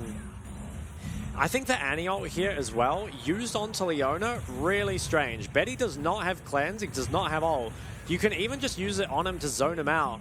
But instead, I think, yeah, really weird target priority, especially because you've built that Ludens. You know, you've built for killing squishies. Why are you ulting the Leona? Yeah, Lakai playing extremely dangerously here. It's going to be the ult committed out of Kai'Sa, but Lakai finds to get away. Now Taco is going to be under pressure. Pops the Mega Gnar, jumps away. Both top laners nearing death. Ooh. It does go wide. Would it have led to anything, though? I'm not too sure. I think look towards 1116. He really has started off most of the fights recently with some really, really good barrels. Ooh. Gets hooked up. Has another barrel. It's going to land onto IC8, but there isn't any damage to follow through with that. The top tower is slowly being chipped away. And I think if you're Beyond, you probably just ignore the Dragon for now. Try and keep up the pressure with the Baron. Oh, IC8 flashes in. So does Godtone. Both rooted up. Both Cyclone. What an explosive start. But it's Kongyue getting a bit too ahead of himself. He does go down. 1116 is in the base now. Lakai slowly edging towards this top side. Decides against it, and wow. Hellpigs find themselves a bit of breathing room. It was a nice little pick from them there. That's going to shut down this Baron a lot and force Beyond to go back to looking towards this drag. And this could be a dragon that Hellpigs want to contest. Kongyue won't be up for some time. I think initially this is super good for Beyond. You know, they managed to disengage from this completely fine. They get a little bit of chunk on the way back in. I think Kongyue flashing forward, though, probably isn't it. I don't think he has any Merc Treads, so the Annie just takes him out in no time at all. And with their jungler gone, with a lot of those ults used, they don't have the means to keep Hell Pigs off them anymore. We return to live, and it's now the BT on Betty. So that guy, I don't think he's dying anymore. Yeah, he hasn't died yet. It doesn't look like he's going to. I feel like so many of these games just come down to which ADC ends up carrying the fight at this point, you know? A lot of the other roles, they still matter at this point, of course, but it's really ADC main character syndrome at this point. They're both just so strong. It does feel like Betty is quite a bit stronger, though, at the current state of things, at least. Yeah, there's a whole item up almost. It also just feels like BYG are able to deal with the front line in general a lot better than Hell Pigs are. For sure, yeah. Now, Dragon was picked up, so 3 Drags to Beyond. They have a 10,000 gold lead as well, but I think without the Baron, it's going to be pretty hard. The Kai'Sa Shiv wave clear makes it very difficult. If they could find an engage, though, or maybe if they could finish off that top tier 3, it would be kind of nice. And I think now, you know, despite Kai'Sa having a lot of poke, it's pretty irrelevant into the BT Xayah. You can just tank every W and heal it up, and then your team won't get hit at all. So it looks like some of he's doing it. Man, Beyond have 4 Merc Treads now, so even the CC that can come through isn't going to be as meaningful as you'd perhaps like it to be. So things looking hard here for Hell Pigs. Not really sure what their angle is at the moment. Oh, I don't know. Do we want looking that? for Betty, but ICA now definitely not where he'd like to be. He's just going to get absolutely eliminated. Adiox, Tides goes in, looks for Betty, who's going to flash away. Will be fine to sustain back up with the Bloodthirster, but it's 1-1-1-6. He finds Godtone. Godtone's not long for this world. In fact, he's gone down already. Now it's 3v5. There is no Baron, but the wave clear isn't that strong. The Kai'Sa doesn't immediately clear the wave, and we're starting to get to work on the mid lane inhib. I don't think they're going to be able to do it. That Shiv wave clear is so annoying. Taco's jumping forward. Ooh. Now I'm just going to be able to disengage from it, but I think for now, those towers will stay, and the Shiv makes it so hard. You can wave clear from so far away. Baron now, though, spawning in just a minute, and Betty, he's 8-0. Did lose both his sums that fight, though, so maybe there is a window for Hell Pigs to look to punish him for that. Should probably grab a stopwatch, and ICA, I'm not too sure what we're looking for here. There's no Baron up in any time soon, so you don't really need this ward anyway. And I guess just feels like he has nowhere else to go other than to hook aggressively, but you just kind of know he's going to die from that point on. The Xayah is too strong. So I think it's just Hell Pigs kind of being too aggressive at the wrong time. I like Tide going for this, though. Managed to get Betty's flash. Felt very good. And another flank from 1-1-6 feels like he's just so good with these Gragas ults every time. They're just so on point. Sends Godtone to the Wolves, and they gobble him up. Yeah, well, as we go back to live, it should be fighting for control over this Baron. 15 seconds left until it spawns, and you have to feel like Beyond should be able to pick this up, or at least start a fight around it and win it fairly handedly. Yeah, Betty has the stopwatch now as well, so that one winner to punish him feels like it's closed already. Maybe you can look for something here somehow. And I wouldn't be surprised to see BYG just start this up. They do it so quick, and I think the team fight should go so far in their favor at this point. I definitely tend to agree with you on that. Lakai, though, first of all, getting some pressure down here in the bot lane. He has Zhonya's now, so even he can be so much more disruptive in these fights. Rageblade was just completed by Tide. It's pretty strong in his own right, but unfortunately Betty just has 8 kills on him, which is a bit stronger. Now Baron has started up, really shouldn't be long for this world. Hell Pigs, I think this is probably your best chance to fight something. Ooh, Adiog's going to be forced to flash. That's actually a massive cooldown. As you said, no summoners on Betty. So flash being taken away from Annie makes his job a lot easier. As we've actually just got a flank, Lakai's looking here. Who will he look to go on? It feels like Tide is the target. He is going to get stunned up, but cleansed immediately as Kongyue now looking. Comes in, Cyclone will land. Doesn't have enough damage. Tide away for now. Actually finds the snipe as the team fight looks pretty back and forth, but Betty is still alive. Betty is full health, and he is doing everything he needs to do. That's Taco flashing away. So again, 3 found. It is 2 found in return. Importantly, both junglers are dead, but with Tide having a recall. This should be a couple of objectives being picked up. I think they might even be able to... Oh, can they play for the end? Maybe not. I think the Shiv wave clear is too much. But they get an inhib. It does feel good. They're going to try find more, but I really think with the Shiv, it's not really possible. So they do back away, and I think these fights do kind of look close, but at the same time, if Betty never goes down, they're not actually that close. As long as that guy's alive, he can take out 2 or 3 members just by himself, and wasn't even close to going down there. Hellpigs, I think a fight around the Baron could have been good, but once they pull off it, really do need to disengage. TP comes in from Lakai, who can buy a lot of time, you know, with the stun here and the stopwatch. I think it actually might be a full Zhonya's. Funny thing, Gragas got ulted out and TP'd back in. Kongyue, he got a lot of disruption in the back line, but does get taken out pretty quickly again. Probably needs more MR, maybe a more or Spirit Visage or something could be good for him. Going alive though, it's a Dragon for Baron trade. Yeah, kind of questionable. I feel like Beyond didn't have to trade that. Yeah, at the same time though, with this Baron, you have to feel like they should just be able to clean it up now. They know if they get that Baron, they can shut down the Shiv wave clear, and there's just no chance for Hellpigs to win a straight up 5v5. Yeah, Betty did recall though, so it's going to take a little bit of time off of this Baron, and looks like Kyrus is recalling too, so not really timing their recalls as you'd probably like them to. I suppose they just want to play it sort of slow and steady, and just take a look at Betty's items, man. Like, what are you going to do to the Xayah? She's about to have both Psalms, full build, has a stopwatch. It just feels like such a tall order at this point. Yeah, Psalms off cooldown.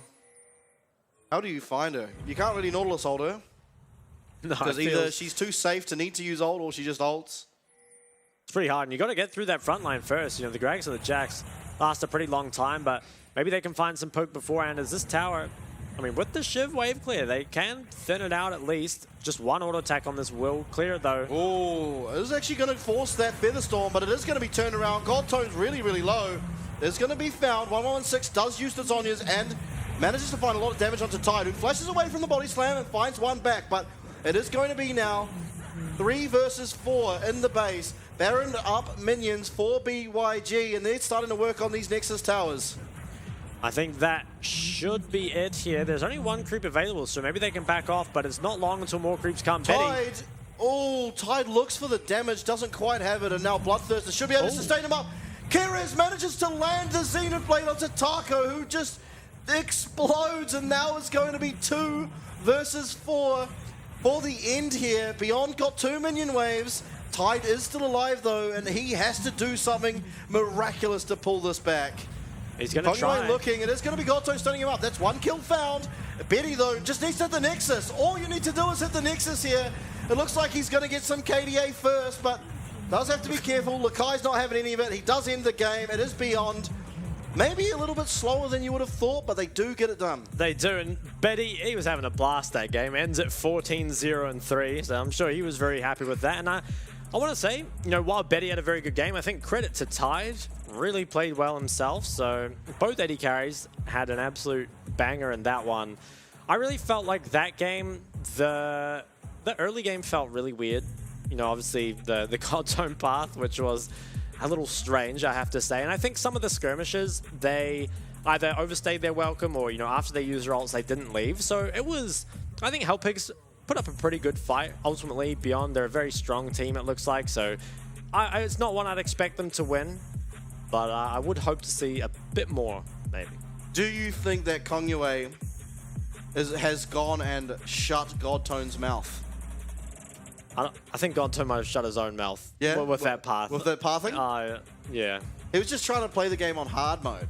Yeah, I'm not sure what that was. He was Animal Crossing, they might say. He was walking all around the map. Yeah, it was definitely odd, but I think the longer that game went, the more that Betty is going to get the MVP. But I think for at least the first 20-25 minutes, I think really credit to 1116. I think his Gragas ults found pretty much their lead. I think a lot of those team fights were quite even, and then he would come in with a massive explosive barrel, which would split up the entire team, and often led to a pick on the Nautilus, and then even more from that. So I think he really started getting the ball rolling. But to be able to play a nearly 40-minute game as Xayah, not die a single time, this is credit where it's due. I think, yeah, Betty definitely MVP for me. Has Betty died at all this split? I was wondering that during the game. Now, I know he didn't die yesterday. I'm not sure if he died in the first game. Yeah. No, I can't remember either. I think he would, regardless. I'm pretty sure he'd have the highest KDA. I don't know. Maybe Azur. I think Azur hadn't died yesterday or today either. He died on Scion. He died on Scion. So, true. But good death. Yeah.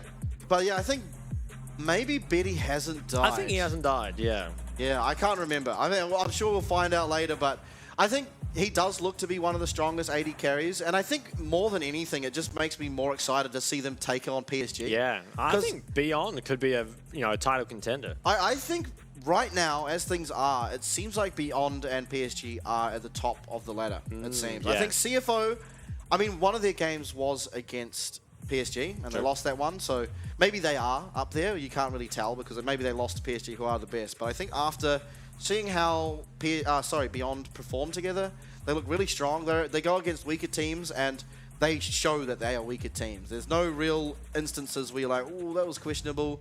They play pretty strong the whole time in all of their roles. So I think, I think they're looking like top 2 maybe. Can definitely agree.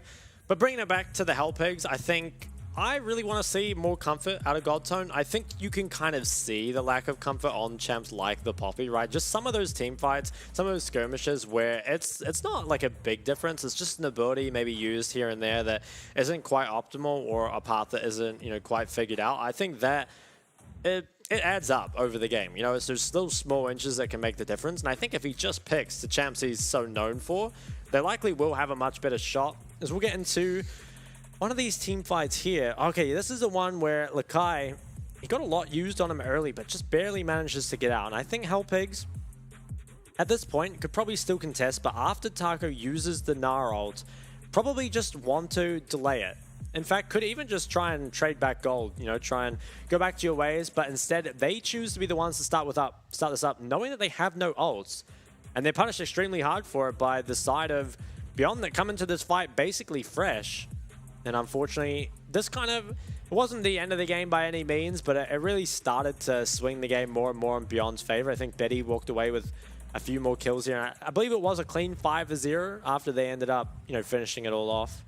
Yeah, it was after Taco gets Leona queued at the end, but just look here, they don't have enough damage here to do anything to Betty, so while it was a good chunk eventually, it just doesn't lead to anything other than more death. That was Tide's only death there as well.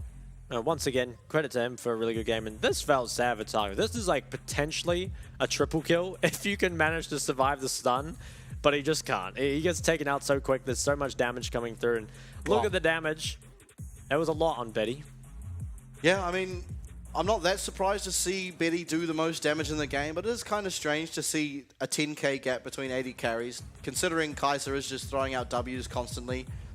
Given a lot of them lands onto high MR targets, and Gragas, Wukong, Jax aren't going to take a whole lot of damage from them, but yeah, a whole 10k over his lane opponent, and just credit to him. He didn't really make any mistakes during that game. I think he held his sums when he needed to, used his ult pretty much to perfection, and without him, I think that game looks a whole lot different.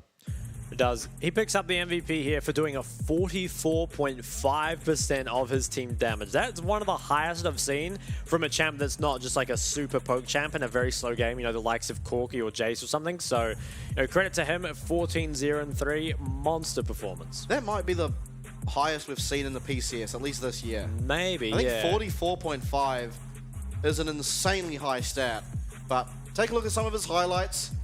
This one here, he does lose both his sums eventually, and Tide honestly does really well to almost snipe Betty on the back there. A couple more passive stacks, probably gets it. I wonder if Hellpigs, if the Annie had flashed forward, forced the flash, and then Tide had gone for the ult, I wonder if maybe they would have been able to kill Betty there. It would require a lot of coordination, and it's something that you can't really communicate it in the moment. You kind of just have to go for it. You both kind of have to know. So maybe it requires a bit more synergy than they have. But either way, I don't think it would have made a difference in the game at that point. Yeah, absolutely not. I think this week, more than anything, has really sort of set the tone on where these teams are. And I feel like Hellpigs, Tide looked really good there, but I think other than him, there's not a whole lot to say about them. I think Taco didn't seem bad, but other than those two, doesn't look like all that much hope. I mean, IC8 wasn't that bad last split, but he seems to just be running it down a little bit at the moment. But hopefully we can see some improvement here, especially from the bottom side teams. I think the upper bracket seems really, really strong, and maybe that'll continue. Yeah, I mean, look, IC8, like you said, has been doing a little bit of running out, but also being a melee support player on a bottom tier team, you are just going to die a lot. Now, he definitely has a few deaths that maybe aren't so warranted, but I don't know. I could see their fortunes turn around if they manage to get a more solid early game going. Yeah, absolutely. I mean, it'll be interesting to see. I think we have one more game tonight, but then after that, we will sort of have our standings for week 1, which should really tell us. But as I said, one more game. We will find out about BD's KDA during the break, so please do stick around for Impunity versus CFO. It's a cruel fate for love to fall apart. It's a switch blade drawn across my heart, and I don't want to think what I'm thinking. And I don't want to fall, but I'm falling. Deep, deep, deep in the dark. Deep, deep, deep in the dark.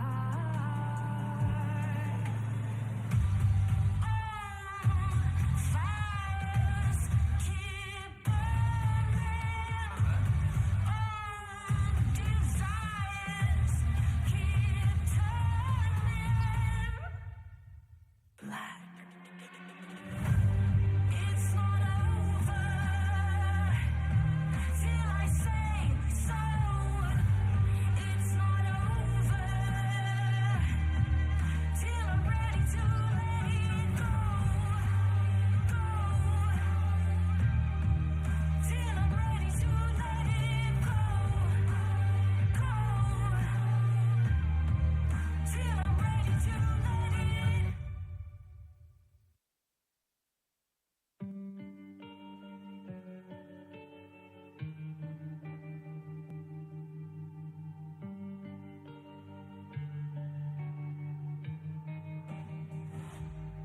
I lie low, but in truth, I'm biding my time. Gonna mark what I choose, gonna sharpen my tongue. And I want to be free, but I need you. And I'm not gonna beg till I tell you.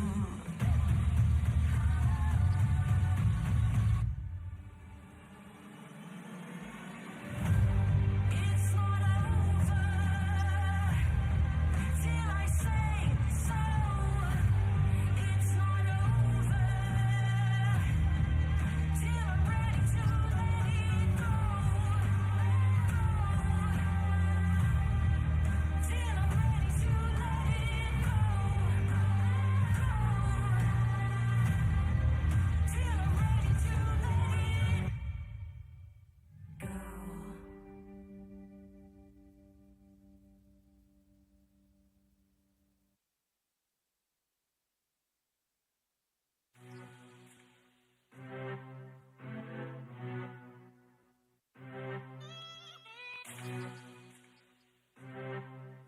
It's F-Flex on the beat. It's F-Flex on the beat.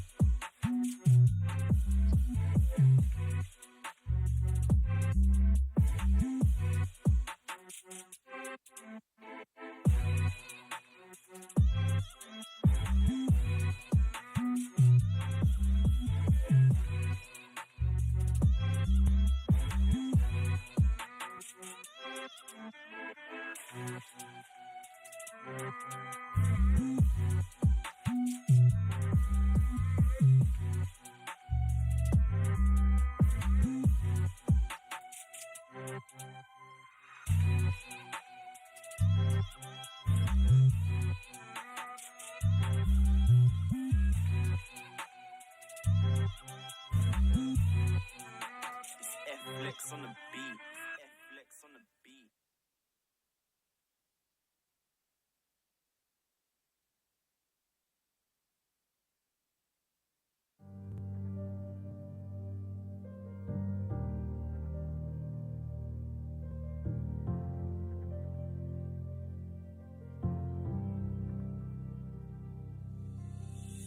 Do you feel what the eyes can't see?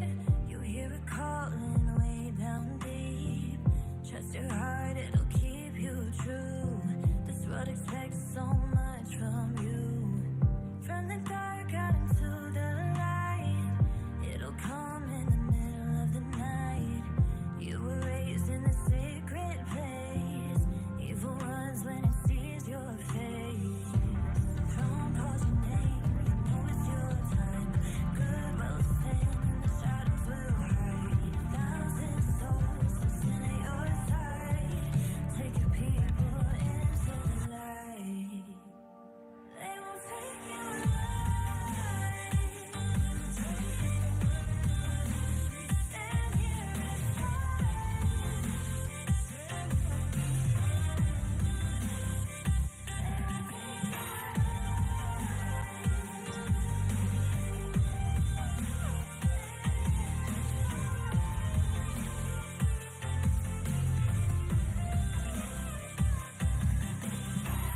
You must follow me, my friend. Stay together, we can make it home again. Take a look at this place once more. The people, the home that you're fighting for. Don't pause your name, you know it's your time. Good will stand and the shadows will hide. 1,000 souls to stand at your side. Take your people into the light. They won't take you alive. Stand here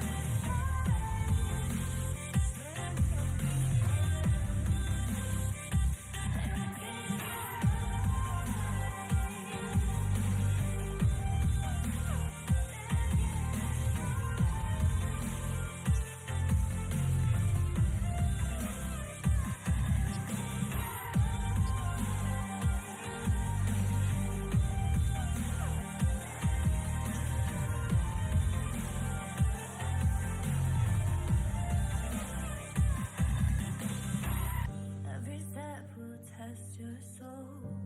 You will walk out pure and whole, stronger than the day before. Tomorrow you'll fight for more.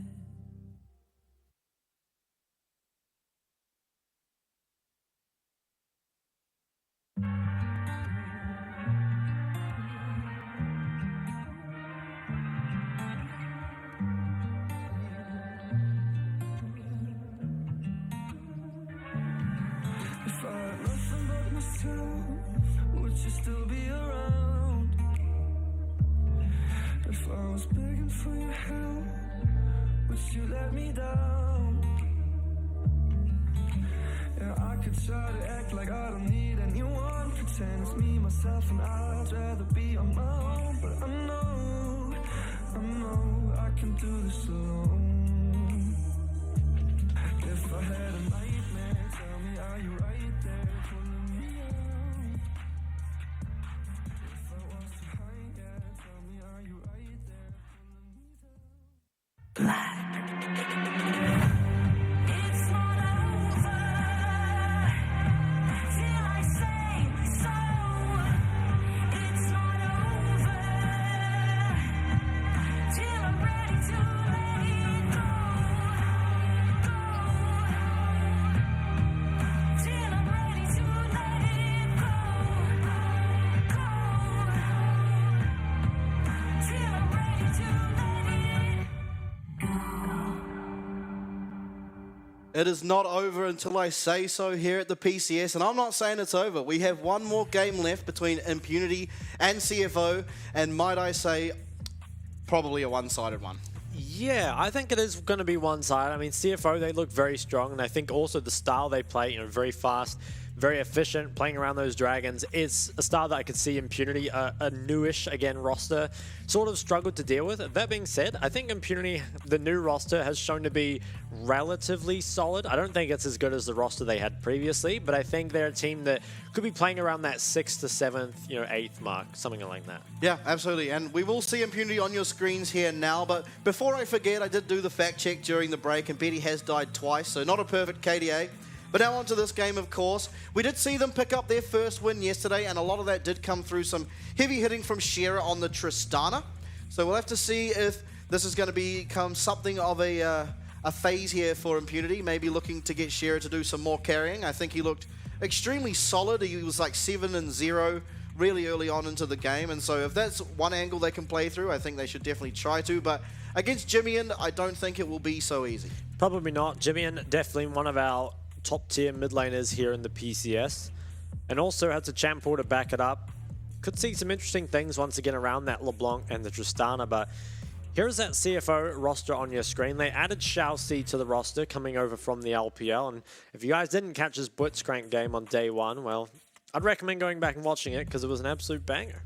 Yeah, absolutely. One of the most phenomenal Blitzcrank performances really that I think anywhere globally has seen on a stage, and so an exciting one that should not be missed, and I think I want to see it picked again. We saw him yesterday, didn't have as much of a impact as he did previously playing that Blitzcrank. In fact, they did unfortunately pick up a loss. But I think here against Impunity, they are the heavy favorites. I think for the most part in this league, they are the heavy favorites. So it's going to be interesting to see if Impunity can really fight against them. As I said before, maybe Shera is a way to look. But again, Blaze didn't look so bad. I believe he was playing Ezreal yesterday and had a pretty good performance for himself as well. But again, going up against Shun and Xiaoxi in this bottom lane will not be as easy. That does feel like the thing, right? Every time you're looking at the Impunity players now, you're saying, okay, sure, they look good, but then you match them against, the likes of the CFO roster, and they just don't seem to quite match up. But maybe we'll be proved wrong in this one. I think draft could also be a big factor. CFO on the red side, so probably will have to ban away those fairly guaranteed, Nico LeBlanc. Although, we've seen a few more LeBlancs go through and answered by Tristana, which I think is quite... I like to see that. Yeah, but Tristana doesn't take me as much of a Jimmian champion. I think when he goes AD mids as Jimmian, you are expecting Jace. He has done it twice already this split so far. It's his only played champ. Obviously a very small sample size, but looks extremely comfortable. Always has on the Jace. But then again, he has, in the previous split, looked really good on control mages. So definitely not a one-trick by any means. I think if the game leads to it, if he can get the Azir, I think he would be one of the better Azirs here in the league. But we will now head into Champion Select. Gasante, Renekton, LeBlanc, Nico, nothing too suspicious. Ooh, okay, so Annie is the last ban there. I'm kind of excited to see a bunch of the mids banned because I would like to see an Azir get picked up. Maybe, though, the Jace could be looked at here. It kind of remains one of those stronger picks left up and available.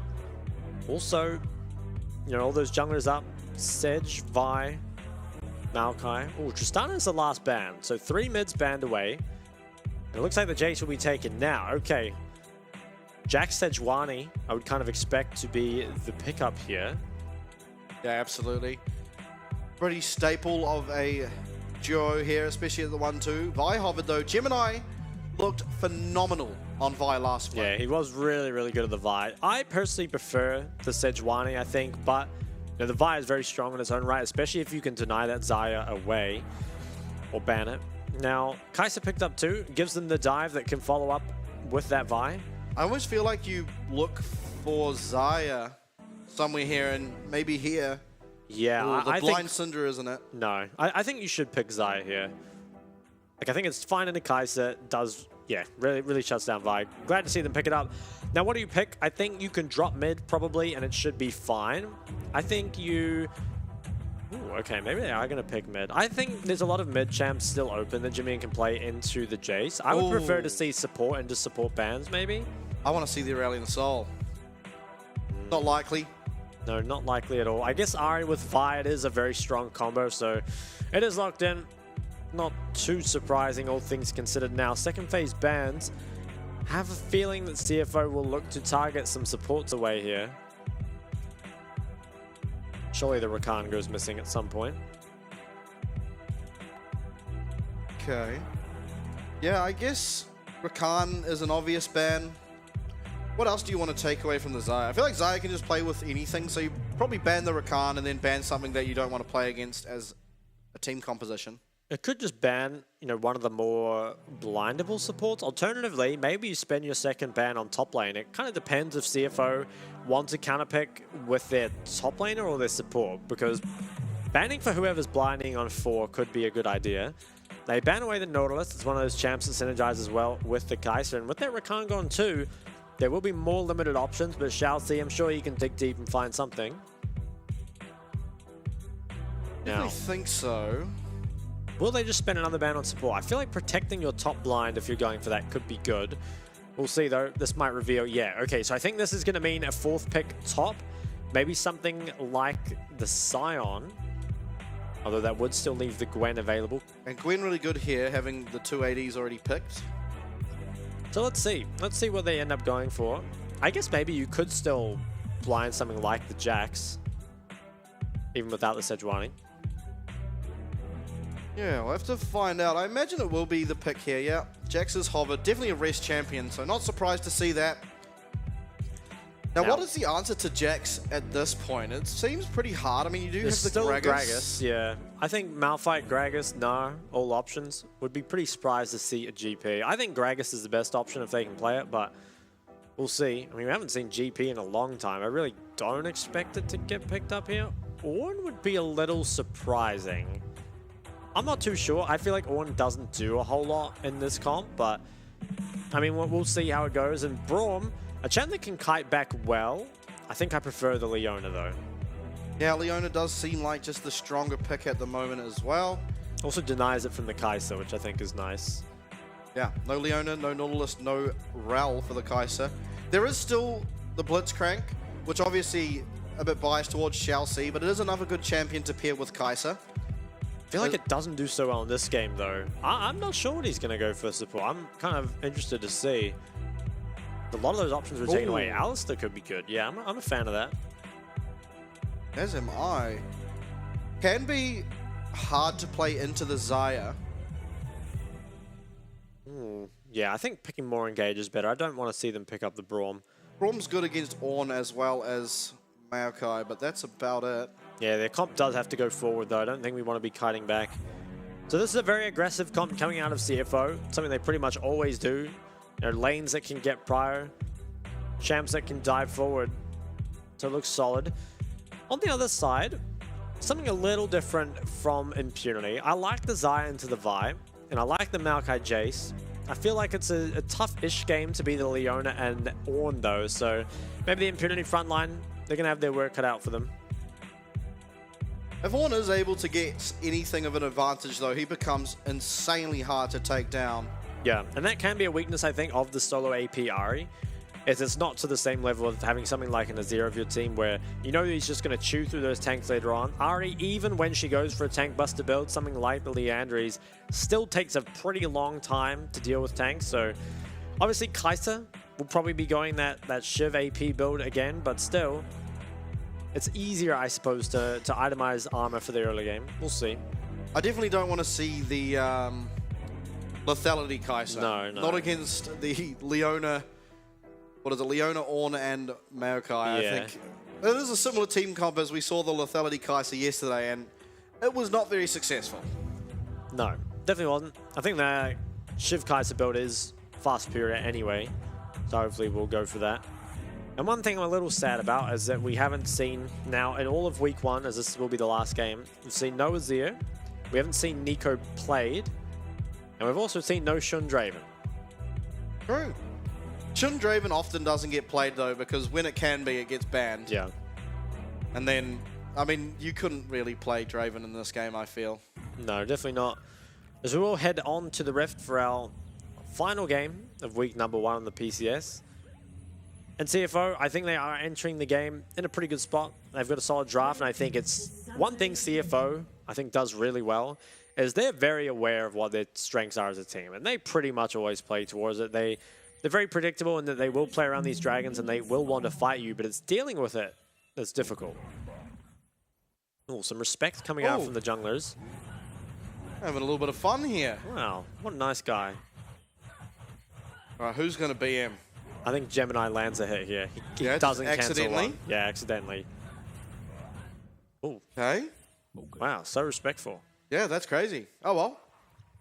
Good guys, junglers, eh? Not in my experience. Okay, but everything else is looking fairly normal here.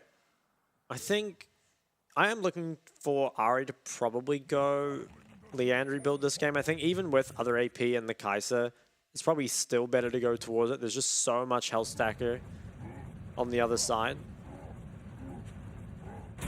That was just trolling at this point. Ooh, okay, rest. He gets confirmation. Can he push them off? He might be able to. Jax really is strong level 1. Probably doesn't have the lethal tempo though, so. Yeah. It's nice though. Gets to waste a little bit of their time. I wonder if that means LJW misses a creep. I think he does. Misses the XP. That's pretty cool. Solo start. I think. Did he get leashed? It doesn't seem like it, I don't think. No, I don't think he did. I was paying attention to top, I'll be honest. Me too. So, Jimmy actually getting priority in this lane is a little impressive. I think it's normally pretty hard for Ahri to get the advantage over the Jace, but maybe that's just Jimmy and strength in the laning phase. Ooh.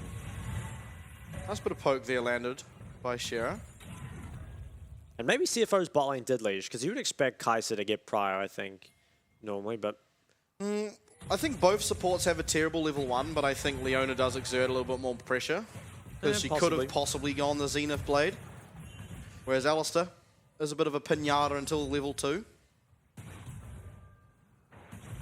The trades have been pretty heavy in the mid lane. Both champs do have some sustain though. Jace from the Doran's Blade and Ahri just with her inbuilt sustain.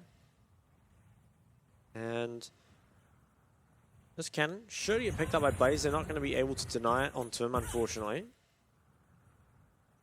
Aggressive positioning so far for Chelsea. Obviously, can't really go in as this Leona. Rest getting a nice trade up onto this Jax early on in the phase. Yeah, that's really nice there. Abuses at level 3 versus level 2. Top CS obviously is very favored to Rest, but there is a huge wave for LJW to collect. But Gemini, he's around. Yeah, low health. This trade could be more meaningful than we previously thought. LJW, though, will have that unstoppable. Is not going to use it. Actually gets cancelled on his bump, and it is going to be just first blood picked up for Rest. Very nicely played there from CFO. I do maybe question a little bit the way LJW played it, but that is so big for them. They get that first blood on the Rest. A lot of CS denied. And Gemini, I don't even think he really loses anything for it. Maybe CFO's bot lane has to be a bit careful as this wave pushes out. Yeah, but Maokai not really known for his level 4 ganks. He will get vision, but there is no camps up at the moment. I feel like Ornn there, LJW, could have probably just used his Unbreakable and then looked for the knock-up. Yeah. I think you kind of have to know it's either going to be Vi Q or Q Flash coming out. So I think if you just use the W preemptively, should be fine. Costs him, though, that little misplay. And bot lane, they'll be able to crash this. The Maokai, or actually he reset to top side. And looks like Shun might just base here. Or perhaps he'll stay. But perhaps a bit of a trend coming out at the moment for our top teams in the region after week 1 is they do put a lot more pressure around top than the bottom teams seem to. Having a bit of priority on looking for dives. As I say that though, Arashi is coming. Rest looking for the solo kill though. It is going to be LJW getting extremely low. Rest though, now the target from Arashi. Is he going to be able to escape? Does have flash, does have leap strike available. Arashi though, is he going to follow? Looks like it is going to be given up for now. And all things considered, Rest at pretty much the same health as LJW. As long as he can get these minion waves, he should be completely fine. And I think he should be safe as long as he holds his abilities. Don't see a way for Impunity to dive this. They might try though. It is a big wave. I'm a little surprised they didn't just try it. Just say, hey, we ball. Yeah, Gemini getting Dragon. 5 minutes on the dot. CFO, true fashion. They really do it every time. Yeah, every game. I respect that though. They know what they're good at. And it works every time too. It does. Now, first Dragon going the way of CFO. Really nice timing as well. So they always like to have their Dragon Souls very early. We'll see if they set a new record with it. Nice charm mid. Jimmy, he has the ulti if he needs to get away. Ooh, takes a bit of chunk on the way out. Yeah, it looks like Cher at the moment getting the better of these trades in the middle lane. Yeah, has himself the Dirk, so this is a bit different from the Jace we saw earlier. I think it is normally better to delay your tier a little bit and just grab the Dirk on the first base. Feels like it's better overall. Just makes this lane a lot stronger. And normally by the time you complete the Manamune, it's not fully stacked anyway. Now, ooh. Jimmy's getting a little low, and there are a lot of members around mid. Support's coming near. Yeah, we do see Smurv as well as Arashi here, but Gemini going aggressive for the invade on the top side. We'll be able to spot out these wolves. I think he's going to be able to take away a lot of these camps. He might just play for a split map. If he can take all the camps and get the Herald, as long as CFO's bot lane can survive, they'd find themselves very far ahead here. And this close to 6, you have to feel like the bot lane should be able to survive, especially if Alistair does knock 6, then he becomes very unkillable. But we are, in fact, looking for another dive here. See how LJW plays it? No, we'll just be Rest picking up some tower plates. That one looks a lot harder to dive, especially with Ornn being closer to 6. I think both side lanes are very hard to dive. I'd be a little surprised if Impunity can make something happen bot side. Maybe if they can bring the Jace down, but it's not super easy. Ari has a lot of wave clear at this point in the game. Although, take a look at the minimap. Shera's on his way bot. I think they are going to play for the 4-man dive, and there are no TPs up, but the wave is not built. I think misplay from Impunity's bot lane, need to build up a bigger wave. Instead, Jace's turn has moved, and now I don't think they'll be able to trade. Yeah, Jace having to go back to this mid wave to match it and send it back headed towards Jimmyin, but because of that, as you said, there is no option to look for this dive against CFO, and once they hit level 6, it's just going to become that much more impossible. Maybe a window really was missed there. I think it was. Oh, in fact, flash Flash Engage is going to land here onto Blaze. He is so low, it's a killer instinct. Shun finds one. Early kill here for bot lane. Really impressive knowing of the limits there for the CFO bot lane. They notice that they have that level 6 advantage on the Kai'Sa, and they immediately go for it. I think Shun must hit 6 off this creep or partway through it, but they just flash forward, and with the killer instinct, they're able to secure it after, as we'll see what happened.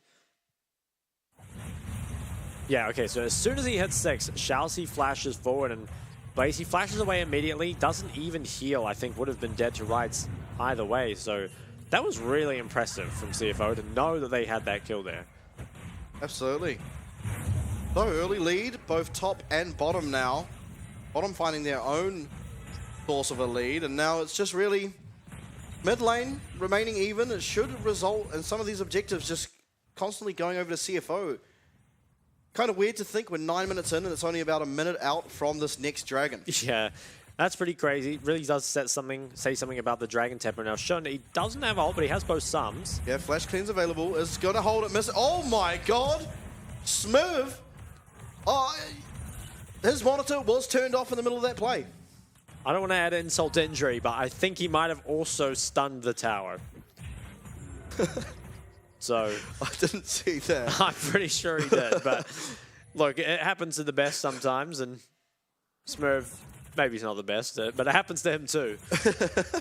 So a minute away on the second Dragon here, and it should be CFOs. I think they're so strong here on the bot side in that 4v4. And look at the top CS. Yeah. Wow. Didn't even notice. Absolutely demolishing Rest. Very good top laner. Now, we do have both junglers on this bot side. Alistar ult available. Kai'Sa very, very shortly will be, but I think more or less both junglers are here, Gemini especially, because 30 seconds will be the second Dragon, and you know that CFO are going to be contesting it. They will. And I think one weakness I brought up about, about that Jace Dirk rush, obviously as your tier gets delayed a bit. And now normally that's not a problem, but against CFO, if the game ends before your tier gets stacked, that would be pretty unfortunate. CFO, they like to end these games out fast. I haven't actually checked, but I suspect that in the last split, they probably had the average, fastest game time of any team. Wouldn't be surprised if that were the case. Yeah, I think it would have had to have been between them or Frank. Yeah, they were both pretty fast-paced. Oh, Chelsea is going to find Arashi who flashes away, but it's cease and desist used, as well as the Spirit Rush. It's now going to be one found. Shearer in the middle of 3. Looks like he'll be safe for now, but the Vault Breaker will stun him up. He's going to have to flash out. Jimmy, he still has some ultis, probably has a charm as well. Ooh, doesn't quite get it. Nothing would have come of it, but would have been a nice little chunk. And second drag, we're on pace. Resty's trying to get feisty in the top lane. It's just going to have to back away, though. Yeah, gets himself another plate, though, importantly. Yeah, I mean, that top lane lead is pretty significant. 2 dragons to 0, going to be the way for CFO here. And Jimmy's doing a good job in this mid lane. Has a lot of priority, despite Jace going for that stronger early game build. Okay, we are actually going to see. Let's pay close attention to Smurf. I'm pretty sure he stunned the tower. But I like how they're giving us a replay. He doesn't have any sun. Or sorry, he has sums, but he doesn't have ult. Oh, yeah. Yeah. I'm not even sure what to say. Unfortunately, every now and then you do make a misplay in Smurf. At least he's having a giggle. Yeah, I think he knows. I think he knows. And look at that. Triforce completed for Rest. Is up 40 CS in the top side. 3 plates as well.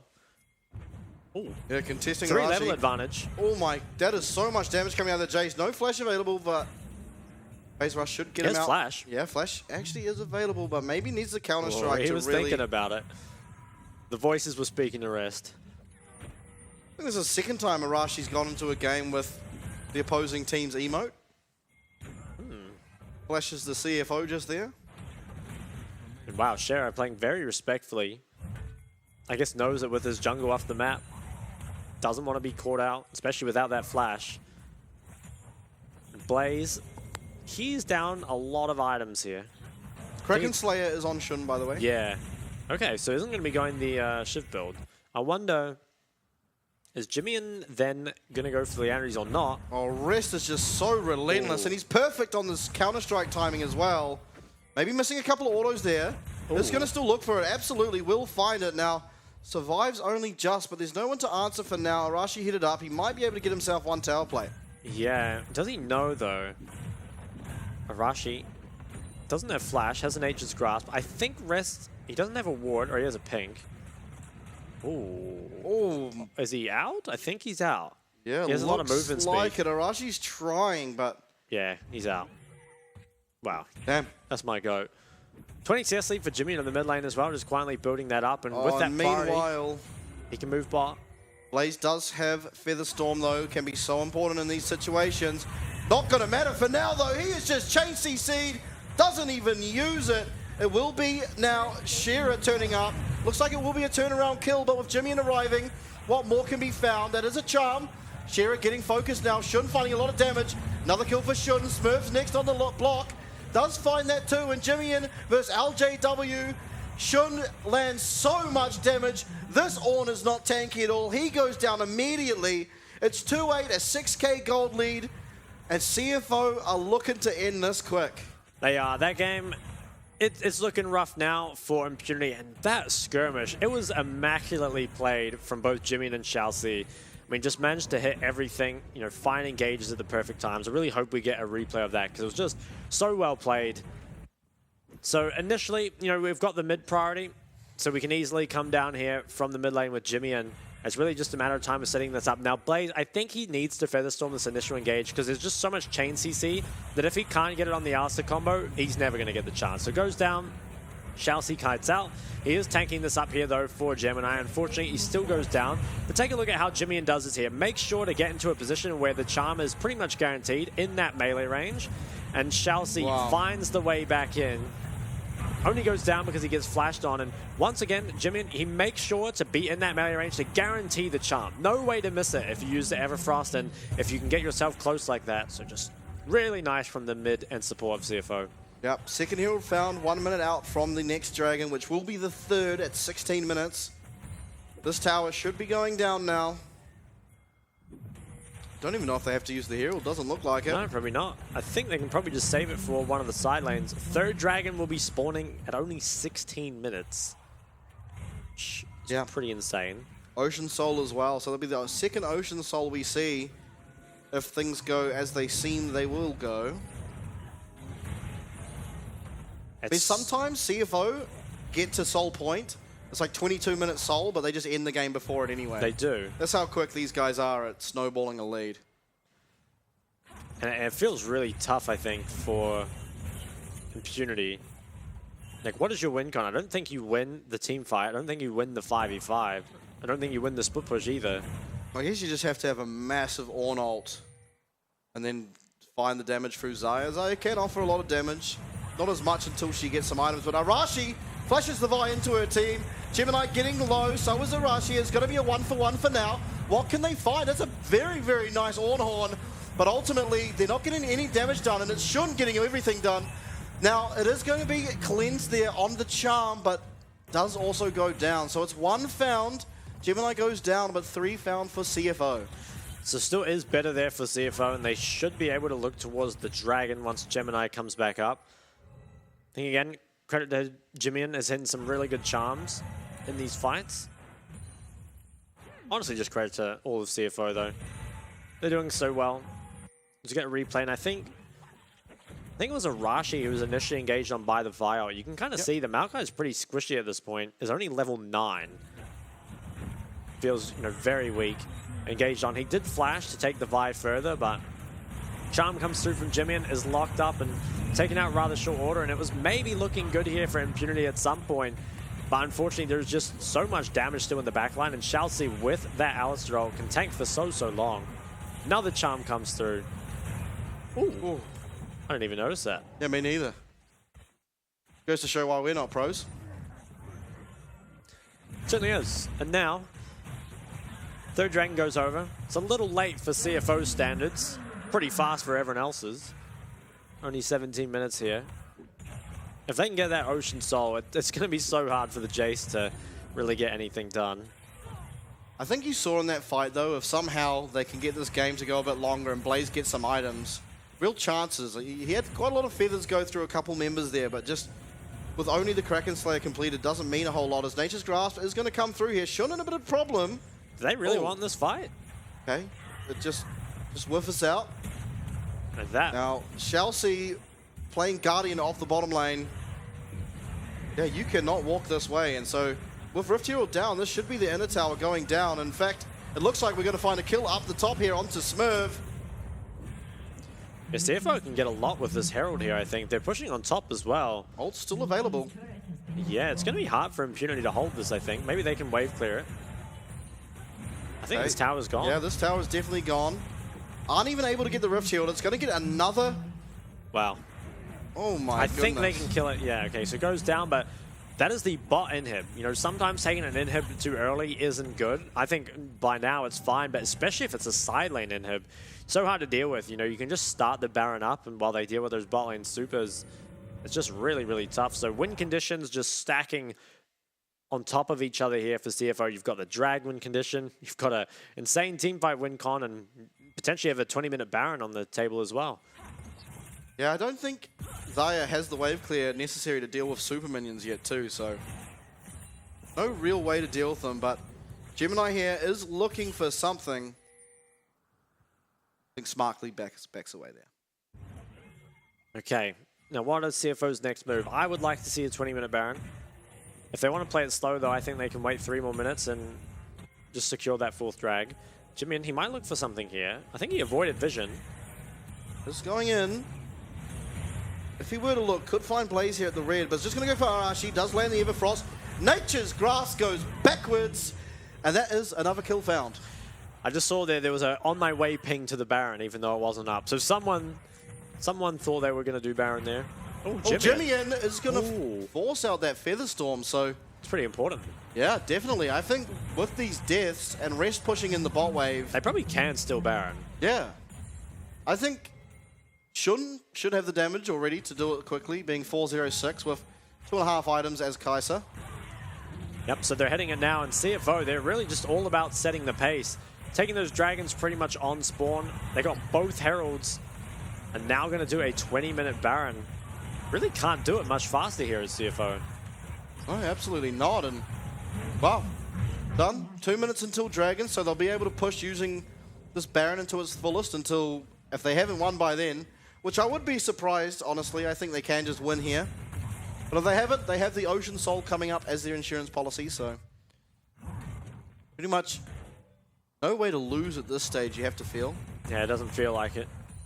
Now, Ornn, he's taken a really long time to deal with these. In fact, Super Creep might win. Okay, He now gets it. Next wave has arrived.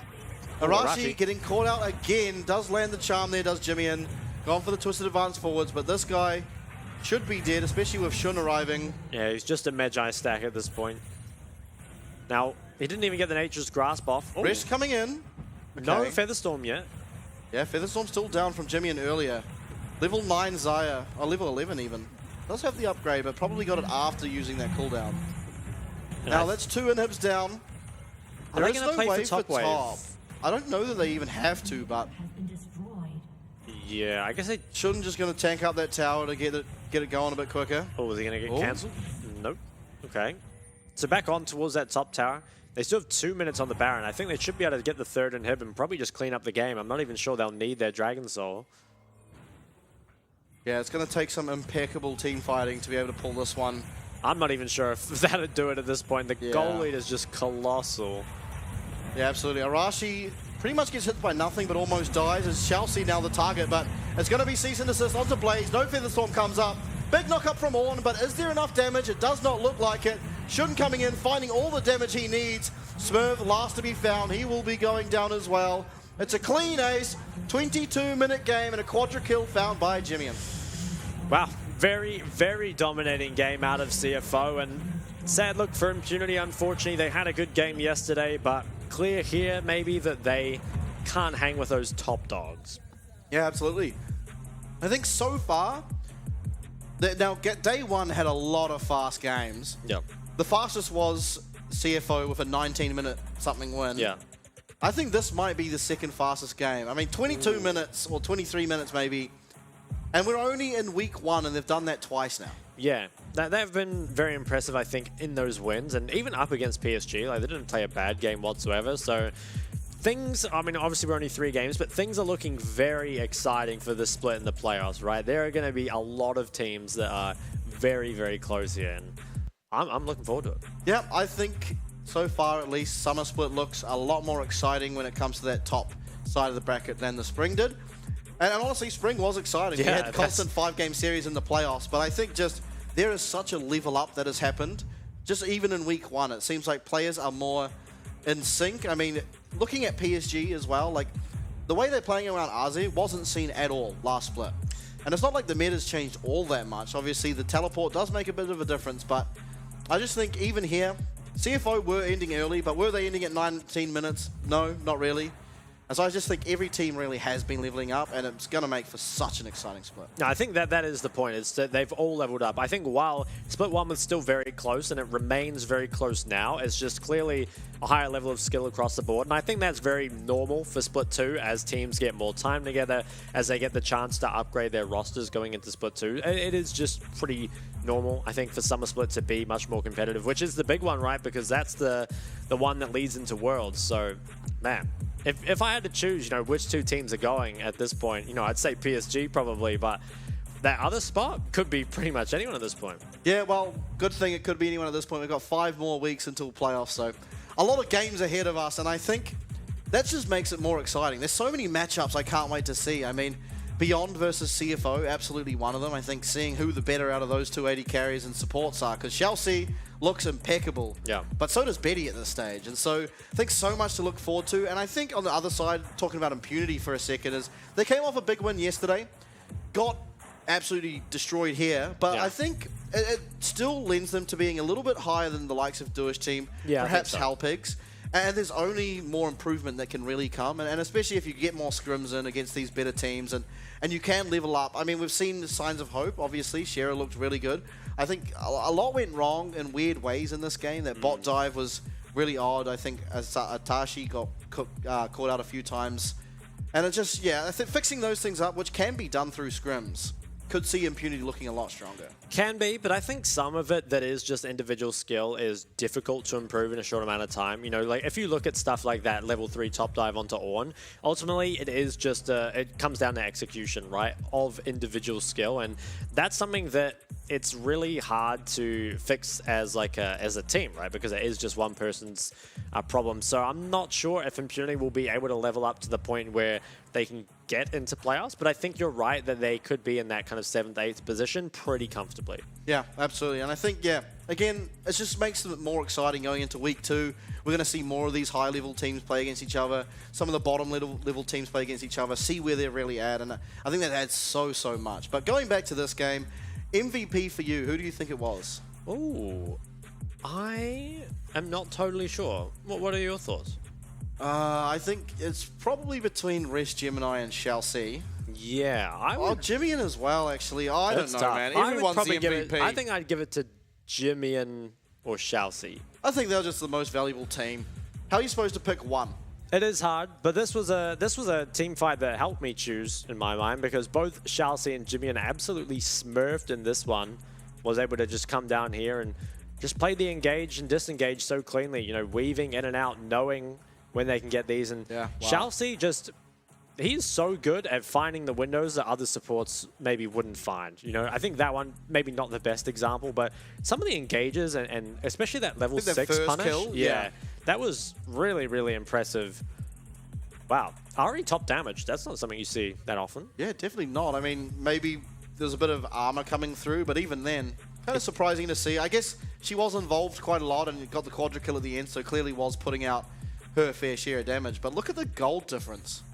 Yeah, it was pretty absurd. That's 22 minutes. It was, what is that, like 17? Yeah, 17, 18k. Yeah.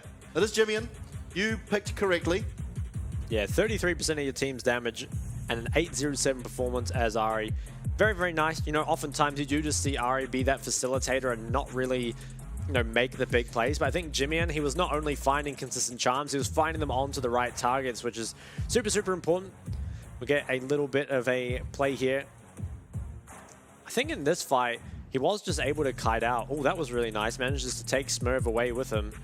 And it's so nice, I think, if you're Ari and your team is winning, because it just means you can have constant ult resets and you can just keep going in and out. Makes it so much easier. I think playing Ari from behind, sometimes you can feel like you're forced to ult defensively and can be very difficult from that point. I think this was another fight here where he managed to get the pick onto Blaze. I think this might have even been because of that previous fight. Oh, I didn't even catch that in the game, but the nice flash charm there onto the Jace seals the deal.